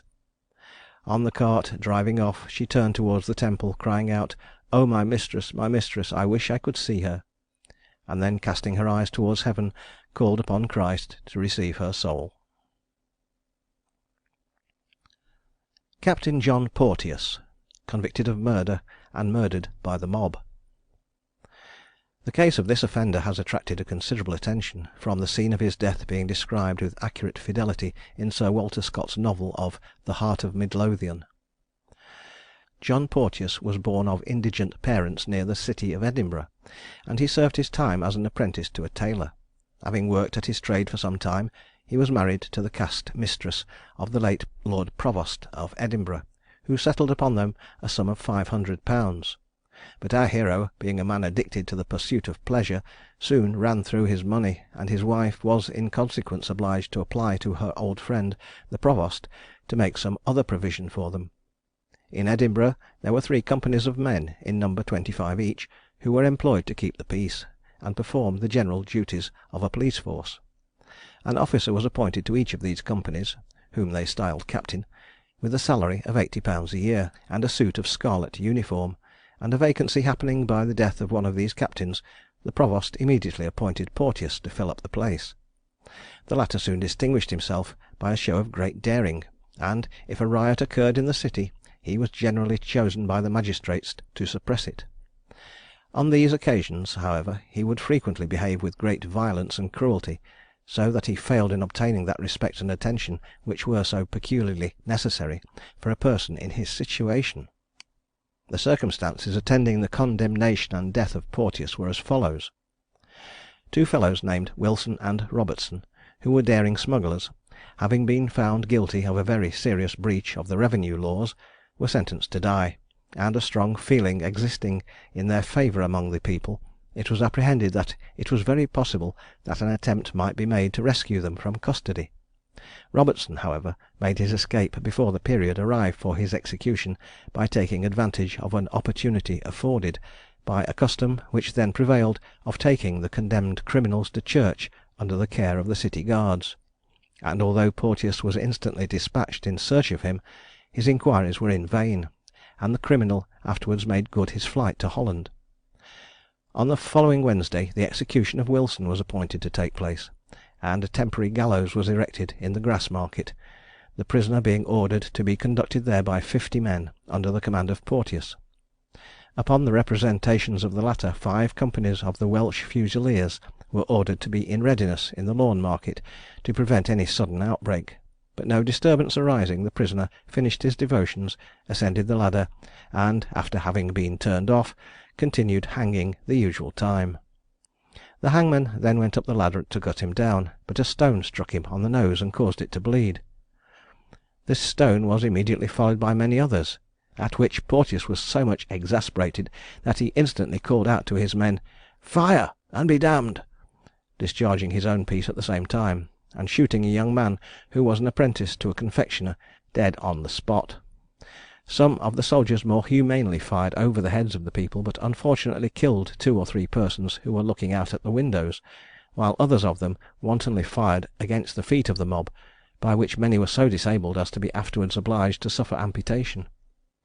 Porteous now endeavoured to draw off his men as the mob grew exceedingly outrageous, throwing stones and continuing to press on the soldiers, but having gone some distance, he turned about with 2 of his men and fired, killing 3 more of the people.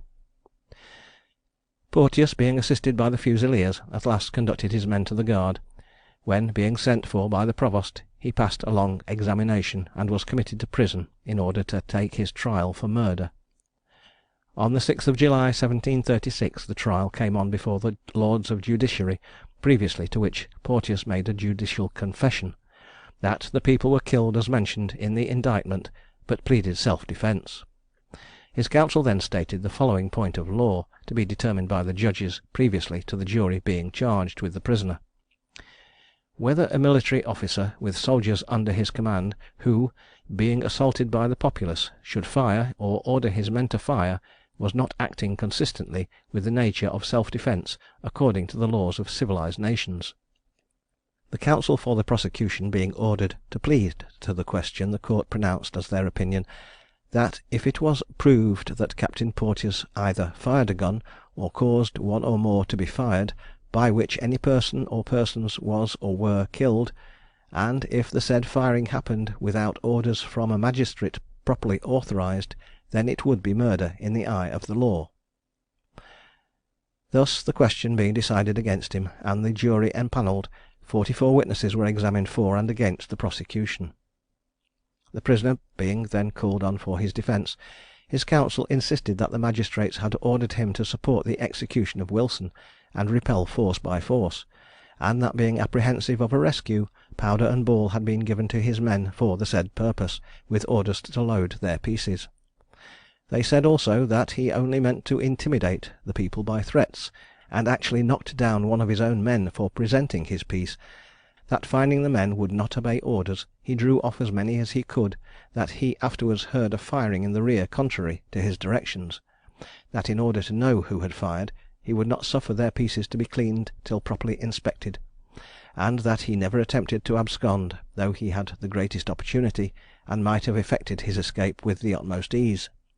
They farther insisted that, admitting some excesses had been committed, it could not amount to murder, as he was in the lawful discharge of his duty; neither could it be supposed to be done with premeditated malice. In answer to this, the counsel for the Crown argued that the trust reposed in the prisoner ceased when the execution was over, that he was then no longer an officer employed for that purpose for which the firearms had been loaded, and that the reading of the Riot Act only could justify his firing in case a rescue had been actually attempted. The prisoner's counsel replied that the magistrates, whose duty it was to have read the Act, had deserted the soldiery, and taken refuge in a house for their own security, and that it was hard for men to suffer themselves to be knocked on the head when they had lawful weapons in their hands. The jury, having been charged after some time occupied in consideration, found the prisoner guilty, and he was sentenced to death. But the king being then at Hanover, the queen, by advice of her council, granted a respite to the prisoner. The subsequent execution of the sentence was prevented by the measures taken by the mob, by whom a scheme of revenge, such perhaps as is unprecedented, was planned and carried out. On the 7th of September, between 9 and 10 o'clock in the evening, a large body of men entered the city, and seized the arms belonging to the guard. They then patrolled the streets, crying out, "All those who dare revenge innocent blood, let them come here;" and they closed the gates and placed guards at each, so as to prevent ingress or egress. The main body of the mob, all disguised, marched in the meantime to the prison, when, finding some difficulty in breaking open the door with hammers, they immediately set fire to it, taking great care that the flames should not extend beyond their proper bounds. The outer door was hardly consumed before they rushed in, and ordering the keeper to open the door of the captain's apartment, cried out, "Where is the villain Porteous?" He replied, "Here I am, what do you want with me?" To which they answered that they meant to hang him in the Grassmarket, the place where he had shed so much innocent blood. His expostulations were all in vain. They seized him by the legs and arms, and dragged him instantly to the place of execution. On their arrival they broke open a shop to find a rope suitable to their purpose, which they immediately fixed around his neck, and then throwing the other end over a dyer's pole, they hoisted him up. He endeavoured to save himself, and fixed his hands between the halter and his neck, but this being observed by some of the mob, one of them struck him with an axe, and this obliging him to quit his hold, they soon put an end to his life. When they were satisfied that he was dead, they immediately dispersed to their several habitations, unmolested themselves, and without molesting any one else. Upon this circumstance being made known, a royal proclamation was issued, offering a large reward for the apprehension of the offenders, and the magistrates of Edinburgh were summoned to answer for their neglect in not quelling the riot, were fined, and rendered incapable of acting again in any judicial capacity. The circumstance of the death of Porteous, however, appeared to have afforded the people so much satisfaction that no further attempt was made to discover the leaders of the fray. John Richardson and Richard Coyle, executed for piracy and murder.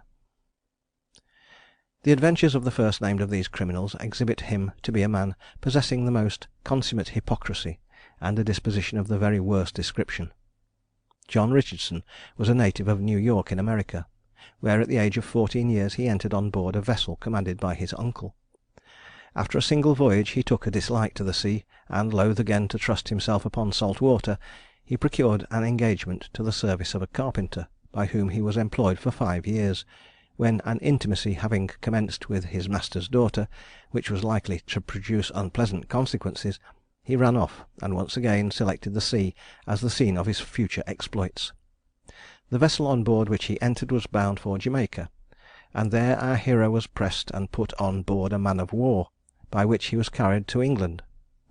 He subsequently attained the rank of boatswain on board a vessel trading to the Baltic, but having, by means of a forged letter, obtained the sum of 100 Rix from a merchant of Riga, he decamped to Amsterdam.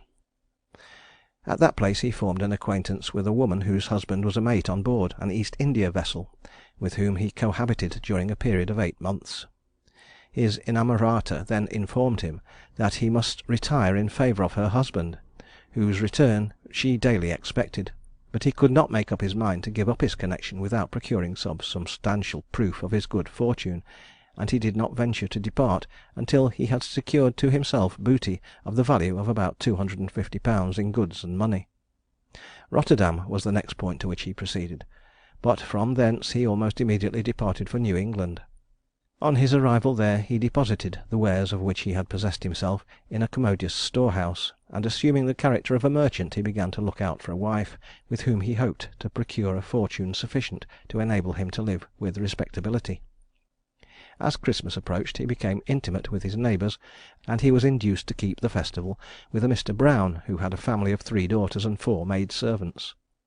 A prolonged visit at the house of his host enabled him to ingratiate himself so far with the young women as to procure from them more than ordinary favours, and he did not quit the agreeable society with which he met until more than 1 or 2 of his fair friends had reason to regret the intimacy which had subsisted between them. Not long after this he addressed himself to a young lady, the daughter of a magistrate, whose hand he solicited in marriage, and her father making no objection to the celebration of the nuptials, the banns were published in the parish church, in accordance with the usual custom. On the first day no objection was made, but upon the publication taking place the second time, there appeared no less than 7 injured women, who forbade the ceremony proceeding any further. The time which had elapsed since the intended bridegroom had obtained the consent of the young lady and her father to the proposed match, had been quite sufficient to enable him to work himself into the good graces of the former, and thinking it now quite time to depart, he packed up what few movables he still possessed and proceeded to New York. His residence there, however, was soon discovered by his proposed father-in-law, and overtures having been made by the old gentleman, he consented to return and marry the girl, whom he had debauched, upon the receipt of £300. The ceremony had no sooner been performed than, his reappearance at Boston having been discovered by the friends of the other girls, his apprehension was secured at their instance, in order that he might be compelled to give security for the maintenance of the progeny to which they were about to give birth. His father-in-law at once undertook that he should be forthcoming when wanted, and upon this assurance he regained his liberty; but he had hardly obtained the possession of the promised dower when he once again bade adieu to his Boston friends, and returned to New York. His improvidence speedily returned him to that city to a condition of the most abject misery and want, and he was at length compelled to accept employment in the yard of a Quaker shipbuilder. He was treated with the greatest kindness by his master, but the attention which he received appeared to excite only ingratitude in his mind, for he not only found means to become intimate with his mistress, but he at length absconded, carrying with him about £70, which he procured by breaking open a chest in his master's house. He now proceeded to Philadelphia, which place he conceived would be well calculated for the concealment of his past iniquities, and a renewal of his schemes upon the unwary. A widow and her 2 daughters were the next new victims to his diabolical lusts. Having become intimate with the mother, he subsequently in turn found means to seduce the daughters. The widow was outrageous at the discovery of this treble act of duplicity, and insisted that he should afford the only reparation which remained in his power. A difficulty, however, arose, for it became obvious that he could not marry them all 3, but at length a satisfactory adjustment took place, an arrangement being made by which one of the daughters was married to a former lover, the other being committed to the tender mercies of our hero, with a dower of £600 and some plate. Affairs were no sooner settled in this way, however, than Richardson, already weary of his wife, absconded to South Carolina, and there he obtained employment on board a vessel trading between that place and Jamaica. He was soon engaged in another intrigue with the daughter of his commander, and having added a 3rd wife to his list, he started upon a new expedition to Barbados. But this voyage proved unfortunate, for the vessel being wrecked, he lost all that he possessed. Being picked up, he was carried to St. Kitts, and from thence he proceeded to Jamaica, to Carthagena, Vera Cruz, and finally to England. The port at which he arrived was Chatham, and chance threw him once again into a situation in which he was unable to impose upon the good nature of strangers. Putting up at the house of a publican named Ballard, his host became possessed of an idea that he was no other than a brother of his, who had gone to sea several years before, but had never returned; and Richardson, taking advantage of the good-natured credulity which the other exhibited, declared himself to be his long-lost relation. Great rejoicings took place upon the supposed discovery being made, and our hero went the round of his newly found friends, permitting his good nature to be imposed upon by the payment to him of a legacy alleged to have been left by his deceased parents. But his villainies did not rest there, for being introduced to 2 sisters named Knowlding, he so far ingratiated himself with one of them as to obtain possession of the title deeds of the small estate which she possessed, which he mortgaged at Gravesend for £800, and then immediately sailed for Venice with the proceeds. It was not long before, in that city of splendour, he succeeded in disposing of his ill-gotten spoil, and then he went to Ancona, where he became acquainted with Captain Benjamin Hartley, for whose murder he was eventually executed. Captain Hartley, it appears, had sailed to that place with a cargo of pilchards, and having discharged his lading, he was about to proceed to Turkey upon a new trip. Being in want of a carpenter, he prevailed upon Richardson to accompany him in that capacity.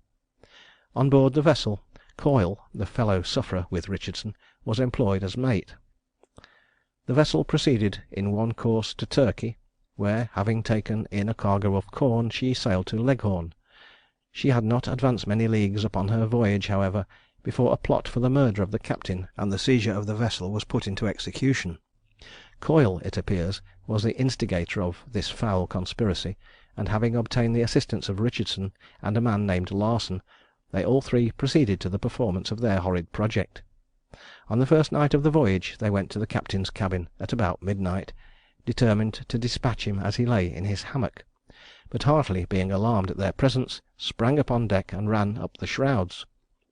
His pursuers were not far behind him, and he was rapidly followed by Richardson and Larson, but driven to desperation by the dreadful situation in which he was placed, he flung himself from a fearful height upon the deck. Here Coyle was waiting to receive him, and raising a blunderbuss to his shoulder, he attempted to shoot him. The captain, however, avoided the discharge, and rushing to his antagonist, he wrested the blunderbuss from him and threw it overboard. By this time the crew had gained intelligence of what was passing on deck, and rushing through the hatchway, Captain Hartley perceived from their looks that they were too little disposed to assist him in opposition to the attack which had been made upon him. He at once gave himself up for lost, and being stunned by a blow which he received from Coyle, he was directly hove overboard. Coyle and Richardson now assumed the respective offices of master and mate of the vessel, and after a long consultation it was determined that they should bear up for the island of Fovignano, where it was hoped they would be able to procure supplies. Here, however, their piratical proceedings were communicated to the authorities of the place by two boys, who escaped from the vessel during the night, and the crew, discovering the dangerous position in which they were placed, immediately set sail in the long boat for Tunis. On their arrival at that place they were carried before the English consul, to whom they represented themselves to be the crew of a vessel which had been lost off Sardinia, but having been supplied with money, Coyle, while in a state of intoxication, spoke so freely of their adventures that he was immediately placed under arrest. Richardson, however, escaped to Tripoli, and from thence to Malta and Sicily, but on his going to Messina he was taken into custody on the representations of a friend of the deceased Captain Hartley.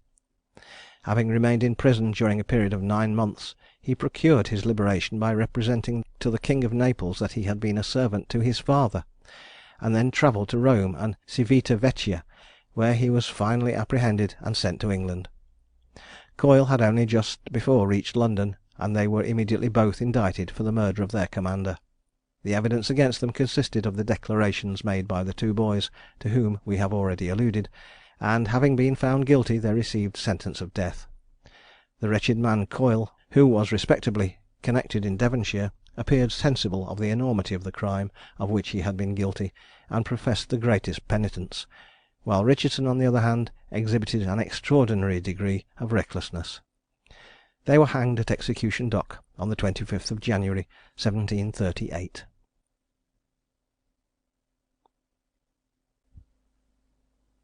Part 12. George Price, convicted of murder. The case of this malefactor gives us an opportunity of bringing under the notice of the reader the occurrence of a calamity which has always attracted considerable attention, namely, the breaking out of the jail fever. The offence of the prisoner was that of the murder of his wife, a crime which he perpetrated on Hounslow Heath, in a gig, within view of the gibbets which formerly stood there, by strangling her with the thong of his whip. He was apprehended upon suspicion of the crime, and was found guilty, and sentenced to death, but before the law could be executed upon him he died in Newgate of the jail fever, on the 22nd of October 1738. The following account of this malignant fever shows the peculiar circumstances under which it first exhibited itself. It appears that it was always attended with a degree of malignity, in proportion to the closeness and stench of the place. The assize held at Oxford in the year 1577, called the Black Assize, was a dreadful instance of the deadly effects of the jail fever. The judges, jury, witnesses, and in fact nearly every person except the prisoners, women and children in court, were killed by a foul air, which at first was thought to have arisen out of the bowels of the earth, but that great philosopher Lord Bacon proved it to have come from the prisoners, taken out of a noisome jail, and brought into court to take their trials, and they alone, being subject to the inhaling foul air, were not injured by it. Baker's Chronicle, a work of the highest authenticity, thus speaks of the Black Assize: "The court were surprised with a pestilent savour, whether arising from the noisome smell of the prisoners, or from the damp of the ground, is uncertain; but all that were present within 40 hours died, except the prisoners, and the women and children, and the contagion went no farther. There died Robert Bell, Lord Chief Baron, Robert de Olie, Sir William Babington, and High Sheriff of Oxfordshire, some of the most eminent lawyers, the jurors, and 300 others, more or less." Some attributed the cause of the sudden mortality at Oxford to witchcraft, the people in those times being very superstitious. In Webster's Display of Witchcraft, a work of some authenticity as to the relation of circumstances as they occurred, we find the following account of the Black Assize, which we insert as a matter of curiosity. The 4th and 5th days of July 1559 were holden the assizes at Oxford, where was arraigned and condemned one Rowland Jenks for his seditious tongue, at which time there arose such a damp that almost all were smothered. Very few escaped that were not taken at that instant. The jurors died presently. Shortly after died Sir Robert Bell, Lord Chief Baron, Sir Robert de Olie, Sir William Babington, Mr. Weneman, Mr. de Olie High Sheriff, Mr. Davers, Mr. Harcourt, Mr. Curle, Mr. Fettiplass, Mr. Greenwood, Mr. Foster, Sergeant Barham, Mr. Stevens, etc. There died in Oxford 300 persons, and sickened there, but died in other places 200 and odd, from the 6th of July to the 12th of August, after which day died not one of that sickness, for one of them infected not another, nor any one woman or child died thereof. This is the punctual relation according to our English annals, which relate nothing of what should be the cause of the arising of such a damp, just at the conjuncture of time when Jenks was condemned, there being none before, and so it could not be a prison infection, for that would have manifested itself by smell, or operating sooner. But to take away all scruple, and to assign the true cause, it was thus: it fortuned that a manuscript fell into my hands, collected by an ancient gentleman of York, who was a great observer and gatherer of strange things and facts, who lived about the time of this accident happening at Oxford, wherein it is related thus: that Rowland Jenks being imprisoned for treasonable words spoken against the Queen, and being a popish recusant, had, notwithstanding, during the time of his restraint, liberty some time to walk abroad with the keeper, and that one day he came to an apothecary and showed him a receipt which he desired him to make up, but the apothecary, upon viewing of it, told him that it was a strong and dangerous receipt, and required some time to prepare it, also asking to what use he would apply it. He answered to kill the rats, that since his imprisonment spoiled his books. So being satisfied, he promised to make it ready. After a certain time he cometh to know if it were ready, but the apothecary said the ingredients were so hard to procure that he had not done it, and so gave him the receipt again, of which he had taken a copy, which mine author had there precisely written down, but did seem so horribly poisonous that I cut it forth, lest it might fall into the hands of wicked persons. But after, it seems, he had it prepared, and against the day of his trial had made a wick of it, for so is the word, that is, so fitted it, that like a candle it might be fired, which as soon as ever he was condemned he lighted, having provided himself with a tinder box and steel to strike fire. And whosoever should know the ingredients of that wick or candle, and the manner of the composition, will easily be persuaded of the virulency and venomous effects of it. In the year 1730, the Lord Chief Baron Pengelly, with several of his officers and servants, Sir James Shepherd, Sergeant-at-Law, and John Pigot, Esquire, High Sheriff for Somersetshire, died at Blandford, on the Western Circuit of the Lent Assize, from the infected stench brought with the prisoners from Ilchester Gaol to their trials at Taunton, in which town the infection afterwards spread, and carried off some 100 persons. In 1754 and 1755 this distemper prevailed in Newgate to a degree which carried off more than 1/5 of the prisoners. Richard Turpin, executed for horse stealing. The character which this notorious offender is generally supposed to have possessed for remarkable gallantry and courage, and which in one instance has been deemed of sufficient importance to fit him for one of the heroes of a romance, [Footnote: In Mr. Ainsworth's Romance of Rookwood, Turpin is one of the most striking characters.] upon being examined appears to sink him to the low degree of a petty pilferer, of a heartless plunderer, and even of a brutal murderer. Turpin was the son of a farmer named John Turpin of Thaxted in Essex, and having received a common school education, was apprenticed to a butcher in Whitechapel, in whose service he at an early age distinguished himself for the brutality of his disposition. On the expiration of his apprenticeship he was married to a young woman named Palmer, who resided at East Ham in Essex, and set up in business for himself; but he had not been thus occupied long before he sought to decrease his expenditure in trade by stealing his neighbours' cattle, and cutting them up and selling them in his shop. His proceedings, however, received an unexpected check, for having stolen 2 oxen from a Mr. Giles at Plaistow, he drove them straight home; but 2 of Giles's servants having obtained sufficient evidence of the robbery, a warrant was obtained for his apprehension, and he only evaded the officers who were in search of him by making his escape from the back window of his house at the very moment when they were entering at the door. Having retreated to a place of security, he found means to inform his wife where he was concealed, and she furnished him with money, with which he travelled into the hundreds of Essex, where he joined a gang of smugglers, with whom he was for some time successful. A body of the custom house officers, however, by one fortunate stroke, deprived him of all his ill-acquired gains.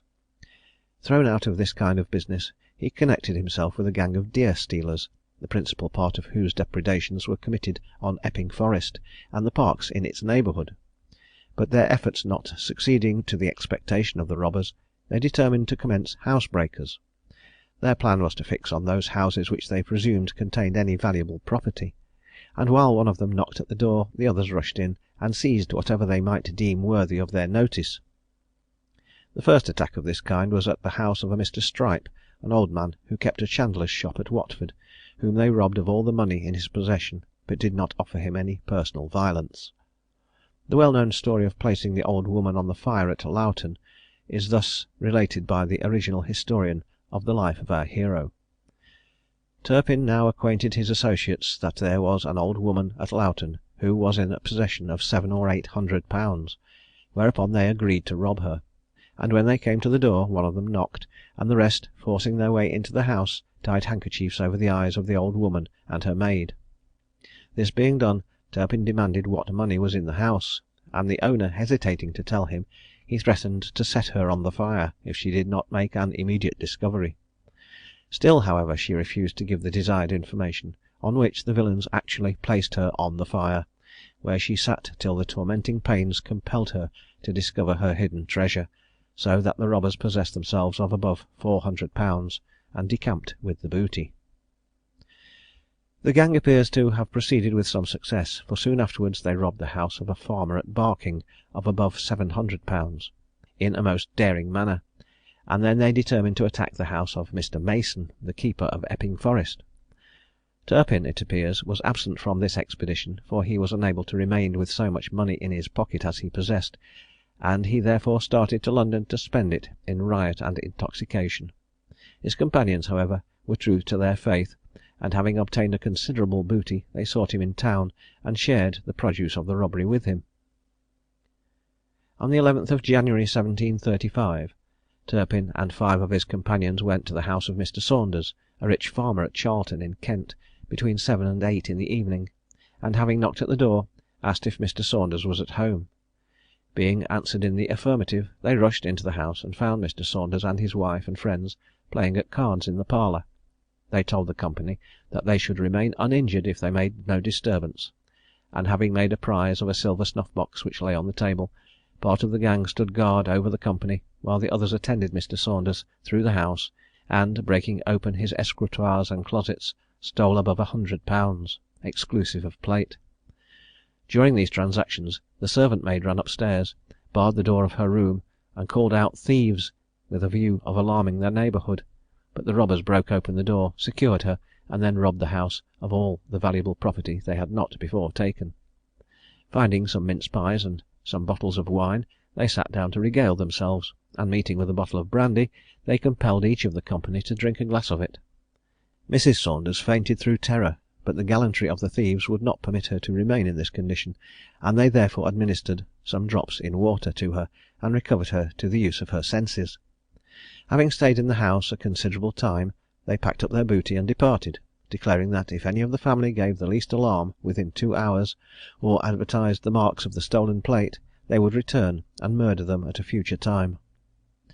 Retiring to a public house at Woolwich, where they had concerted the robbery, they crossed the Thames to an empty house in Ratcliffe Highway, and there deposited the stolen effects till they found a purchaser for them. Their next attack was upon the house of Mr. Sheldon, near Croydon, in Surrey, where they obtained a considerable booty in money and jewels. They then concerted the robbery of Mr. Lawrence, of Edgware in Middlesex, to the commission of which they proceeded on the 4th of February. They arrived at Edgware at about 5 in the evening, and, after obtaining some refreshment, they went to the scene of their intended outrage at about 7 o'clock, when Mr. Lawrence had just discharged his workmen. Quitting their horses at the outer gate, they seized a sheep boy, whom they compelled to conduct them to the house door, under fear of death, and there they obliged him to procure the opening of the door by knocking and calling to his fellow servants. As soon as the door was open, they all rushed in, and presenting pistols, they seized Mr. Lawrence and his servant, threw a cloth over their faces, and taking the boy into another room, demanded what firearms were in the house. He replied that there was only an old gun, which they broke in pieces. They then bound Mr. Lawrence and his man, and made them sit by the boy, and Turpin, searching the gentleman, took from him a guinea, a Portugal piece, and some silver, but not being satisfied with this booty, they forced him to conduct them upstairs, where they broke open a closet, and stole some money and plate. Being dissatisfied, they swore that they would murder Mr. Lawrence if some further booty was not produced, and one of them took a kettle of water from the fire and threw it over him, but it providentially happened not to be hot enough to scald him. In the interim, the maidservant, who was churning butter in the dairy, hearing a noise in the house, apprehended some mischief, on which she blew out her candle to screen herself, but being found in the course of their search, one of the miscreants compelled her to go upstairs, where he gratified his brutal passion by force. They then robbed the house of all the valuable effects they could find, locked the family into the parlour, threw the key into the garden, and took their ill-gotten plunder to London. The particulars of this atrocious robbery being represented to the king, a proclamation was issued, offering a reward of 50 guineas for the apprehension of the offenders, and a pardon to any one of the parties who should impeach his associates. This, however, was unsuccessful, and the robbers continued their depredations as before. On the 7th of February, 6 of them assembled at the White Bear in Drury Lane, and they agreed to rob Mr. Francis, a farmer, at Marylebone. They accordingly proceeded to his house forthwith, and having bound all the servants and Mr. Francis in the stable, they rushed into the house, tied Mrs. Francis, her daughter, and the maidservant, and beat them in a most cruel manner. One of the thieves then stood sentry while the rest rifled the house, in which they found a silver tankard, a medal of Charles I, a gold watch, several gold rings, a considerable sum of money, and a variety of valuable linen and other effects, which they conveyed to London. Hereupon a reward of £100 was offered for the apprehension of the offenders, in consequence of which 2 of them were taken into custody, tried, convicted on the evidence of an accomplice, and hanged in chains; and the whole gang being dispersed, Turpin went into the country to renew his depredations on the public, in any new line of business which might strike his fancy. On his way toward Cambridge, he fell in with a young man of gentlemanly appearance, who was well mounted, and expecting a tolerable booty, he presented a pistol to his breast and demanded his money. The only answer which he received, however, was a hearty peal of laughter; and when the highwaymen, enraged at the supposed insult cast upon him, threatened instant destruction to the stranger in case of any further refusal, the latter exclaimed, "What, dog eat dog? Come, brother Turpin, if you don't know me, I know you, and I shall be glad of your company."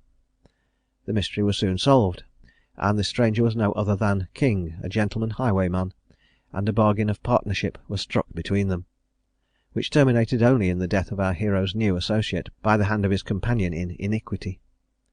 Joined now in a common cause against the public, they committed a great number of robberies, until at length they were so well known that no public house would receive them as guests. Thus situated, they fixed on a spot between the King's Oak and the Lawton Road, on Epping Forest, where they made a cave which was large enough to receive them and their horses. The cave was enclosed within a sort of thicket of bushes and brambles, through which they could look and see passengers on the road, while they remained unobserved, and from this station they used to issue, and robbed such a number of persons, that at length the very pedlars who travelled the road carried firearms for their defence. While thus situated, they were frequently visited by Turpin's wife, who used to supply them with necessaries, and who often remained with her husband in the cave during King's absence for the night. Having taken a ride as far as Bungay in Suffolk, the robbers observed 2 young countrywomen received £14 for corn, on which Turpin resolved to rob them of their money. King objected, saying it was a pity to rob such pretty girls, but Turpin was obstinate, and obtained the booty. Upon their return home on the following day, they stopped a Mr. Bradle of London, who was riding in his chariot with his children. The gentleman, seeing only one robber, was preparing to make resistance, when King called to Turpin to hold the horses, and they took from him his watch, money, and an old mourning ring, but returned the latter, as he declared that its intrinsic value was trifling, and that he was very unwilling to part with it. Finding that they readily parted with the ring, he asked them what he must give for the watch, on which King said to Turpin, "What say you, Jack?" by which name he always called him. "He seems to be a good honest fellow. Shall we let him have his watch?" Turpin answered, "Do as you please." Whereupon King said, "You must pay 6 guineas for it. We never sell for more, though the watch should be worth 36. The gentleman therefore received the watch, and said that the money should be left at the Dial, in Birchin Lane, where they might receive it. The greatest crime of which Turpin appears to have been guilty was committed soon after this. It was that of murder. The active inquiries which the police of the day were making after him and his companion obliged them to separate; but Turpin, being less wary than King, continued to inhabit their old dwelling in the forest. The tempting offer of £100 reward induced the servant of a gentleman named Thompson, and a higgler, to go out in the hope of capturing the highwayman; and Turpin, being unaware of their object, and seeing them approach his cave with a gun, mistook them for poachers. He called to them, telling them that there were no hares in that thicket, upon which the servant exclaimed, "No, but I have found a Turpin," and instantly presenting his gun, he called upon him to surrender. Turpin spoke to him in a friendly way, but retreating from him at the same time, he seized his own gun and shot him dead on the spot, the higgler running off with the greatest precipitation. The consequence of this most detestable act was, that a great outcry was raised against the highwayman, and he was compelled to quit the place on which he had hitherto relied for his concealment. It was afterwards examined, and there were found in it 2 shirts, 2 pairs of stockings, a piece of ham, and a part of a bottle of wine. His place of refuge was in Hertfordshire, and he sent a letter to his wife to meet him at a public house in the town of Hertford; but going to keep his appointment, he met a butcher with whom he owed a sum of money. The latter demanded payment, and Dick promised to get money of his wife, who was in the next room; but while the butcher was hinting to some of his acquaintance that the person present was Turpin, and that they might take him into custody after he had received his debt, the highwayman made his escape through a window, and rode off with great expedition. He soon found King, but their meeting was unfortunate for the latter, for it ended in his death. Proceeding together towards London in the dusk of the evening, when they came near the Green Man on Epping Forest, they overtook a Mr. Major, who, being mounted on a very fine horse, while Turpin's beast was jaded, the latter obliged him to dismount and exchange. The robbers now pursued their journey towards London, and Mr. Major, going to the Green Man, gave an account of the affair, on which it was conjectured that Turpin had been the robber. It was on a Sunday evening that this robbery was committed, but Mr. Major being advised to print handbills immediately, notice was given to the landlord of the Green Man that such a horse as had been lost had been left at the Red Lion in Whitechapel. The landlord, going thither, determined to wait till some person came for it, and at about 11 at night King's brother came to pay for the horse and take him away, on which he was immediately seized and conducted into the house. Being asked what right he had to the horse, he said he had brought it; but the landlord, examining the whip which he had in his hand, found a button at the end of the handle half broken off, and the name of Major on the remaining half. Upon this he was given into custody of a constable, but as it was not supposed that he was the actual robber, he was told that he should have his liberty if he would discover his employer. Hereupon he said that a stout man in a white duffle coat was waiting for the horse in Red Lion Street, on which the company, going thither, saw King, who drew a pistol and attempted to fire it, but it flashed in the pan. He then endeavoured to pull out another pistol, but he could not, as it got entangled in his pocket. Turpin was at this time watching at a short distance off, and riding towards the spot, he saw his companion seized by some officers who had arrived. King immediately cried out, "Shoot him, or we are taken!" on which Turpin fired, but his shot penetrated the breast of his companion. King called out, "Dick, you've killed me!" and Turpin then rode off at full speed. King lived a week after this affair, and gave information that Turpin might be found at a house near Hackney Marsh; and on inquiry it was discovered that Turpin had been there on the night that he rode off, lamenting that he had killed King, who was his most faithful associate. For For a considerable time our hero skulked about the forest, having been deprived of his retreat in the cave since he shot the servant of Mr. Thompson, and a more active search for him having commenced, he determined to make good his retreat into Yorkshire, where he thought he would be unknown, and might more readily evade justice.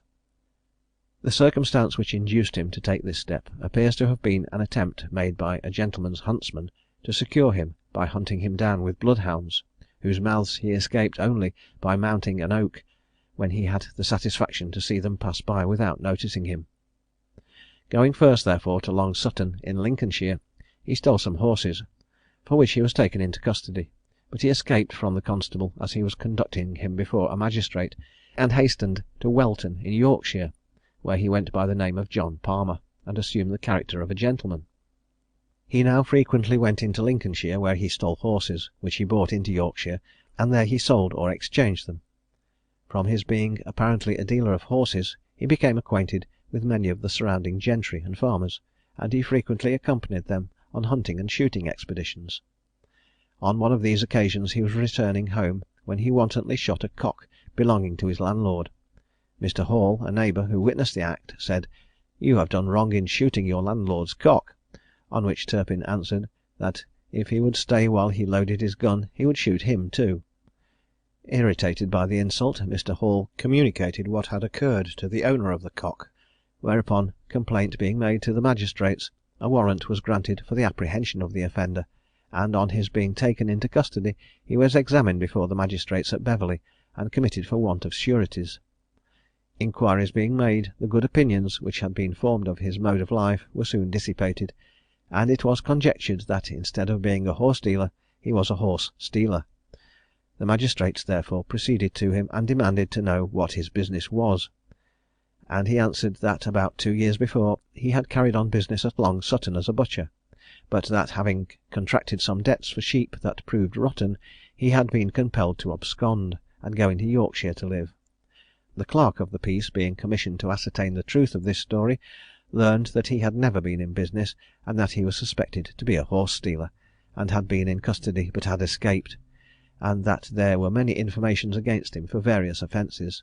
He was then committed to York Castle, and soon afterwards some persons coming from Lincolnshire claimed a mare and a foal which were in his possession, and stated that they had been stolen recently before. The real name and character of the prisoner was soon afterwards discovered by means of a letter which he wrote to his brother in Essex. York, February 6, 1739. Dear Brother, I am sorry to inform you that I am now under confinement in York Castle for horse stealing. If I could procure an evidence from London to give me character, that would go a great way towards my being acquitted. I had not been long in this county before my apprehension, so it would pass off the readier. For heaven's sake, dear brother, do not neglect me. You know well what I mean when I say I am yours, John Palmer. The letter was returned to the post office unopened, because the postage was not paid, and Mr. Smith, the schoolmaster, by whom Turpin had been taught to write, knowing the hand, carried the letter to a magistrate, by whom it was broken open, and it was thus discovered that the supposed John Palmer was Dick Turpin. Mr. Smith was in consequence dispatched to Yorkshire, and he immediately selected his former pupil from the other prisoners, and subsequently gave evidence at the trial as to his identity. On the rumour that the noted Turpin was a prisoner in York Castle, persons flocked from all parts of the country to take a view of him, and debates ran high whether he was the real person or not. Among others who visited him was a young fellow who pretended to know the famous Turpin, and having regarded him a considerable time with looks of great attention, he told the keeper he would bet him half a guinea that he was not Turpin, on which the prisoner, whispering the keeper, said, "Lay him the wager, and I'll go your halves." When this notorious malefactor was brought to trial, he was convicted on 2 indictments, and received sentence of death. After conviction he wrote to his father, imploring him to intercede with a gentleman and lady of rank to make interest that his sentence might be remitted, and that he might be transported. But although the father did what was in his power, the notoriety of his son's character was such that no persons would exert themselves in his favour. The prisoner meanwhile lived in the most gay and thoughtless manner, regardless of all considerations of futurity, and affecting to make a jest of the dreadful fate that awaited him. Not many days before his execution, he bought a new fustian frock and pair of pumps in order to wear them at the time of his death, and on the day before that appointed for the termination of his life, he hired 5 poor men, at 5 shillings each, to follow the cart as mourners. He gave hatbands and gloves to several persons, and left a ring and other articles of property to a married woman with whom he had been acquainted in Lincolnshire. On the morning of his death he was put into a cart, and being followed by the mourners, he was drawn to the place of execution, in his way to which he bowed to the spectators with an air of the most astonishing indifference and intrepidity. When he came to the fatal tree, he ascended the ladder, and, on his right leg trembling, he stamped it down with an air of assumed courage, as if he was ashamed to be observed to discover any signs of fear. Having conversed with the executioner about half an hour, he threw himself off the ladder, and expired in a few minutes. Turpin suffered at York, April 10th, 1739. The spectators of the execution seemed to be much affected at the fate of this man, who was distinguished by the comeliness of his appearance. The corpse was brought to the Blue Boar, in Castlegate, York, where it remained till the next morning. Then it was interred in the churchyard of St. George's parish, with an inscription on the coffin bearing the initials of his name and his age. The grave was made remarkably deep, and the people who acted as mourners took such measures as they thought would secure the body. But about 3 o'clock on the following morning some persons were observed in the churchyard, who carried it off, and the populace, having an intimation whither it was conveyed, found it in a garden belonging to one of the surgeons of the city. Hereupon they took the body, laid it on a board, and having carried it through the streets in a kind of triumphal manner, and then filled the coffin with unslaked lime, buried it in the grave where it had been before deposited. It is difficult to conceive the reason of all this concern and sympathy among the people, for a more depraved heartless villain never suffered the penalty of the law. The fashion, however, which was then set appears to have continued in existence up to the present day, and fancy has done more to secure the reputation of Turpin as a hero and a man of courage and generosity than any pains he ever took to obtain for himself a good name as an honest man. It is needless to add that the story of the ride to York, and of the wondrous deeds of the highwayman's steed, Black Bess, are, like many other tales of this fellow, the fabrications of some poetical brain. Part 13. Mary Young, alias Jenny Diver, executed for a street robbery. The name of this woman will long be celebrated in the annals of crime as being that of a person who was the most ingenious of her class. Mary Young was the daughter of poor parents in the north of Ireland, and at the age of 10 years entered the service of a gentlewoman, by whose directions she was instructed in reading, writing, and needlework, in the latter of which she attained a proficiency unusual in girls of her age. Soon after she arrived at her 15th year, a young man who lived in the vicinity made strong pretensions of love to her, and having formed a desire to visit London, she determined to quit her benefactress, and make the passion of her lover, for whom she cared little, subservient to her purpose. She therefore promised to marry him on condition of his taking her to London, and he joyfully accepted her proposal, and immediately took a passage to Liverpool. In order, however, to enable him to undertake the journey, he robbed his master of a gold watch and 80 guineas, and then he joined his intended wife on board the ship. Arrived at Liverpool, they determined to remain a short time to get over the effects of the voyage, and they lived together as man and wife. But when they were on the point of starting to London by the waggon, the bridegroom was seized by a messenger dispatched in search of him from Ireland, and conveyed before the mayor, whither his companion accompanied him. He there confessed the crime of which he had been guilty, but did not implicate Young, and she in consequence was permitted to take her departure for London, having 10 guineas in her pocket, which she had recently received from her paramour. In a short time the latter was sent to Ireland, where he was tried and condemned to suffer death, but his sentence was eventually changed to that of transportation. Upon her arrival in London, our heroine contracted an acquaintance with one of her countrywomen, named Anne Murphy, by whom she was invited to partake of a lodging in Long Acre.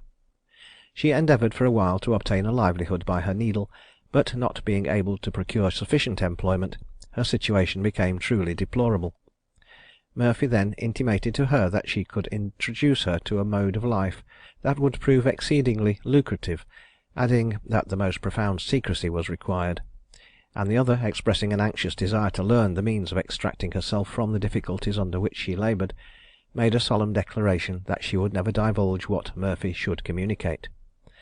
In the evening Murphy introduced her to a number of men and women, assembled in a kind of club near St. Giles's, who gain their living by cutting off women's pockets and stealing watches, &c. from men in the avenues of the theatres, and at other places of public resort; and, on the recommendation of Murphy, they admitted Mary a member of the society. After her installation they dispersed, in order to pursue their illegal occupation, and the booty obtained that night consisted of £80 in cash and a valuable gold watch. As Mary was not yet acquainted with the art of thieving, she was not admitted to an equal share of the night's produce, but it was agreed that she should have 2 guineas. She now regularly applied 2 hours every day in qualifying herself for an expert thief, by attending to the instructions of experienced practitioners, and in a short time she was distinguished as the most ingenious and successful adventurer of the whole gang. A young fellow of genteel appearance, who was a member of the club, was singled out by her as the partner of her bed, and they cohabited for a considerable time as husband and wife. In a few months our heroine became so expert in her profession as to acquire great consequence among her associates, who distinguished her by the appellation of Jenny Diver, on account of her remarkable dexterity, and as that is the name by which she is more generally recognised in the anecdotes of her life which follow, we shall so designate her. Accompanied by one of her female accomplices, Jenny joined the crowd at the entrance of a place of worship in the Old Jewry, where a popular divine was to preach, and observing a young gentleman with a diamond ring on his finger, she held out her hand, which he kindly received in order to assist her. At this juncture she contrived to get possession of the ring without the knowledge of the owner, after which she slipped behind her companion, and heard the gentleman say that, as there was no probability of gaining admittance, he would return. Upon his leaving the meeting he missed his ring, and mentioned his loss to the persons who were near him, adding that he suspected it to be stolen by a woman whom he had endeavoured to assist in the crowd, but as the thief was unknown she escaped. This proof of her dexterity was considered so remarkable that her associates determined to allow her an equal share of all their booties, even though she could not be present when they were obtained. In a short time after this exploit she procured a pair of false hands and arms to be made, and concealing her real ones under her clothes, she put something beneath her stays so as to make herself appear as if in a state of pregnancy, and repaired on a Sunday evening to the place of worship above mentioned in a sedan chair, one of the gang going before to procure a seat for her among the genteeler part of the congregation, and another attending in the character of a footman. Jenny being seated between 2 elderly ladies, each of whom had a gold watch by her side, she conducted herself with great seeming devotion, but the service being nearly concluded, she seized the opportunity, when the ladies were standing up, of stealing their watches, which she delivered to an accomplice in an adjoining pew. The devotions being ended, the congregation were preparing to depart, when the ladies discovered their loss, and a violent clamour ensued. One of the parties exclaimed that her watch must have been taken either by the devil or the pregnant woman, on which the other said she could vindicate the pregnant lady, whose hands she was sure had not been removed from her lap during the whole time of her being in the pew. Flushed with the success of the adventure, our heroine determined to pursue her good fortune, and, as another sermon was to be preached the same evening, she adjourned to an adjacent public house, where, without pain or difficulty, she soon reduced the protuberance of her waist, and having entirely changed her dress, she returned to the meeting, where she had not remained long before she picked a gentleman's pocket of a gold watch, with which she escaped unsuspected. Her accomplices were also industrious and successful, for on a division of the booty obtained this evening they each received 30 guineas. These acts procured for her universal respect among her fellows, and in all their future transactions they yielded an exact obedience to her wishes. The game which she had played having been found so successful, Jenny again assumed the appearance of a pregnant woman, and, attended by an accomplice as a footman, went towards St. James's Park on a day when the King was going to the House of Lords. and there being a great number of persons between the park and Spring Gardens, she purposely slipped down, and was instantly surrounded by many of both sexes, who were emulous to afford her assistance; but affecting to be in violent pain, she intimated to them that she was desirous of remaining on the ground till she should be somewhat recovered. As she expected, the crowd increased, and her pretended footman and female accomplice were so industrious as to obtain 2 diamond girdle buckles, a gold watch, a gold snuff box, and 2 purses, containing together upwards of 40 guineas. The girdle buckles, watch, and snuff box were the following day advertised, a considerable reward was offered, and a promise given that no question should be asked of the party who should return them. But our heroine declaring that their restoration would entirely break down the principles upon which their association was conducted, they were sold to the Jews in Duke's Place. Ever fertile in inventions, she proceeded with her supposed servant to the east end of the town, and observing a genteel house, the latter knocked and begged that his mistress, who had been taken suddenly ill, might be permitted to enter to rest herself a few minutes. The request was complied with, and while the mistress of the house and the servant were up the stairs seeking such things as might be supposed to afford relief to their visitor, she opened a drawer and stole 60 guineas, and afterwards, while the lady was holding a smelling bottle to her nose, she picked her pocket of a purse, containing, however, only a small sum. Her supposed servant, in the meanwhile, was not idle, and, having been ordered into the kitchen, he pocketed 6 silver tablespoons, a pepper box, and a salt cellar. All the available booty having now been secured, the servant was sent for a coach, and Jenny, pretending to be somewhat recovered, went away, saying that she was the wife of a respectable merchant in Thames Street, and pressing her entertainer to dine with her on a certain day which she appointed. The impudence of these frauds, however, soon attracted public attention, and it was found that some new plan must be determined upon by which the public might be gulled. Until some novel method of robbing should be devised, however, it was determined that the gang should go to Bristol to seek adventures and profit during the fair, and in order to render their proceedings the more likely to be successful, they admitted into their society a man who had long subsisted there as a thief. Jenny and Murphy now assumed the character of merchants' wives, while the new member and another of the gang appeared as country farmers, and the footman was continued in the same character. They took lodgings in different parts of the city, and they agreed that in the case of any of them being apprehended, the rest should appear to speak to the character of the prisoners, and representing them to be persons of reputation in London, endeavour to procure their release. Being one day in the fair, they observed a West Country clothier giving a sum of money to his servant, and heard him direct the man to deposit it in a bureau. They followed the servant, and one of them fell down before him, expecting that he would also fall, and that, as there was a great crowd, the money might be easily secured; but though the man fell into the snare, they were not able to obtain their expected booty, and therefore had recourse to the following stratagem.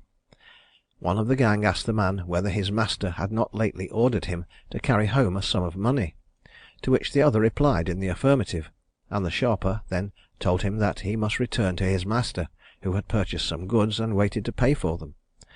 The countryman followed him to Jenny's lodgings, and being introduced to her, she desired him to be seated, saying his master was gone on some business in the neighbourhood, but had left orders for him to wait till his return. She urged him to drink a glass of wine, but the poor fellow declined her offers with awkward simplicity, the pretended footman having taught him to believe her a woman of great wealth and consequence. Her encouraging solicitations, however, conquered his bashfulness, and he drank till he became intoxicated. Being conducted into another apartment, he soon fell fast asleep, and while in that situation he was robbed of the money he had received from his master, which proved to be £100.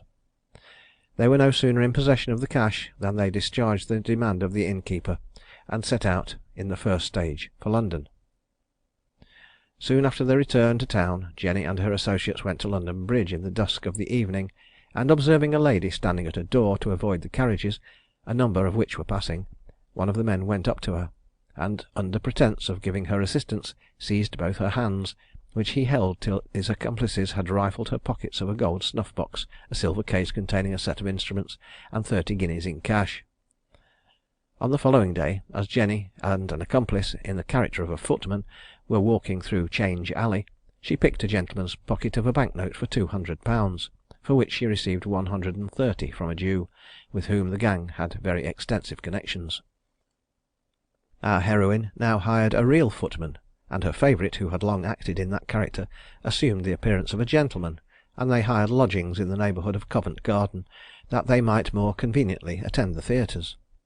She dressed herself in an elegant manner, and went to the theatre one evening when the king was to be present, and during the performance she attracted the particular attention of a young gentleman of fortune from Yorkshire, who declared in the most passionate terms that she had made an absolute conquest, and earnestly solicited that he might be permitted to attend her home. She at first refused to comply with his request, saying that she was newly married, but she at length yielded to his entreaties, and he accompanied her to her door in a hackney coach, and quitted her only on her promising to admit him on a future evening, when she said her husband would be out of town. The day of the appointment being arrived, two of the gang were equipped in elegant liveries, and Anne Murphy appeared as waiting maid. The gentleman soon made his appearance, having a gold-headed cane in his hand, a sword by his side with a gold hilt, and wearing a gold watch and a diamond ring. Being introduced to the bedchamber, he was soon deprived of his ring, and he had not undressed many minutes before the lady's maid knocked violently at the door, exclaiming that her master was suddenly returned. Jenny affected to be labouring under the most violent agitation, and begged that the gentleman would cover himself with the bedclothes, saying that she would convey his apparel into the other room, so that, if her husband came there, nothing would appear to awaken his suspicion, and adding that, under pretence of indisposition, she would prevail upon her husband to sleep in another bed, and then return to the arms of her lover. The gull acquiesced, and the clothes being removed, a short consultation was held among the thieves, the result of which was that they immediately decamped, carrying their booty with them, which, exclusive of the cane, &c., was worth 100 guineas. The amorous youth meanwhile waited with anxious impatience for the coming of his Dulcinea, but morning having arrived, he rang the bell, and the people of the house coming to him, found he was locked in, the fair fugitive having carried off the key with her. The door was, however, burst open, and an éclaircissement ensued, when the gentleman explained the manner in which he had been treated, but the people of the house, deaf to his expostulations, threatened to publish the adventure through the town, unless he would make up the loss which they had sustained. Rather than risk the safety of his reputation, he sent for money and some clothes, and discharged the debt which Jenny had contracted, quitting the house, bitterly repenting that his amorous qualities should have led him into such a scrape. The continuance of the system under which this gang pursued its labours became now impossible, and they found it necessary to leave the metropolis, but having committed numerous depredations in the country, they returned, and Jenny was unfortunately apprehended on a charge of picking a gentleman's pocket, for which she was sentenced to be transported. She remained nearly 4 months in Newgate, during which time she employed a considerable sum in the purchase of stolen effects, and when she went on board the transport vessel, she shipped a quantity of goods nearly sufficient to load a waggon. The property she possessed ensured her great respect, and every possible convenience and accommodation during the voyage, and on her arrival in Virginia she disposed of her goods, and for some time lived in great splendour and elegance. She soon found, however, that America was a country where she could expect but little emolument from the practices she had so successfully followed in England, and she therefore employed every art she was mistress of to ingratiate herself with a young gentleman who was preparing to embark on board a vessel bound for the port of London. He became much enamoured of her, and brought her to England, but while the ship lay at Gravesend, she robbed him of all the property she could get into her possession, and pretending indisposition, intimated a desire of going on shore, in which her admirer acquiesced, but she was no sooner on land than she made a precipitate retreat. She now travelled through various parts of the country, and having by her usual wicked practices obtained many considerable sums, she at length returned to London, but was not able to find her former accomplices. She frequented the Royal Exchange, the theatres, London Bridge, and other places of public resort, and committed innumerable depredations on the public, but being again detected in picking a gentleman's pocket on London Bridge, she was taken before a magistrate, to whom she declared that her name was Jane Webb, and by that appellation she was committed to Newgate. On her trial, a gentleman who had detected her in the very act of picking the prosecutor's pocket deposed that a person had applied to him offering £50 on condition that he should not appear in support of the prosecution, and a lady swore that on the day the prisoner committed the offence for which she stood indicted, she saw her pick the pockets of more than 20 different people. The record of her former conviction was not produced in court, and therefore she was arraigned for privately stealing only, and on the clearest evidence the jury pronounced her guilty. The property being valued at less than 1 shilling, she was sentenced to transportation. 12 months had not elapsed before she returned from exile a second time, and on her arrival in London she renewed her former practices. A lady going from Sherborne Lane to Walbrook was accosted by a man, who took her hand, seemingly as if to assist her in crossing some planks which were placed over the gutter for the convenience of passengers, but he squeezed her fingers with so much force as to give her great pain, and in the meantime Jenny picked her pocket of 13 shillings and a penny. The gentlewoman, conscious of being robbed, seized the thief by the gown, and she was immediately conducted to the Compter. She was examined the next day by the Lord Mayor, who committed her to Newgate for trial. At the ensuing sessions at the Old Bailey she was tried on an indictment charging her with privately stealing, and the verdict of guilty having been brought in, she was sentenced to death. After conviction she appeared to have a due sense of the awful situation in which she was placed, and employing a great part of her time in devotion, she repented sincerely of the course of iniquity in which she had so long persisted. On the day preceding that of her execution, she sent for the woman who nursed her child, which was then about 3 years old, and saying that there was a person who would pay for its maintenance, she earnestly entreated that it might be carefully instructed in the duties of religion. On the following morning she appeared to be in a serene state of mind. The preparations in the press yard for a moment shook her fortitude, but her spirits were soon again tolerably composed. She was conveyed to Tyburn in a mourning coach, being attended by a clergyman, to whom she declared her firm belief in the principles of the Protestant Church. Her remains were, at her own desire, buried in St. Pancras churchyard. Her execution took place on the 18th of March 1740. Charles Drew, executed for the murder of his father. The only circumstance of peculiarity attending this case, and it is one indeed, we are happy to say not a little singular, is that the malefactor was the son of the man whom he murdered. The father, being possessed of good property at Long Melford in Suffolk, discarded his son, who appears to have been brought up without any education being imparted to him, on account of his connexion with a woman named Elizabeth Boyer. The latter, angered at the contempt exhibited for her, urged her paramour, as well for revenge as for the accession to their means, which would be produced by the old man's death, to commit the foul deed which cost him his life. He was apprehended at the instance of a relation of Mr. Timothy Drew, and being convicted was executed on the 9th of April 1740 at St. Edmund's, Bury, being in the 25th year of his age. This case so nearly resembles the celebrated story of George Barnwell, that the following anecdote in reference to the tragedy of that name will not be misplaced here. It is related in reference to Mr. Ross, formerly a tragedian of considerable celebrity.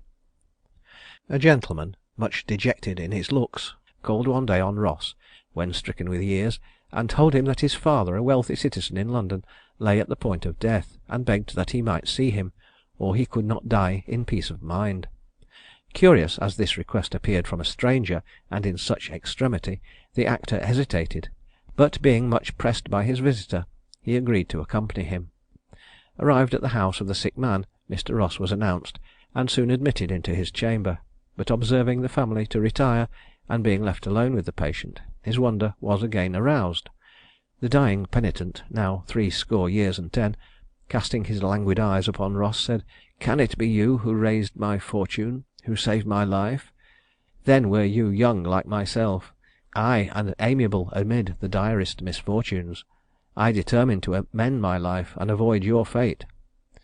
Here nature in a struggle with death became overpowered, and as the sick man's head fell upon his pillow, he faintly ejaculated, "Oh, Barnwell, Barnwell!" We may conceive the astonishment of the player, whom age had long incapacitated from representing the unfortunate London apprentice.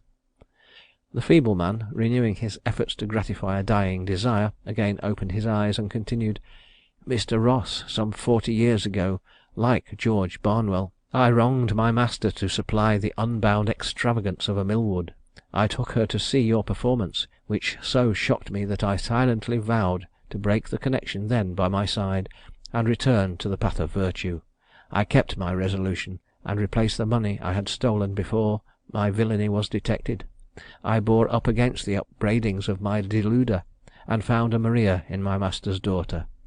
We married. I soon succeeded to her father's business, and the young man who brought you here was the first pledge of our love. I have more children, or I would have shown my gratitude to you by a larger sum than I have bequeathed you, but take £1,000 affixed to your name." At the dying man's signal old Ross left the room, overwhelmed by his feelings.